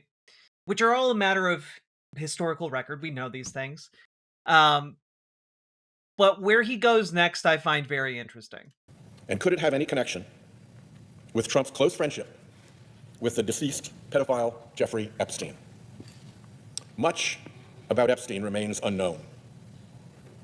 But the survivors who have come forward and the millions of emails released through the bipartisan Epstein Files Transparency Act have shed some light on the operation of the late financier's global pedophile ring. And over, it touches Russia. When recently asked by a reporter about the Epstein files, Trump said in part, "It's just a Russia hoax." Again, hoax, the word he uses for when something is true. But the most telling part is that Trump's mind, asked about Epstein, immediately went to Russia. Russia. I should start by pointing out that Epstein's ties to foreign intelligence— Oh, Sheldon Whitehouse is a Democrat. —may never be fully known. It's a murky world. He had links to officials in the United States, Russian and Israeli governments, and many others. But it's worth looking Jeffrey Epstein, the high school teacher? at those ties to Russia, a nation so hostile to the United States. I did see that Salmon Moose. Epstein's career began in the mid-1970s at the prestigious Dalton School in New York City, where despite dropping out of college, 21-year-old Jeffrey Epstein was given a position teaching high school mathematics to the children of some of New York's wealthiest families. Perhaps of note, the outgoing headmaster at the time of Epstein's hire was Donald Barr, the father of future Attorney General Bill Barr. Oh. That's interesting, and I had not heard that before. Jeffrey Epstein was hired at a school by Bill Barr's dad. I hadn't heard that part before, and I found that very interesting. The same Bill Barr who went on to say there were absolutely no connections between Donald Trump and Russia. That's very strange, isn't it? and a former intelligence officer during World War II. The elder Barr was known for making unconventional hires at Dalton. Huh. Oh, also, Bill Barr's dad was a former intelligence officer. What about that? That's so strange. I know that part isn't new to some people. It's new to me. I found it interesting, which is why I thought that this speech would be interesting, because it lays it all out very succinctly. After a couple of years, Epstein was able to leverage the elite connections he made at Dalton to a job at Wall Street investment bank Bear Stearns, where he rose quickly through the company. However, after getting caught fabricating his resume, using the company credit card on expensive gifts for his girlfriend, and ultimately providing privileged stock information to a girlfriend, among other unscrupulous behaviors, Epstein called it quits and started his own financial firm. Those early scams were just the start. Shortly thereafter, Epstein fell in with a wealthy man named Douglas Leese, a British... I don't believe there's any new information in this speech outside of putting it all together in this package, which I think is worthwhile for a lot of folks who are not following this super closely. Defense contractor with connections in the arms industry and the British government. During this period, Epstein would tell people he was a bounty hunter who tracked down hidden money. According to Stephen Hoffenberg, a former business mentor of Epstein's, who went to prison for a massive Ponzi scheme that he later said Epstein had designed, Leese introduced Epstein to Robert Maxwell. Ghislaine Maxwell, who became Epstein's girlfriend and sex trafficking accomplice after her father's death, was Robert Maxwell's favorite daughter, and he involved her deeply in his work. An opportunist in pursuit of wealth, the Czechoslovak-born Robert Maxwell had complex, shifting ties to British, Soviet, and Israeli intelligence. Initially bankrolled by MI6, he accepted secret payments from the KGB through his Soviet-friendly publishing company, and was the rare individual who traversed both sides of the Iron Curtain. In 1992, the British newspaper, the Sunday Express, wrote that a secret document signed by the head of the KGB months before Maxwell's death at sea showed that Maxwell was a political and intelligence asset for the Soviet Union. The newspaper claimed that the document indicated Soviet leadership had instructed the KGB to protect Maxwell's reputation and business activities. Maxwell's UK Foreign Office file, released more than a decade after his death, described him as, I'm quoting here, a thoroughly bad character and almost certainly financed by Russia. Journalist Vicky Ward wrote the following in Rolling Stone magazine in 2021. She said, Hoffenberg told me that Epstein had said he'd worked on several projects with Robert Maxwell, including solving Maxwell's debt issues. The word debt is in quotes. Maxwell died in 1991 under very strange circumstances, apparently having fallen off his yacht, the Lady Ghislaine, in the middle of the night. And it was discovered in the aftermath that he'd stolen hundreds of millions of dollars from the pensions of his employees.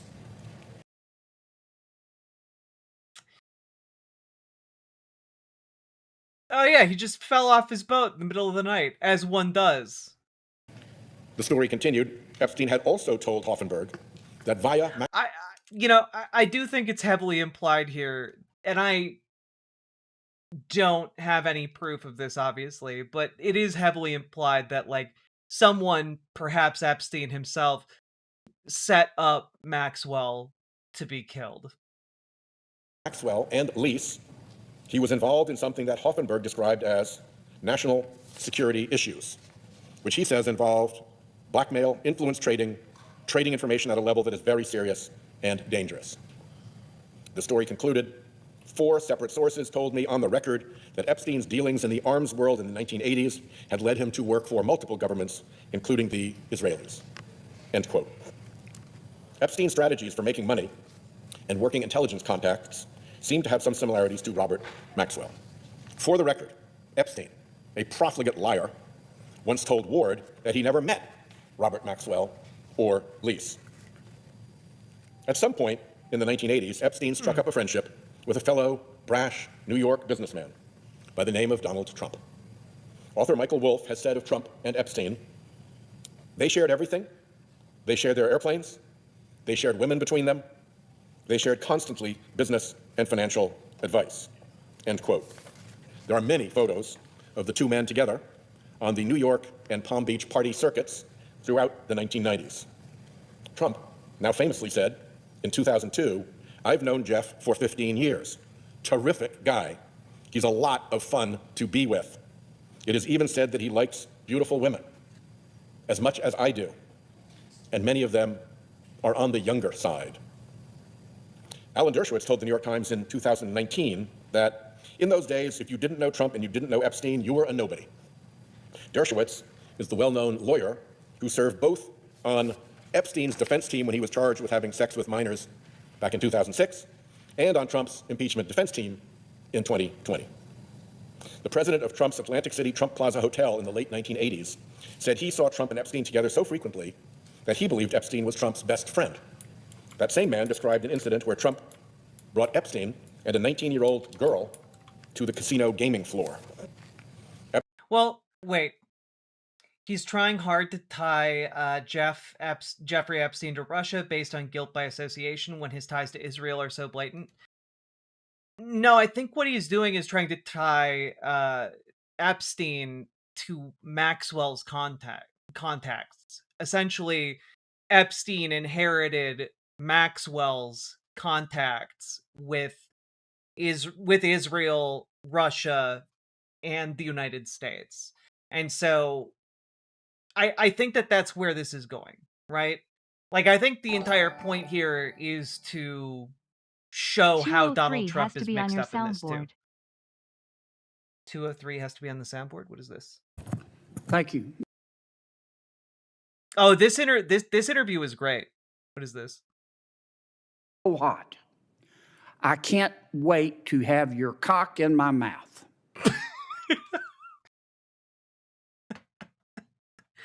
I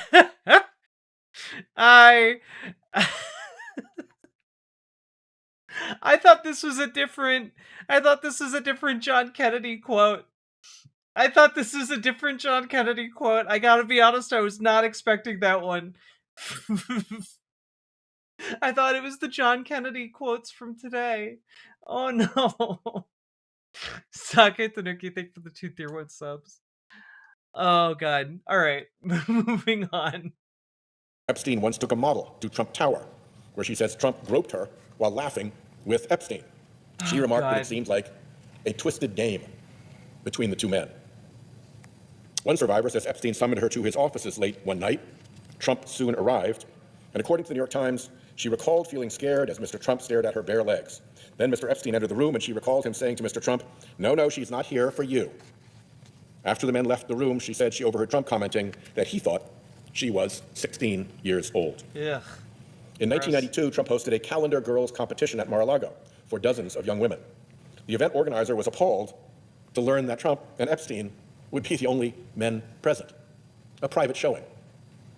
During Maxwell's trial, one of Epstein's victims said he took her to meet Trump at Mar-a-Lago when she was 14. Maxwell recruited 16-year-old Virginia Giuffre from the spa at Mar-a-Lago. Giuffre was abused by Epstein and trafficked to other men in Epstein's orbit. Trump said in 2025, "I think Giuffre worked at the spa. He stole her," he being Epstein. In 1997, the UK tabloid The Daily Mirror, formerly owned by Robert Maxwell, claimed that Trump was dating a 20-year-old British model and that Ghislaine Maxwell had introduced them at a party.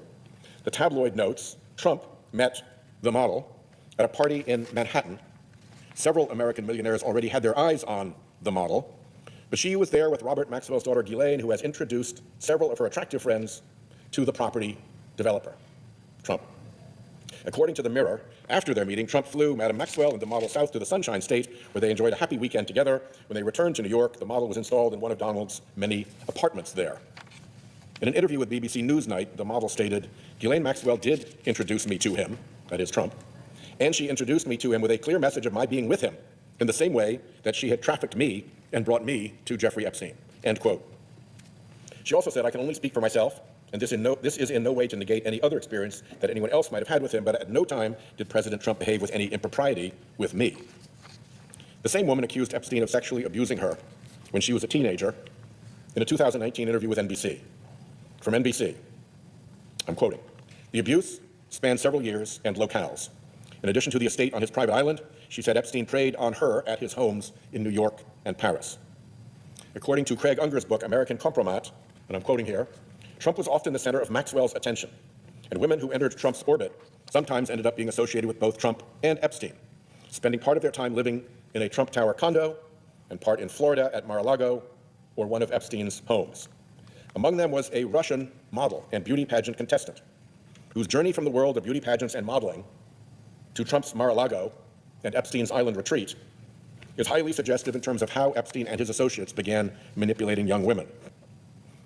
The story continues. In the early 90s, before coming to the United States, the woman had placed well in a number of beauty pageants, coming in second in Miss Russia, 1993, and winning the 1994 Miss Baltic Sea title that year.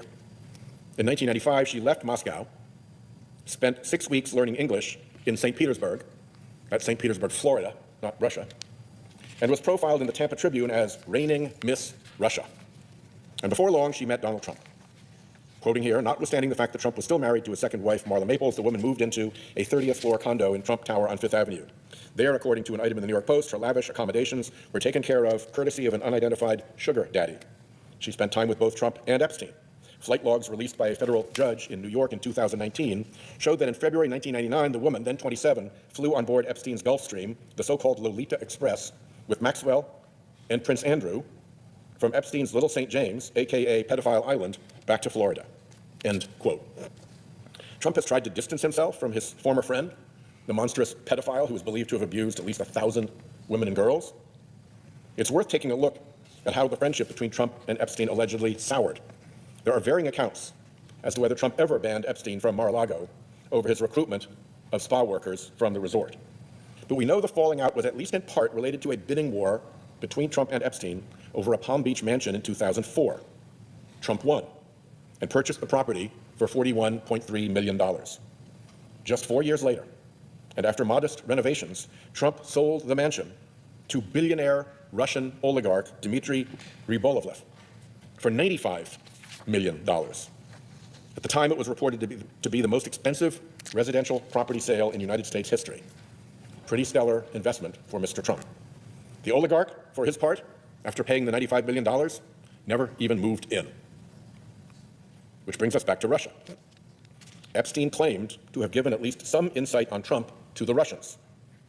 Epstein met on many occasions with Vitaly Churkin, Russia's representative to the United Nations from 2006 until Churkin's death in 2017. Epstein wrote in an email, "Churkin was great. He understood Trump after our conversations. It is not complex. He must be seen to get something. It's that simple." End quote. Epstein wrote in 2018 to Thorbjorn Jagland, a former prime minister of Norway, who was then head of the Council of Europe. I'm quoting here, "I think you might suggest to Putin that Lavrov can get insight on talking to me." That appears to be a reference to Sergei Lavrov, Russia's Minister of Foreign Affairs. The email was sent prior to the Helsinki summit between Trump and Putin. In another email to Jagland, Epstein wrote that he wanted to help Putin and Russia reinvent the financial system. A 2017 FBI report, based on a confidential human source, claims that Epstein was President Vladimir Putin's wealth manager. End quote. Epstein tried several times to meet with Putin, often via Jagland, although it is unclear if any such meeting took place. But Putin is named almost 1,000 times in the latest tranche of Epstein file documents, and there are almost 10,000 references in the documents to Moscow. Epstein roped many Russian and East European girls and women into his trafficking operation. The New York Magazine profile of Epstein, published all the way back in 2002, reads, "Indeed, at a party at Maxwell's house, her friends say, one is just as apt to see Russian ladies of the night as one is to see Prince Andrew." End quote. In Ward's 2003 profile of Epstein, a guest described a, quote, cocktail party thrown by Maxwell that Prince Andrew attended, which was filled, she says, with young Russian models. In a 2010 email, Epstein suggested a young woman as a dinner companion to Andrew Mountbatten Windsor, the former prince, assuring him that she was, and I'm quoting here, Russian, beautiful, and trustworthy, end quote. The Daily Beast recently reported on an alleged classified U.S. intelligence document claiming that, and I'm quoting here, Andrew Mountbatten Windsor was drawn into Moscow's orbit thanks to his relationship with Jeffrey Epstein, which the Kremlin allegedly used as a route into the British establishment. In another 2010 email to a person whose name has been redacted, Epstein wrote, and I'm quoting here, "Tomorrow I'm organizing a dinner for some new Russian girls. See you at 10. He received an email from a redacted sender in 2012 that read, "I have 2 Russian girls for you to meet, one 21, another 24. A message left for Epstein by one of his employees in 2005 claims that French model scout Jean-Luc Brunel had found a, quote, teacher who could give Epstein, quote, free lessons. Quote, "He has a teacher for you to teach how to speak Russian. She is 2 times 8 years old. Not blonde," end quote. 2 times 8 years old. Ew. According to American Compromat, Ew. in addition to whatever legitimate careers Ew. Brunel may have fostered, as a model scout, he also allegedly hired scouters to identify, procure, and transport underage girls, many 15 years of age and under, hire them to give, quote, massages, and traffic them. Also, note the prevalence of Russian girls. I think, again, Sheldon Whitehouse is setting forth a bunch of breadcrumbs to essentially set up his conclusion, which is essentially that the Russian government was sending girls to Jeffrey Epstein to be placed with men of means and status in order to collect information about them, make contact with various people in high levels of various governments, etc. And so, like, it seems like that his argument is that Epstein functioned as essentially a honeypot nexus for the rich and the powerful, and Russia used him accordingly. Describing a person's age as 2 times 8 makes my skin crawl. It's genuinely disgusting. I feel nauseous. Brunel was found hanged in his French jail cell in 2022 after being arrested on rape and sex trafficking charges. Bill Gates said he had affairs with 2 Russian women, which Epstein later discovered. Somewhere along the way, Epstein struck up a relationship with Sergei Belyakov, Russia's former deputy minister of economic development and a graduate of the FSB, Russia's intelligence academy. Interesting. Epstein introduced him to contacts like Peter Thiel, the tech billionaire, who would go on to give $10 million to the super PAC that helped elect now Vice President J.D. Vance to the Senate in 2022. In 2015. Isn't it interesting how this all comes back around to, like, Jeffrey Epstein's introducing his, former Russian intelligence officer friend to Peter Thiel, and then Peter Thiel is going on to, like, back the Senate bid of J.D. Vance. It is an interesting chain of events, I gotta say. Epstein warned Belyakov that, I'm quoting here, a Russian girl from Moscow is attempting to blackmail a group of powerful businessmen in New York, end quote. It was, Epstein said, quoting again, bad for business for everyone involved. Belyakov responded back with information about the woman, who he said worked in the sex and escort business. The FSB Academy graduate said he would meet with someone who knows her. The following year, Belyakov told Epstein that he had a new position at the Russian Direct Investment Fund, the Russian Sovereign Wealth Fund headed by current Putin envoy Kirill Dmitriev, the same guy who was caught in those friendly leaked phone calls with Steve Witkoff that I mentioned earlier. Masha Drakova, a former spokesperson for Nashi, the pro-Kremlin youth movement, was in regular touch with Epstein in the last couple of years before his death in prison. She was ostensibly helping Epstein with his public relations. According to the Washington Post, she was, quote, the subject of the 2011 documentary Putin's Kiss, whose title refers to a widely publicized award ceremony in which she received a medal from Putin and spontaneously kissed him on the cheek. It's amazing we gave time to refuting Pizzagate when Epstein existed in 2015. Right? Like,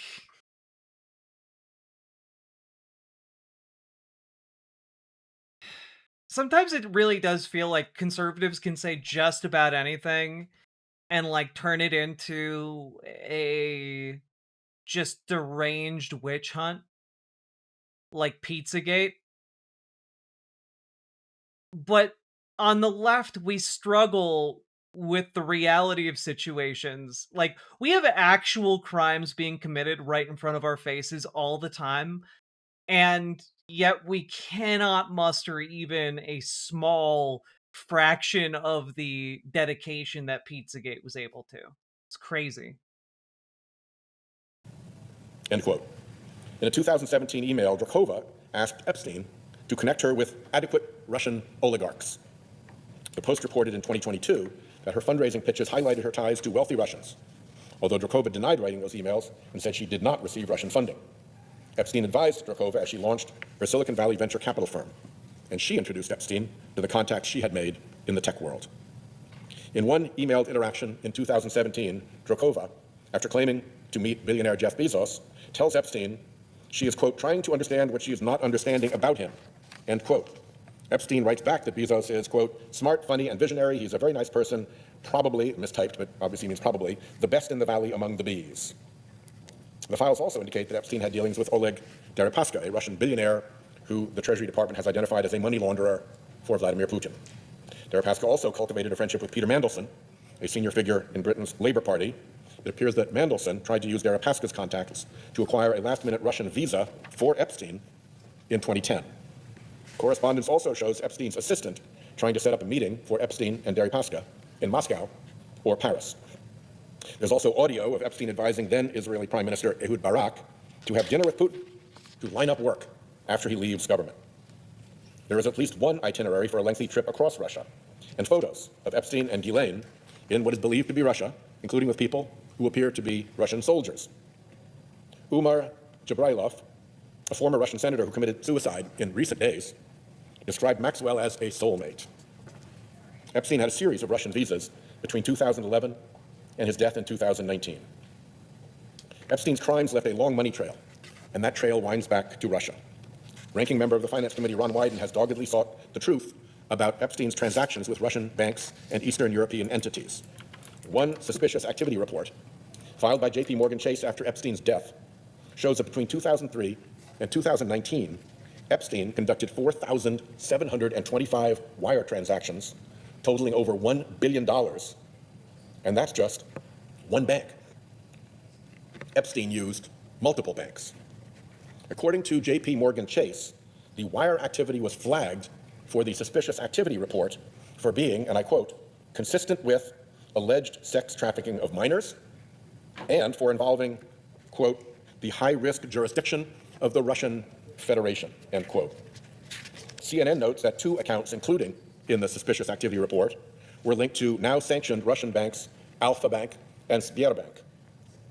Also named in the suspicious activity reports, Maxwell, associated entities like Brunel's MC2 Model Management, and various women and girls. Let's go back to the journalist Vicky Ward. Sources who range from former arms dealers to former spies, and also Hoffenberg, suggest that Epstein, who lacked any sort of moral compass, decided to compromise influential people by recording them doing things they wouldn't want made public. And once he got out of jail, in the last 10 years of his life, Epstein bragged to various people, including journalists, that he was advising a whole assortment of foreign leaders, who included Vladimir Putin, Mohammed bin Zayed, Mohammed bin Salman, various African dictators, Israel, the British, and of course the Americans. He also told several of the same people he was making a fortune out of arms, drugs, and diamonds.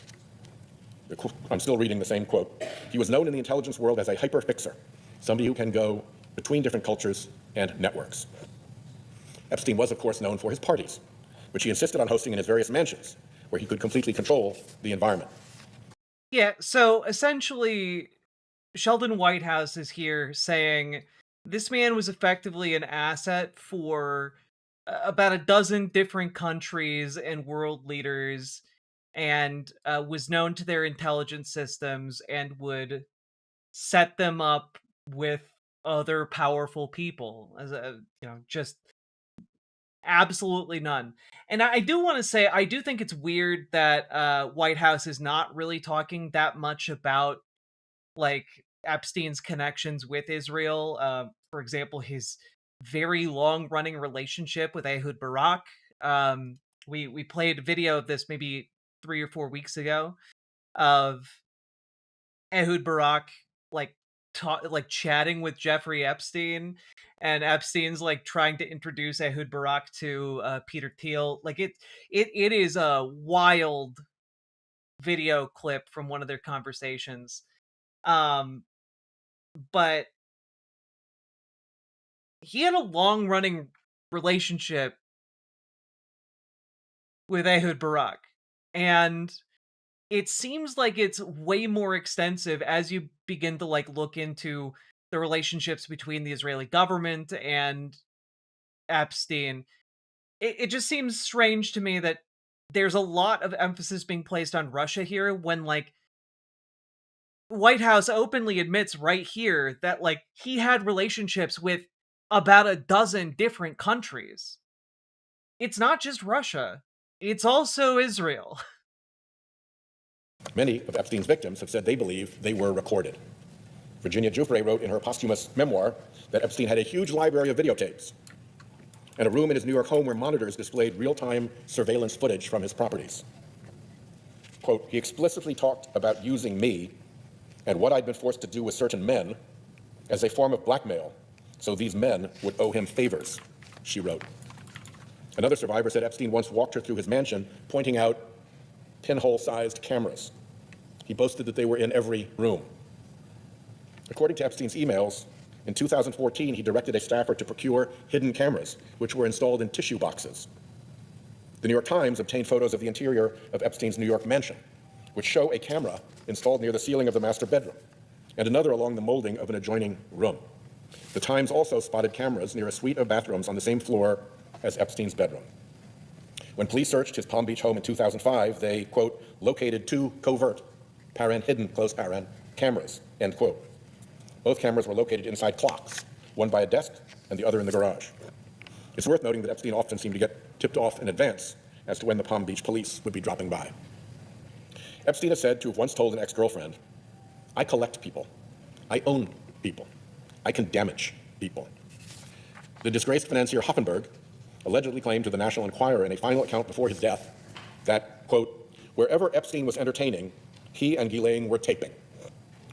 That report was only released last summer, as Hoffenberg had asked the Enquirer not to publish his comments until 3 years after his death. According to the Daily Beast, the former U.S. Attorney for the Southern District of Florida, Alex Acosta, is once said to have claimed Epstein, quote, belonged to intelligence, and that the decision to let him off easy in 2008 was made above his pay grade. The Prime Minister of Poland, a country that has extensive experience with Russian intelligence operations, has opened an investigation into potential links between Epstein and Russian intelligence. Prime Minister Tusk said, more and more leads, more and more information, and more commentary in the global press all relate to the suspicion that this unprecedented pedophilia scandal was co-organized by Russian intelligence services. According to alleged anonymous intelligence sources published in the British tabloid The Daily Mail last month, some believe, and I'm quoting here, Jeffrey Epstein was running the world's largest honey trap operation on behalf of the KGB when he procured women for his network of associates, end quote. There it is. But also, what's interesting is that there's an email that Jeffrey Epstein sent that's in the Epstein files where he points a finger. Remember Maxwell, Robert Maxwell, talked about at the beginning of this speech?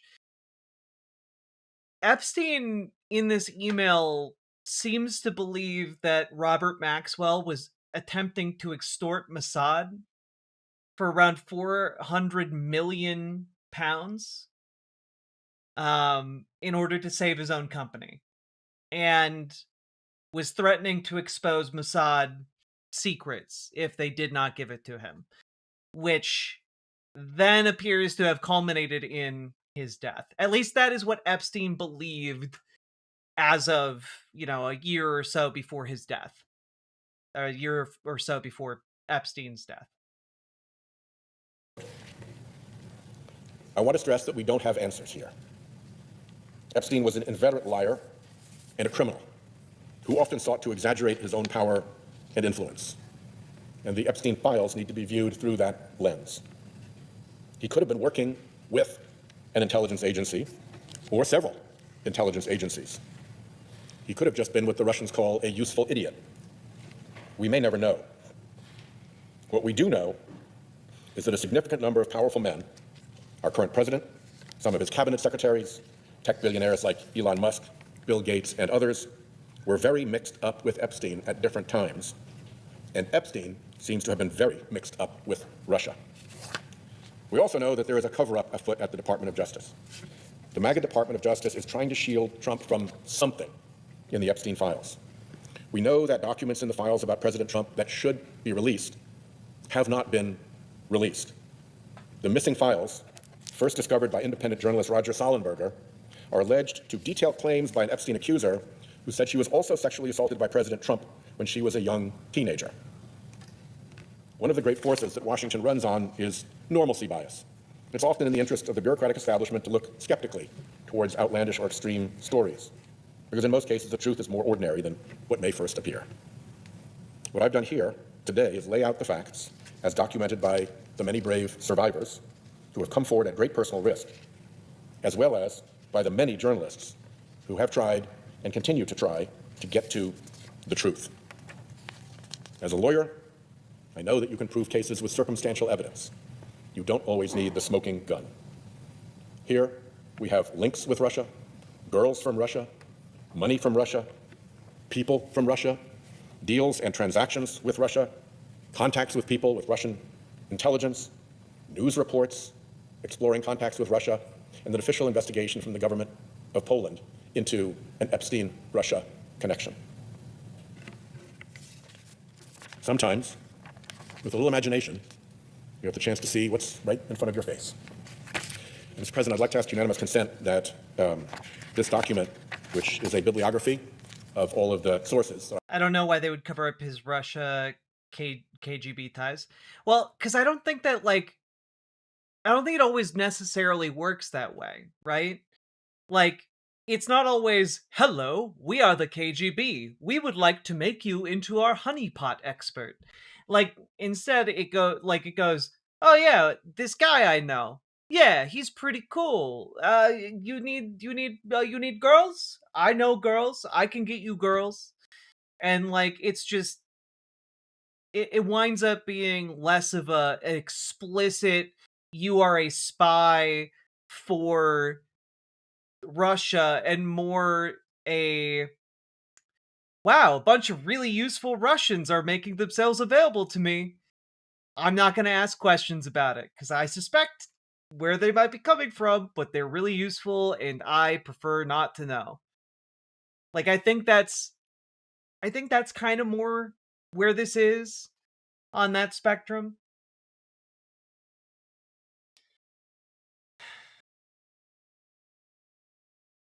I quoted from in this speech to be made a part of the record and appended at the conclusion of my remarks. Without objection, then, I yield the floor and note the absence of a quorum. Clerk will call the roll. Nice. We did it. We made it through the entire thing. And I think I think it was worth our time. Because it's worth noting throughout all of this that, like, despite the fact that there is a lot of stuff we still don't know, these are significant and interesting connections. They are,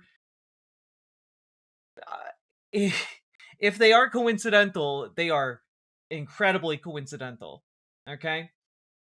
And on top of that, this is a case where, like, there are actual spies at play. There are actual intelligence services at play.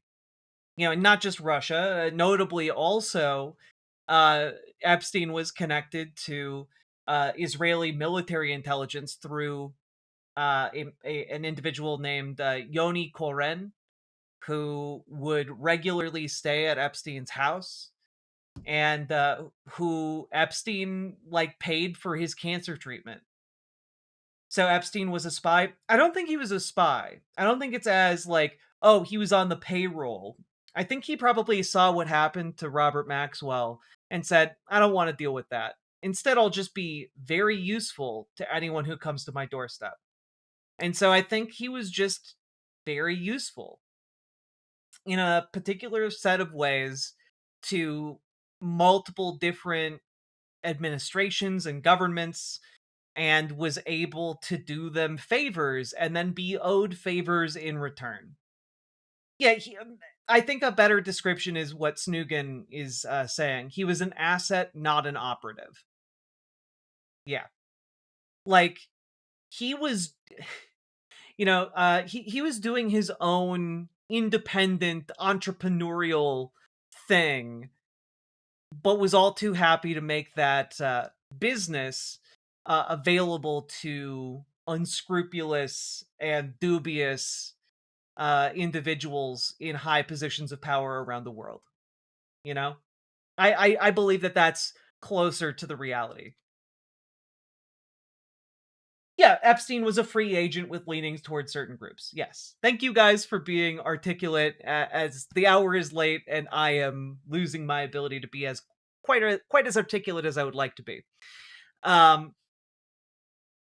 But we go over all of this because on top of that, you also have what is currently unfolding here in America, which, for example, this is a story from last week. The DOJ admits 4,763 Epstein files, including Trump allegations, were removed, meaning that they had a bunch of allegations and a bunch of files related to Donald Trump, and they took those out specifically to protect Donald Trump. Now, of course, there was an absolute holy hell raised over this, and thankfully, NPR was able to notice this and was able to facilitate the release of some of these documents. And NPR's investigation previously found 53 pages that appeared to be missing from the public database. Because in addition to these documents that were missing, NPR noticed that in the released files, there were 53 documents that were simply gone. Like, these documents all have numbers on them, and NPR noticed that there were numbers skipped between several of these documents, in a pile of millions and millions of piles, right? Or millions and millions of documents. They noticed these numbers being skipped.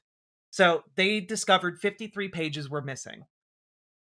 Now, after they discovered this, 16 of those pages were released, and it's pretty interesting, right? Because these files that were missing all had to do with Donald Trump.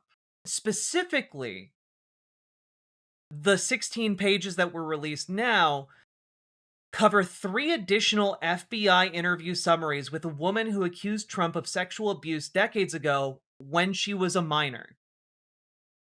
And this seems to be the general thrust of what was removed here. Anything that might have to do with this. Now that these documents are published, there are still 37 pages of records missing from the public database, including notes from the interviews, a law enforcement report, and license records. Let's be clear, this White House cover-up is ongoing. Millions of pages still remain concealed from the public and our committee, said Sarah Guerrero, spokesperson for the Oversight Democrats. So, to be clear, there's a law in place signed by Donald Trump that is, every day that passes and these files aren't released is illegal. And again, when talking about the need for accountability as we go forward, there needs to be accountability for the flagrant disregard for the law that the Trump administration is displaying every day that they do not release these Epstein files. But, I think eventually we are going to start seeing some accountability here. And I say that because as of last week, House Oversight voted to subpoena Pam Bondi over why all these files are missing. Committee voted 24-19 on the resolution. Nancy Mace doing at least one thing in her life that isn't absolutely hateful and awful. Over 65,000 documents are missing, and we know there are more than 2,000 videos that are out there, Mace said. They're not giving Congress all the information, all the documents, and they're obfuscating. And I'd like to ask questions about that.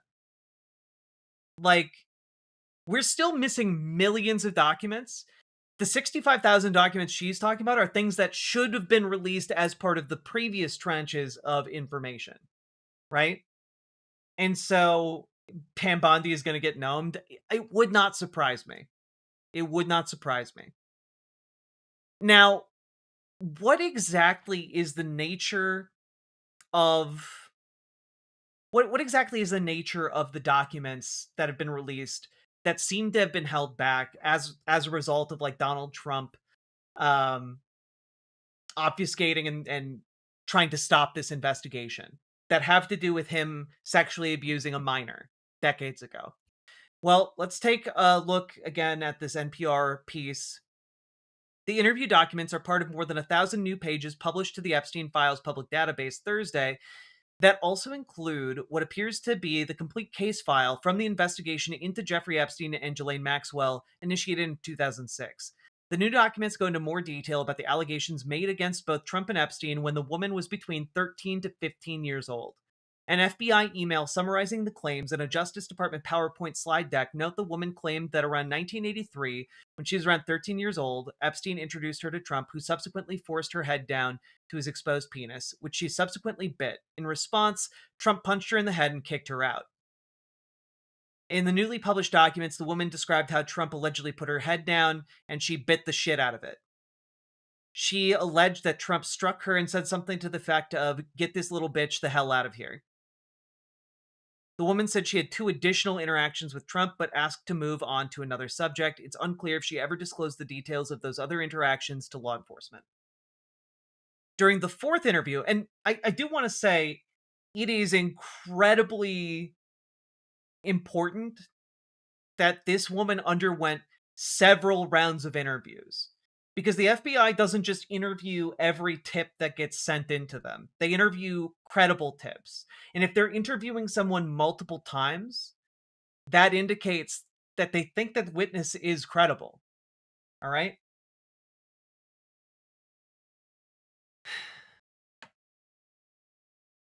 During the 4th interview the woman had with the FBI in 2019, when asked whether she felt comfortable detailing her contacts with Trump, she reportedly asked what the point would be of providing the information at this point in her life when there's a strong possibility nothing could be done about it.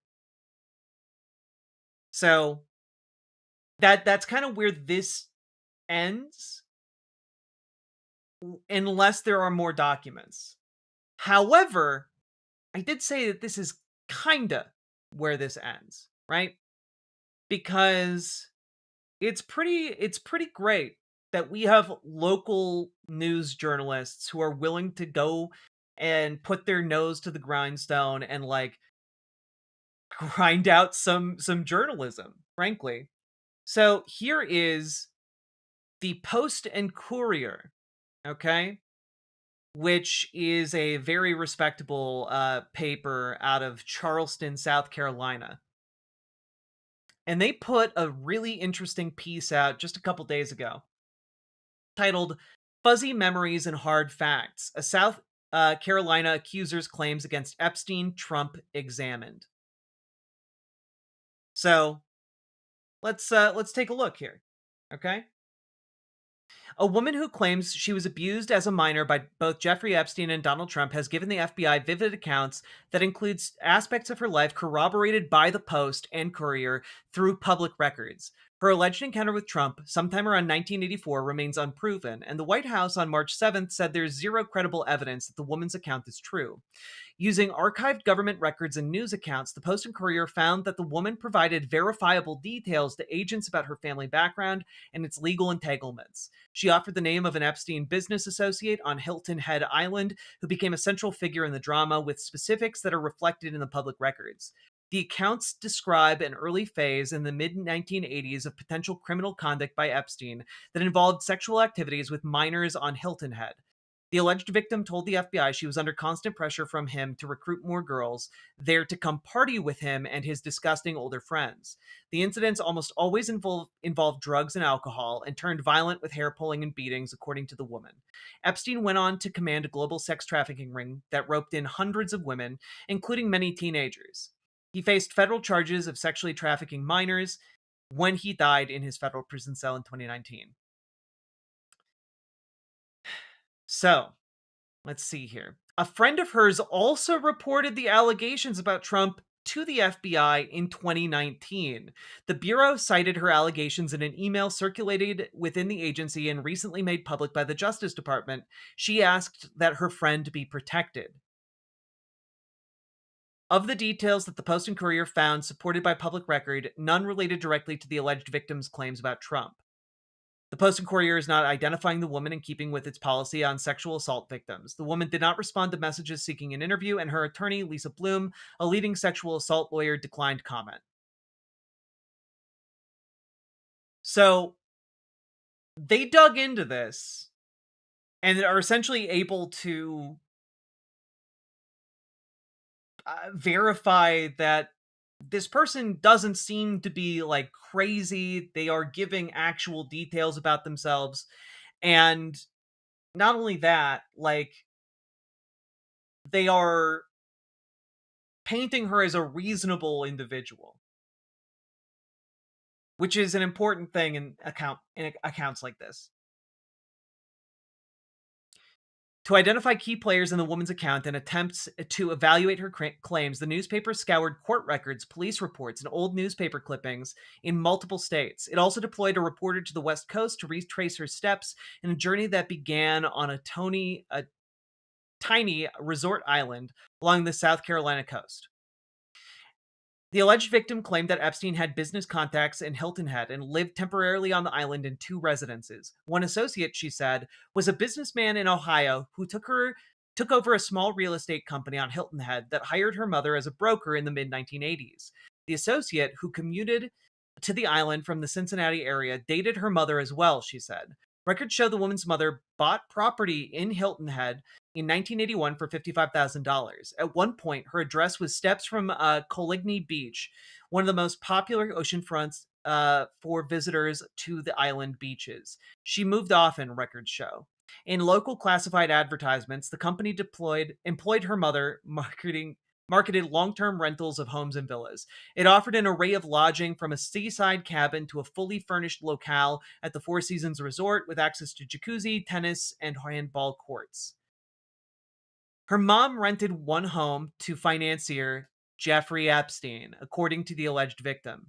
She told federal agents that her mother advertised in a flyer that she, then 13, could provide babysitting services. Epstein, the woman said, summoned her to the house where he began his pattern of abuse. The Ohio associate who hired her mother also had sex with the teen several times and physically abused her, she told agents.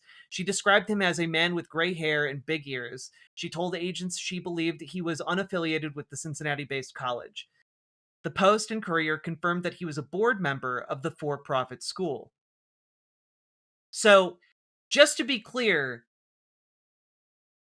the Post and Courier is able to corroborate that the people that she is alleging abused her did exist and were in the area at the time and aren't just like made up people. Like, they're real people and are able to verify like their proximity to her.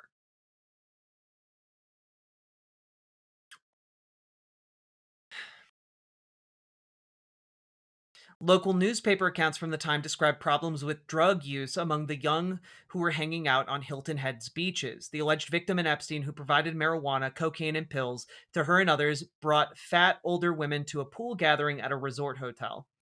She only recalled encountering Epstein once in a non-sexual situation, telling agents she bumped into him at a Rick James concert in Savannah, Georgia, when she was around age 15.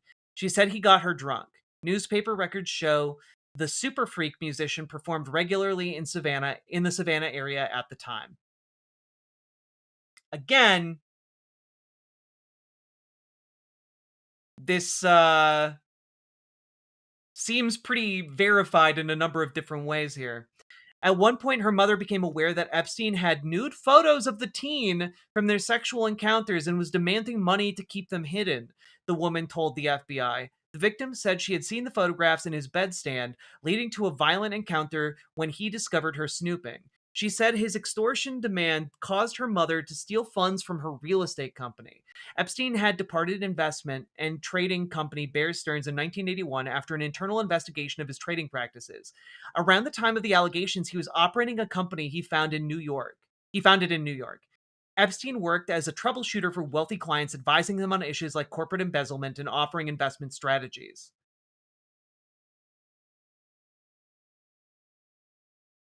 The alleged victim and her mother said her mother's boss, the Epstein associate from Ohio, and his company accountant helped the mother fix the books so she could pay off Epstein. The alleged victim told agents that the episode was so stressful her mother began drinking again. Her mother later went to prison near Columbia, the woman told agents. Records confirmed that her mother was implicated in such a crime around this time.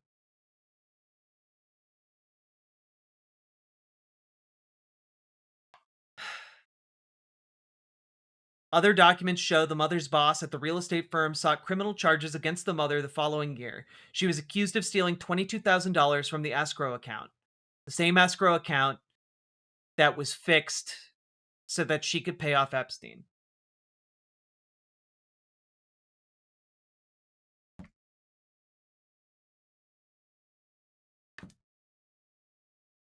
So, one, I'm going to link you all this article because holy shit, what excellent journalism. We aren't even all the way through this, okay? But like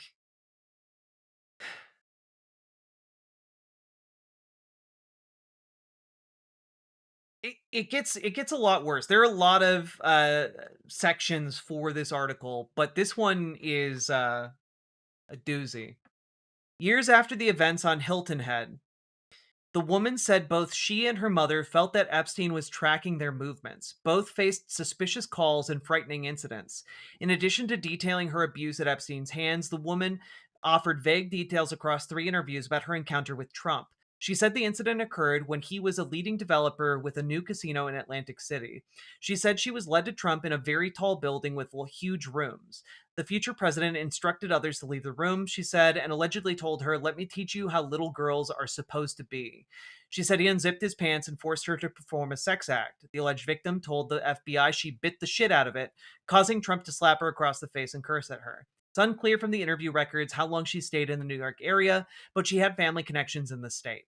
In her talks with the FBI, the woman also detailed calls to her mother at an assisted living facility on the West Coast, where both of them had settled. The Post and Courier verified that the mother used a private nursing care home as an address in her declining years. A death record matches the mother's age and name, but Washington state does not publicly release other identifying details. It is common for sexual trauma victims to have trouble recollecting specifics of abusive incidents, according to experts. The FBI recognized this during its decades-long Epstein investigation and provided free counseling services to victims. One agent involved in the woman's interviews with the FBI was a psychologist trained in victim trauma. Critical elements of the woman's story are difficult to verify without the ability to call witnesses, conduct sworn interviews, and subpoena financial records. It's unclear whether the FBI attempted such an investigation. The woman repeatedly told FBI agents she believed it served no purpose to tell her story because the events occurred so long ago. Trump had also been elected president in 2016. She informed agents in August of 2019 that she wanted to show them she had sued Epstein's estate in case it posed a conflict with their investigation. In a statement to the Post and Courier, Trump's press secretary Caroline Leavitt called the allegations baseless accusations from decades ago that are backed by zero evidence or facts. She described the alleged victim as a sadly disturbed woman who has an extensive criminal history. And like,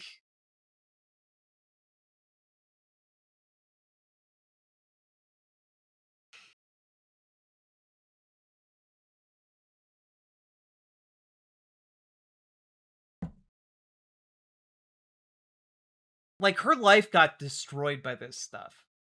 You know?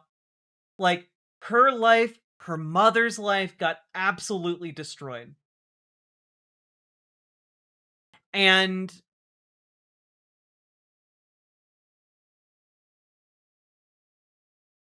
while we can't directly verify a lot of this story, or the specific assaults that occurred in this story, we can verify all of the surrounding details.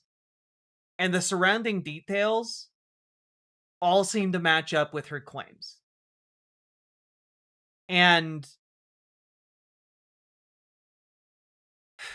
I gotta say, guys, I believe her. I believe her.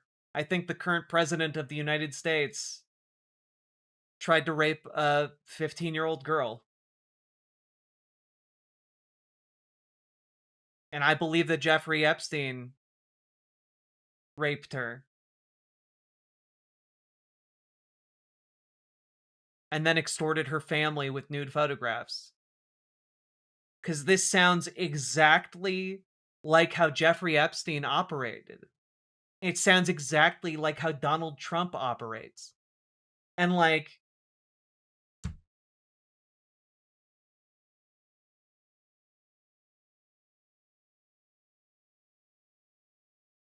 it's really sad. I hope she's okay. For the record, she is not okay. She is not okay at all. Like, she got hooked on drugs. She has been in and out of prison. She's been married several times, and like,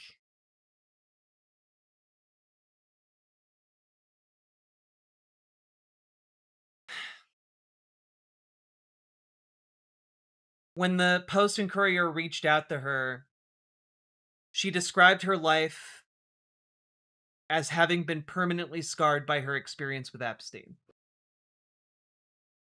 And you know, this is again the disgusting truth at the bottom of all. Like, I think a lot of people, it's easy to fall into thinking of the Epstein files as like this nebulous, ambiguous thing, but at the root of it all comes down to this. It all comes down to, actual living, breathing teenage girls being abused by some of the most powerful men on the planet.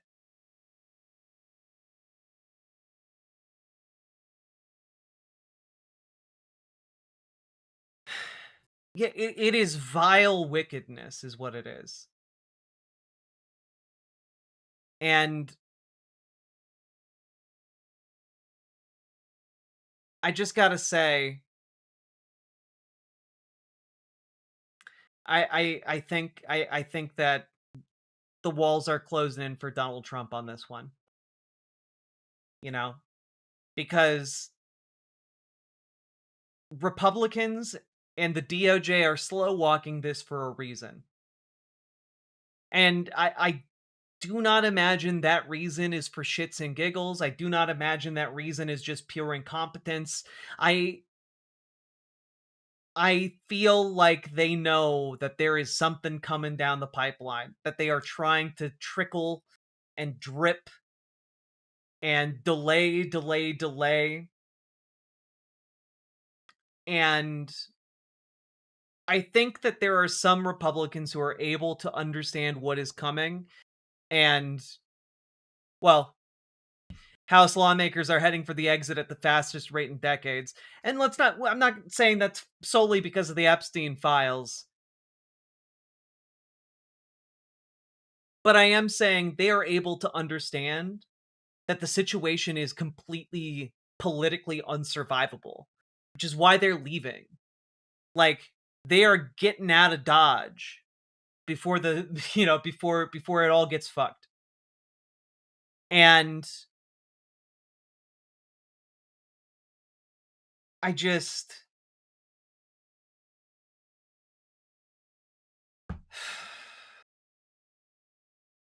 Yeah, I do think they are slow walking this so that they can get past the midterms, but like, I don't think it's gonna save them. I don't think it's gonna save them.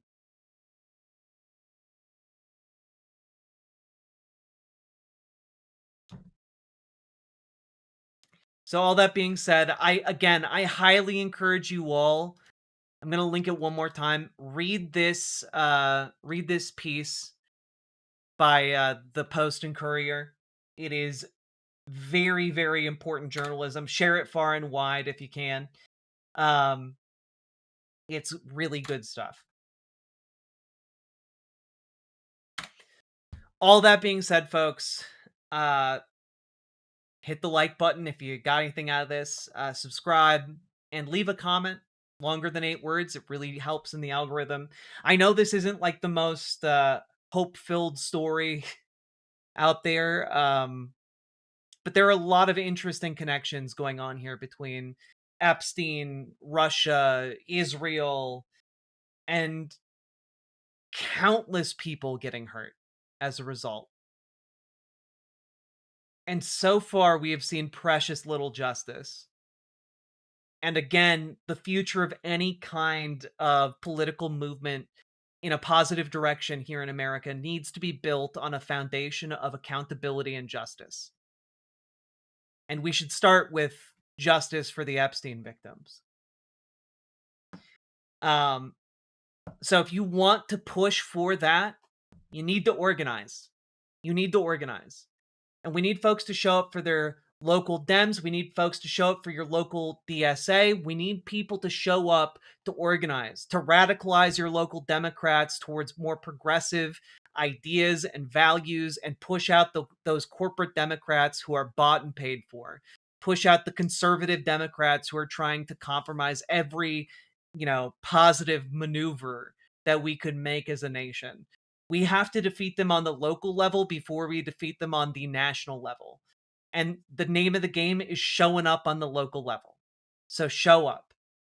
And then we also need folks to show up at their local DSA, because we need DSA to be more effective. We need that, especially in the short term, as we try to counteract the destruction and, stonewalling of corporate Democrats. Okay? And we need people to organize in both. If you need help getting started, join our Discord, reach out to GamerG for help with your DSA, reach out to Dragonfly for help with your local Dems, and do consider, if you are uninterested in Discord, coming over to riverboat.gg when I'm live and talking with GamerG and Dragonfly over there, because both of them are there and willing to talk with you about how best to get involved and how best to talk with folks in your local area to pursue the goals of more progressive and left-wing ideas taking hold in your community. And all that being said, last but not least, check out ImogeneOlivia.com. Gender euphoric lingerie designed from the ground up for trans femmes. Link down in the description. Let's keep on going.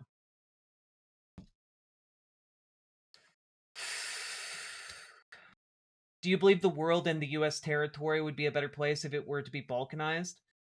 No.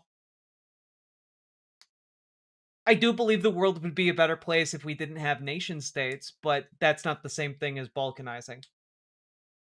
I think any balkanization process in the United States would come with inconceivable amounts of bloodshed.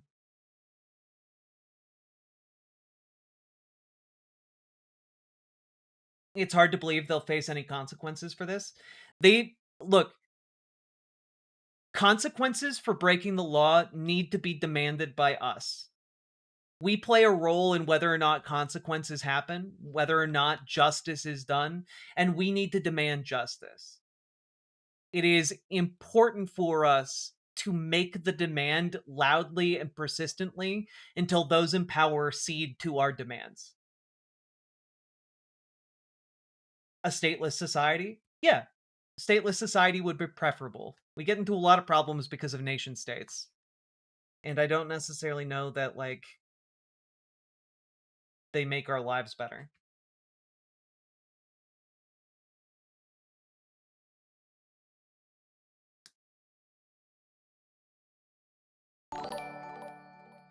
Sake Tanuki, thank you for the 5 tier 1 subs. also should probably be a soundboard. Oh god, what is this?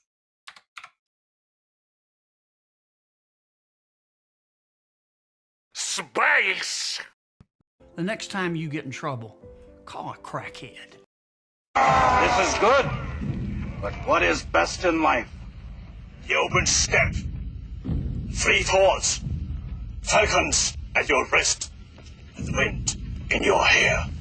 God, Conan, what is best in life is great. Wrong!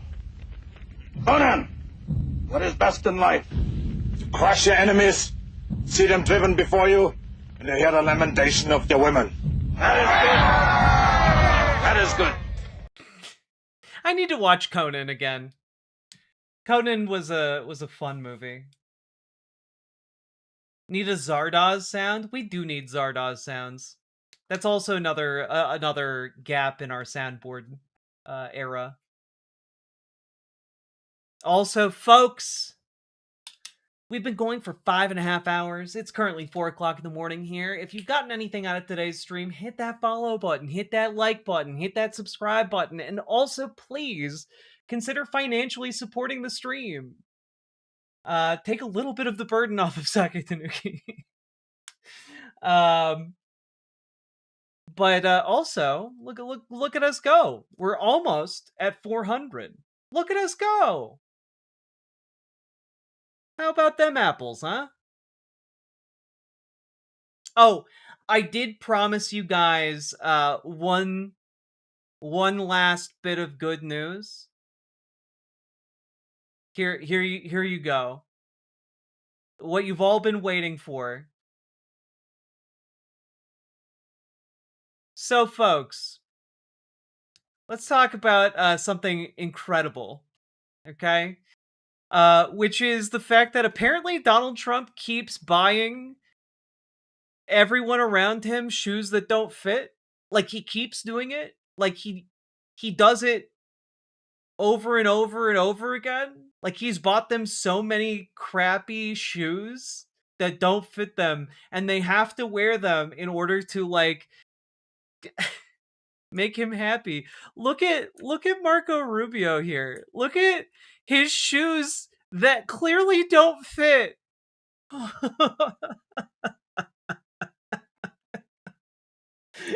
It's petty? No. I don't think it's petty. I think Donald Trump thinks he's doing them a favor. He thinks that he's making them look fancier. God. There were a few other pictures here that I really wanted to highlight.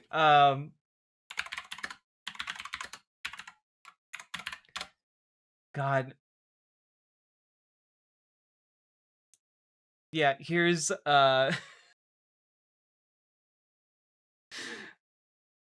god, Trump reportedly gifts cabinet members and White House visitors with Florsheim shoes.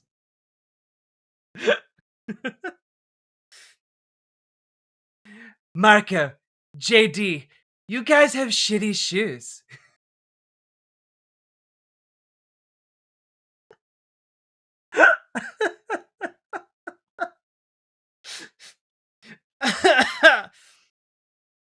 Oh, God. Rubio said 11.5 and Vance said 13. Trump leaned back in his chair and remarked, "You could tell a lot about a man by his shoe size." It's our reality is collapsing in on themselves, on itself. It's genuinely insane. The stories recounted in a Wall Street Journal newspaper report that tells how officials, advisors, and visiting allies are quietly acquiring leather dress shoes courtesy of Trump, who presents them with the enthusiasm of a traveling salesman. Cabinet meetings, lunches, Oval Office drop-ins can abruptly turn into discussions about footwear. Did you get the shoes? He'll ask colleagues. According to several people familiar with the ritual quoted by the journal, some have even found themselves trying them on in the Oval Office. One female White House official observed wryly, "All of the boys have them." Another added, "It's hysterical because everyone's afraid not to wear them."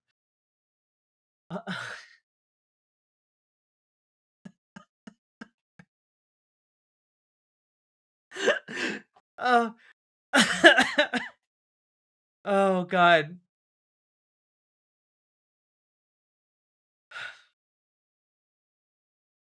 The footwear in question comes from Florsheim, a firm founded in Chicago in 1892 whose catalog of dress shoes has become a presidential obsession. Many pairs retail for about $145, modest by the standards of a man's better known for Brioni suits and long red ties. Also, like,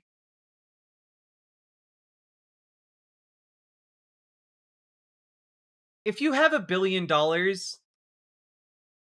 you should be wearing shoes that are more like, honestly, you should be like going to someone who handcrafts shoes. You know? Like, guys, if you are familiar, let me pull up a picture of these shoes. Okay?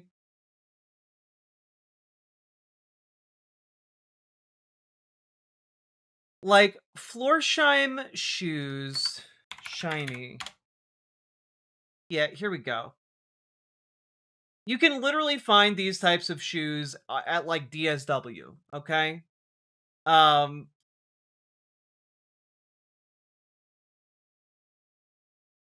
Here. This is an example of a Florsheim shoe. It's aggressively mediocre. It's aggressively mediocre at best. But Donald Trump is obsessed by these. Because back when he was a kid, these were considered the top of the line shoes. Okay? When he was a child, they were considered the best kinds of shoes. And he's obsessed with it. And so he thinks everyone should have the best kind of shoes from 80 years ago.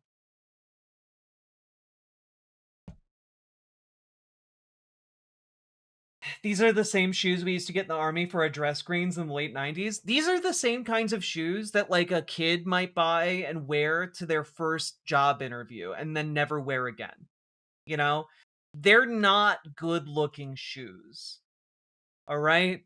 So, just as an FYI, they are ugly as hell. And let's just take a quick look here. Yeah. Rubio and Vance received their Florsheims after a December meeting in the Oval Office. Cabinet members such as Pete Hegseth and Howard Lutnick have also joined the club, along with right-wing broadcasters Sean Hannity and Tucker Carlson, and Republican Senator Lindsey Graham. One cabinet member is said to have complained privately that the presidential gift forced him to retire his preferred Louis Vuitton shoes, though few appear willing to risk offending the boss by leaving the Florsheims unworn. The president has even developed a parlor trick, guessing people's shoe sizes. Once satisfied, he instructs an aide to place an order. A week later, a brown box arrives at the White House, sometimes bearing a signature or a brief note of thanks from Trump, the Journal reports.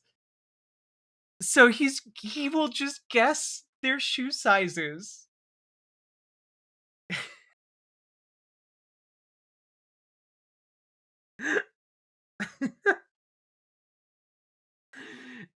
Trump, who stands 6'3", could not resist teasing his rival at the time. It helps to be tall. Those were big heels. Like, oh god. Oh god, he's a fucking mean girl. He's a fucking mean girl with the worst taste imaginable. Oh god. Yeah, also here's an updated look at Marco Rubio and how badly these shoes do not fit him. Look at that, guys. Look at his little feetsies in there. His it's so much bigger than his foot. It's so much bigger than his foot.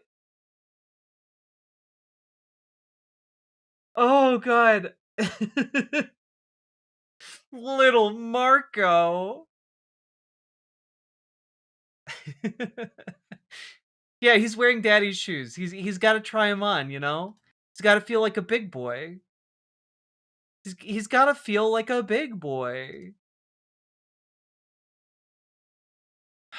God. There's also another photo that's been rolling around, and I'm trying to find it.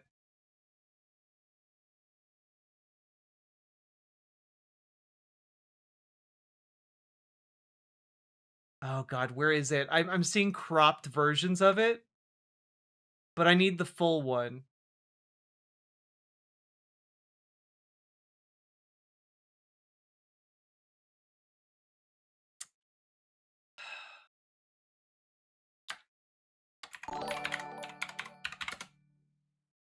We know the cabinet members were getting too big for their loafers and or had big shoes to fill. Yeah, you know, whoever comes into office after Trump will just have the biggest shoes to fill. He's gonna super glue them to the floor. You're gonna have to use them whether you like them or not. Sake Tanuki, thank you for the 5 tier 1 subs. Appreciate you. Let's see here.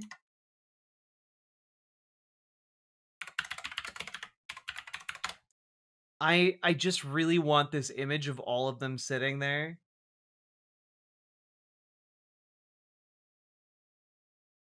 It's so fucking funny. Let me just there's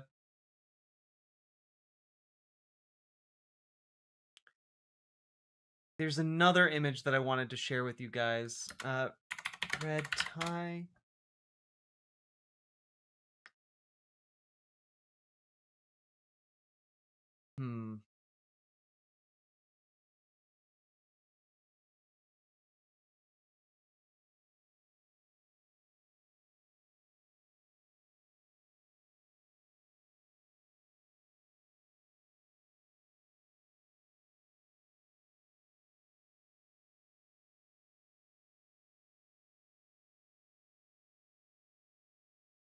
I can't find the other one, but this one's pretty good.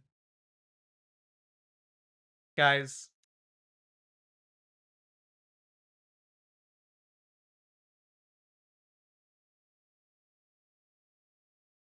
Guys. They're all wearing the fucking shoes.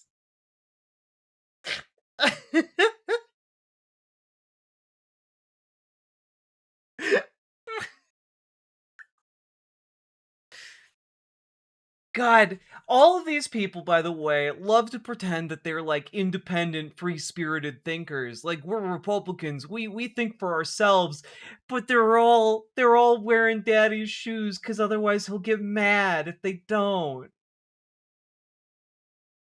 Holy God.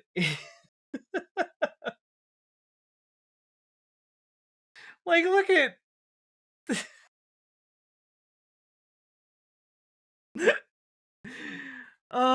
you can even tell they don't fit in this picture. They also don't fit this guy. Oh, God. Do you think if they run too fast through the White House, those things fly off their feet? Do you think that even if there's like an emergency, they have to walk slowly so that they can make sure the shoes stay on? Oh my God.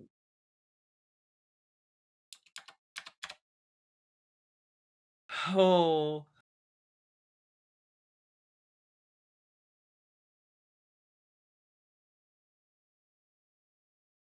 I just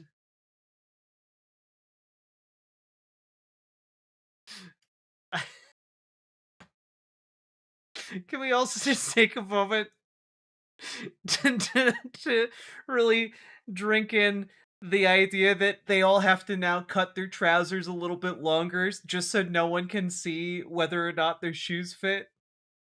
Can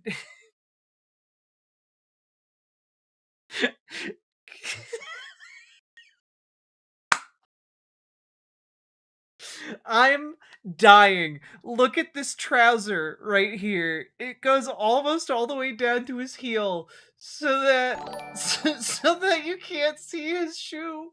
Do you have any tips for casually organizing or at least finding like-minded people when you mostly are only outside to go to work?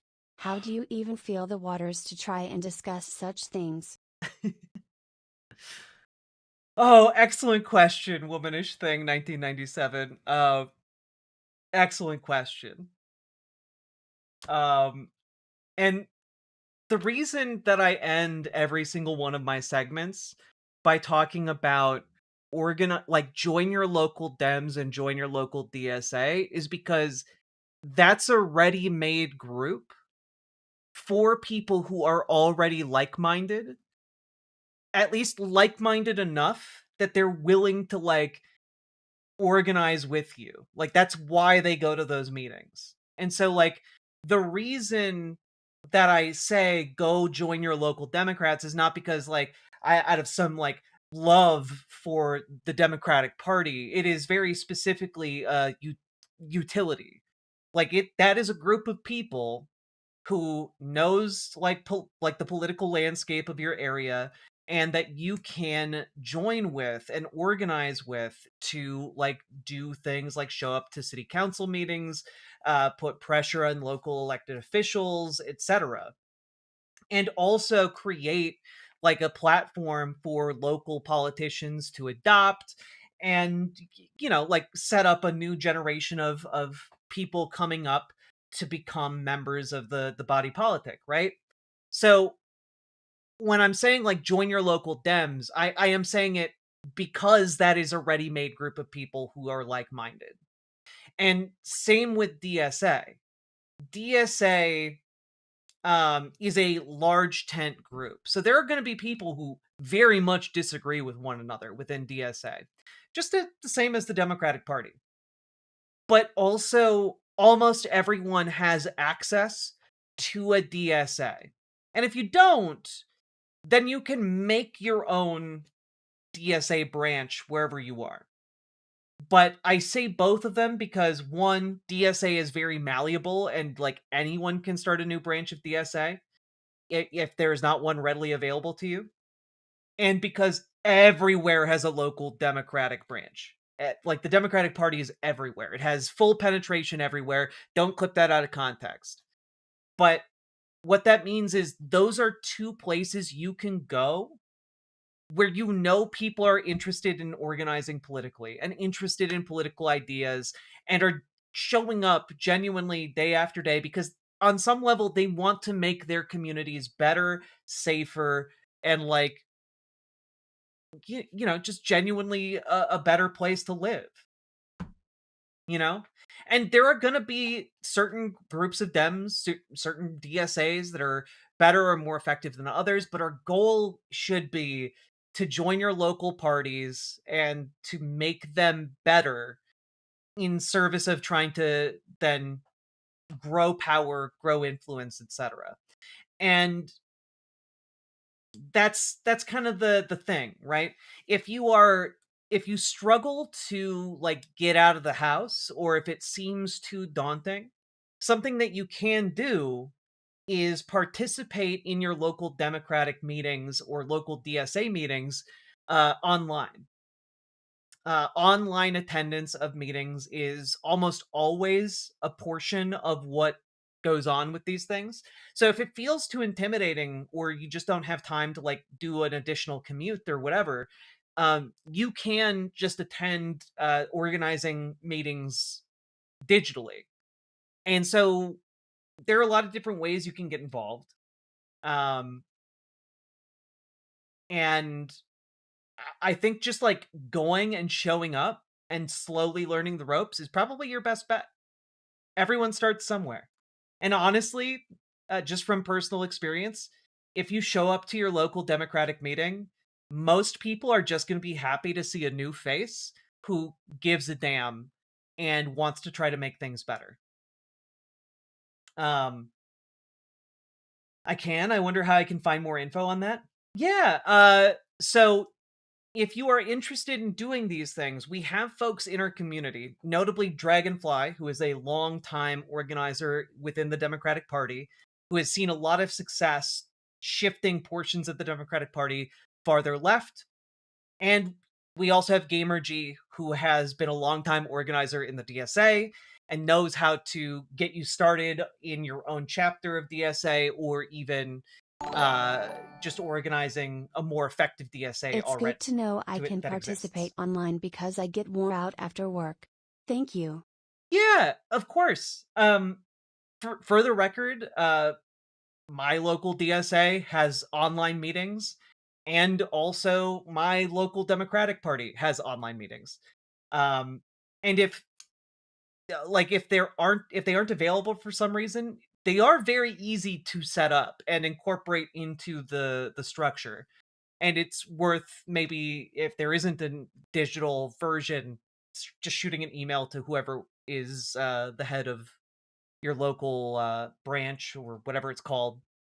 The terminology from state to state changes when it comes to like the organization of the Democratic Party, but whoever heads your local party can in fact set up digital access. So yes, almost all of them that I've heard of do offer digital attendance, but I'm sure if one doesn't, you could probably convince them to set it up. My chapter is planning to do hybrid meetings. It just seems to be the way to go in the future. Not everyone can make it there in person. I haven't been able to make it to a meeting in a very long time just because I put together this show, and also I have a lot of life stuff that happens right in the evening these days, and it's been hell to try and carve out that time. But I do know that online options are available.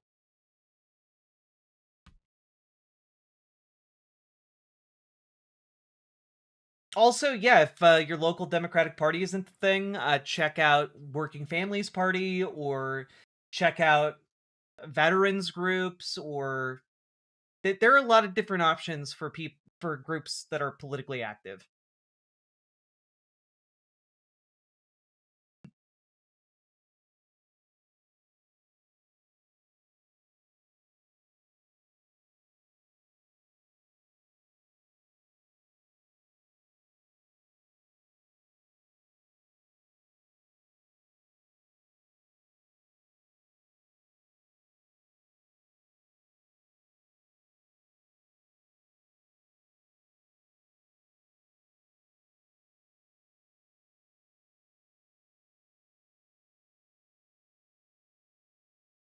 Invitation as a guest on English with Janelle. I don't know what that is. I'm going to politely decline. But thank you for asking.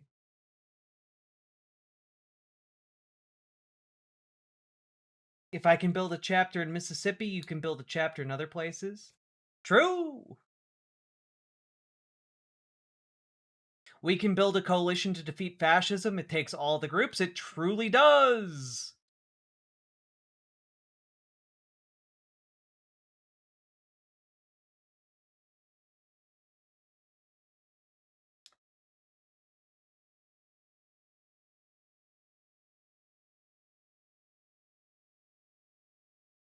I'm sorry, Annalise Azura. I do sometimes just sit still and have to like read the multiple chats. Life do be happening. I haven't had time to just like sit down and do something for myself in like weeks. I'm like running ragged. It's 4:30 in the morning. I have to be up in like 4 hours, so I am going to go now. Also, Womanish Thing, thank you for the $5 super chat. I'm sorry I forgot to say thank you earlier. But I really, really appreciate it. And also, folks, if you got anything out of today's stream, please hit that follow button, hit that subscribe button, hit the, dono button if you feel so inclined, and, click the goddamn button.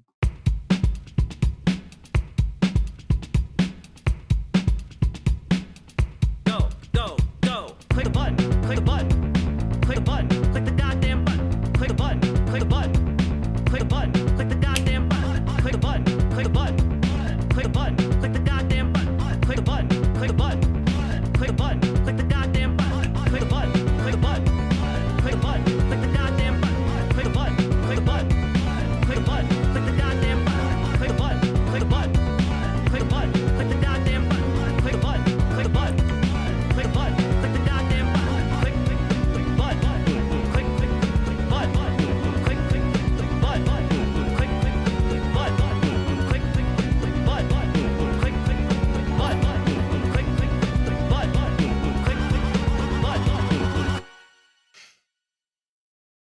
Hell yeah, Nocturnal. Thank you for the 5 gifted memberships on your birthday.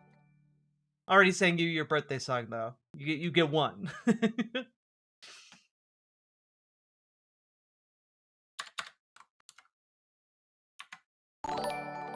You're my favorite radio station in Fallout 4. I appreciate it. I feel like I would do well as a radio station host in Fallout. Damn Jack, take a personal day soon. I intend to. I would like to take like a personal week, but also things keep thinging and it's very frustrating. Check Steam. Nani? But I can't play Mugenics now.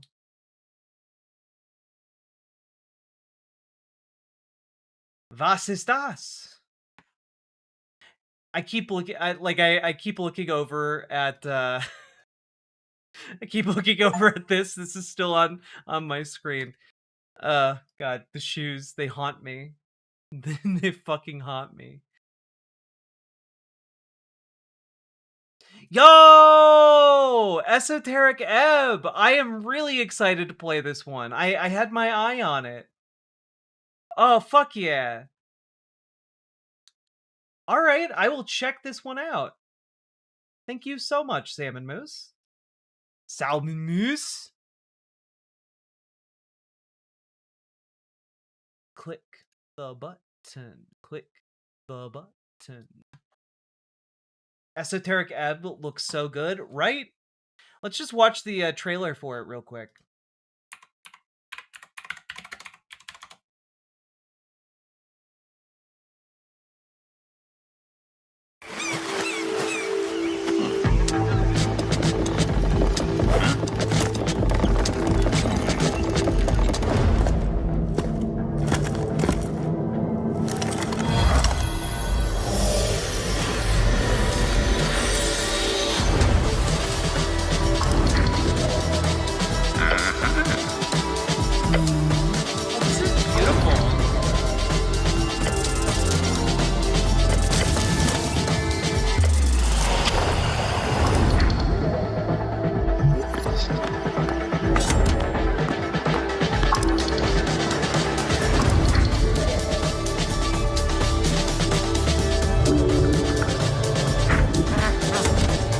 Oh, this looks so cool.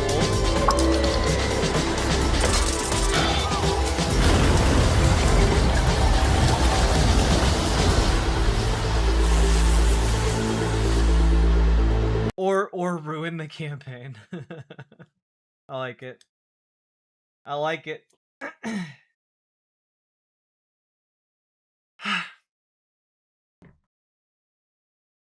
Thank you very much, Salmon Moose. It is not at all the game I expected. I genuinely don't know what... I don't know what game to expect out of it, but I'm excited.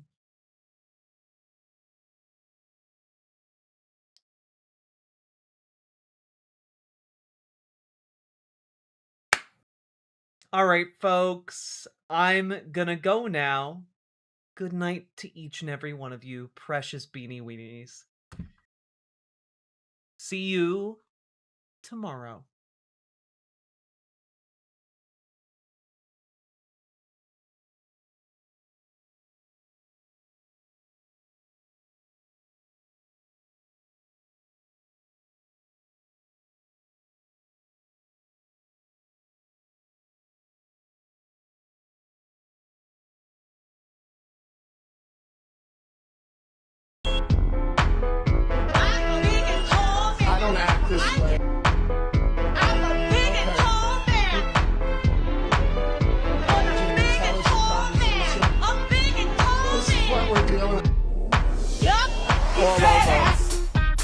That's right. Actually, I'm respectful at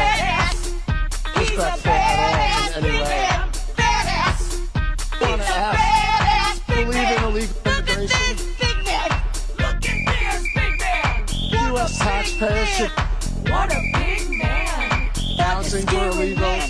What a scary man! Radical Smart man! He's so intelligent! This man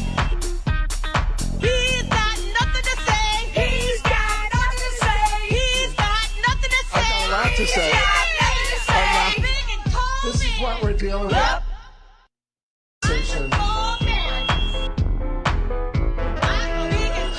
I don't act this way. I'm a big and tall man. I'm a big and tall man. A big and tall This is what we're dealing with. Yup. All over. That's right. Actually, I'm He's a best badass. He's a badass in big any way. man. Badass. He's a badass big Believe in man. illegal Look at immigration. this big man. Look at this big man. U.S. taxpayers should What a big man. housing for illegals. What a scary man. What a Medical care. smart man. He's so intelligent. This man.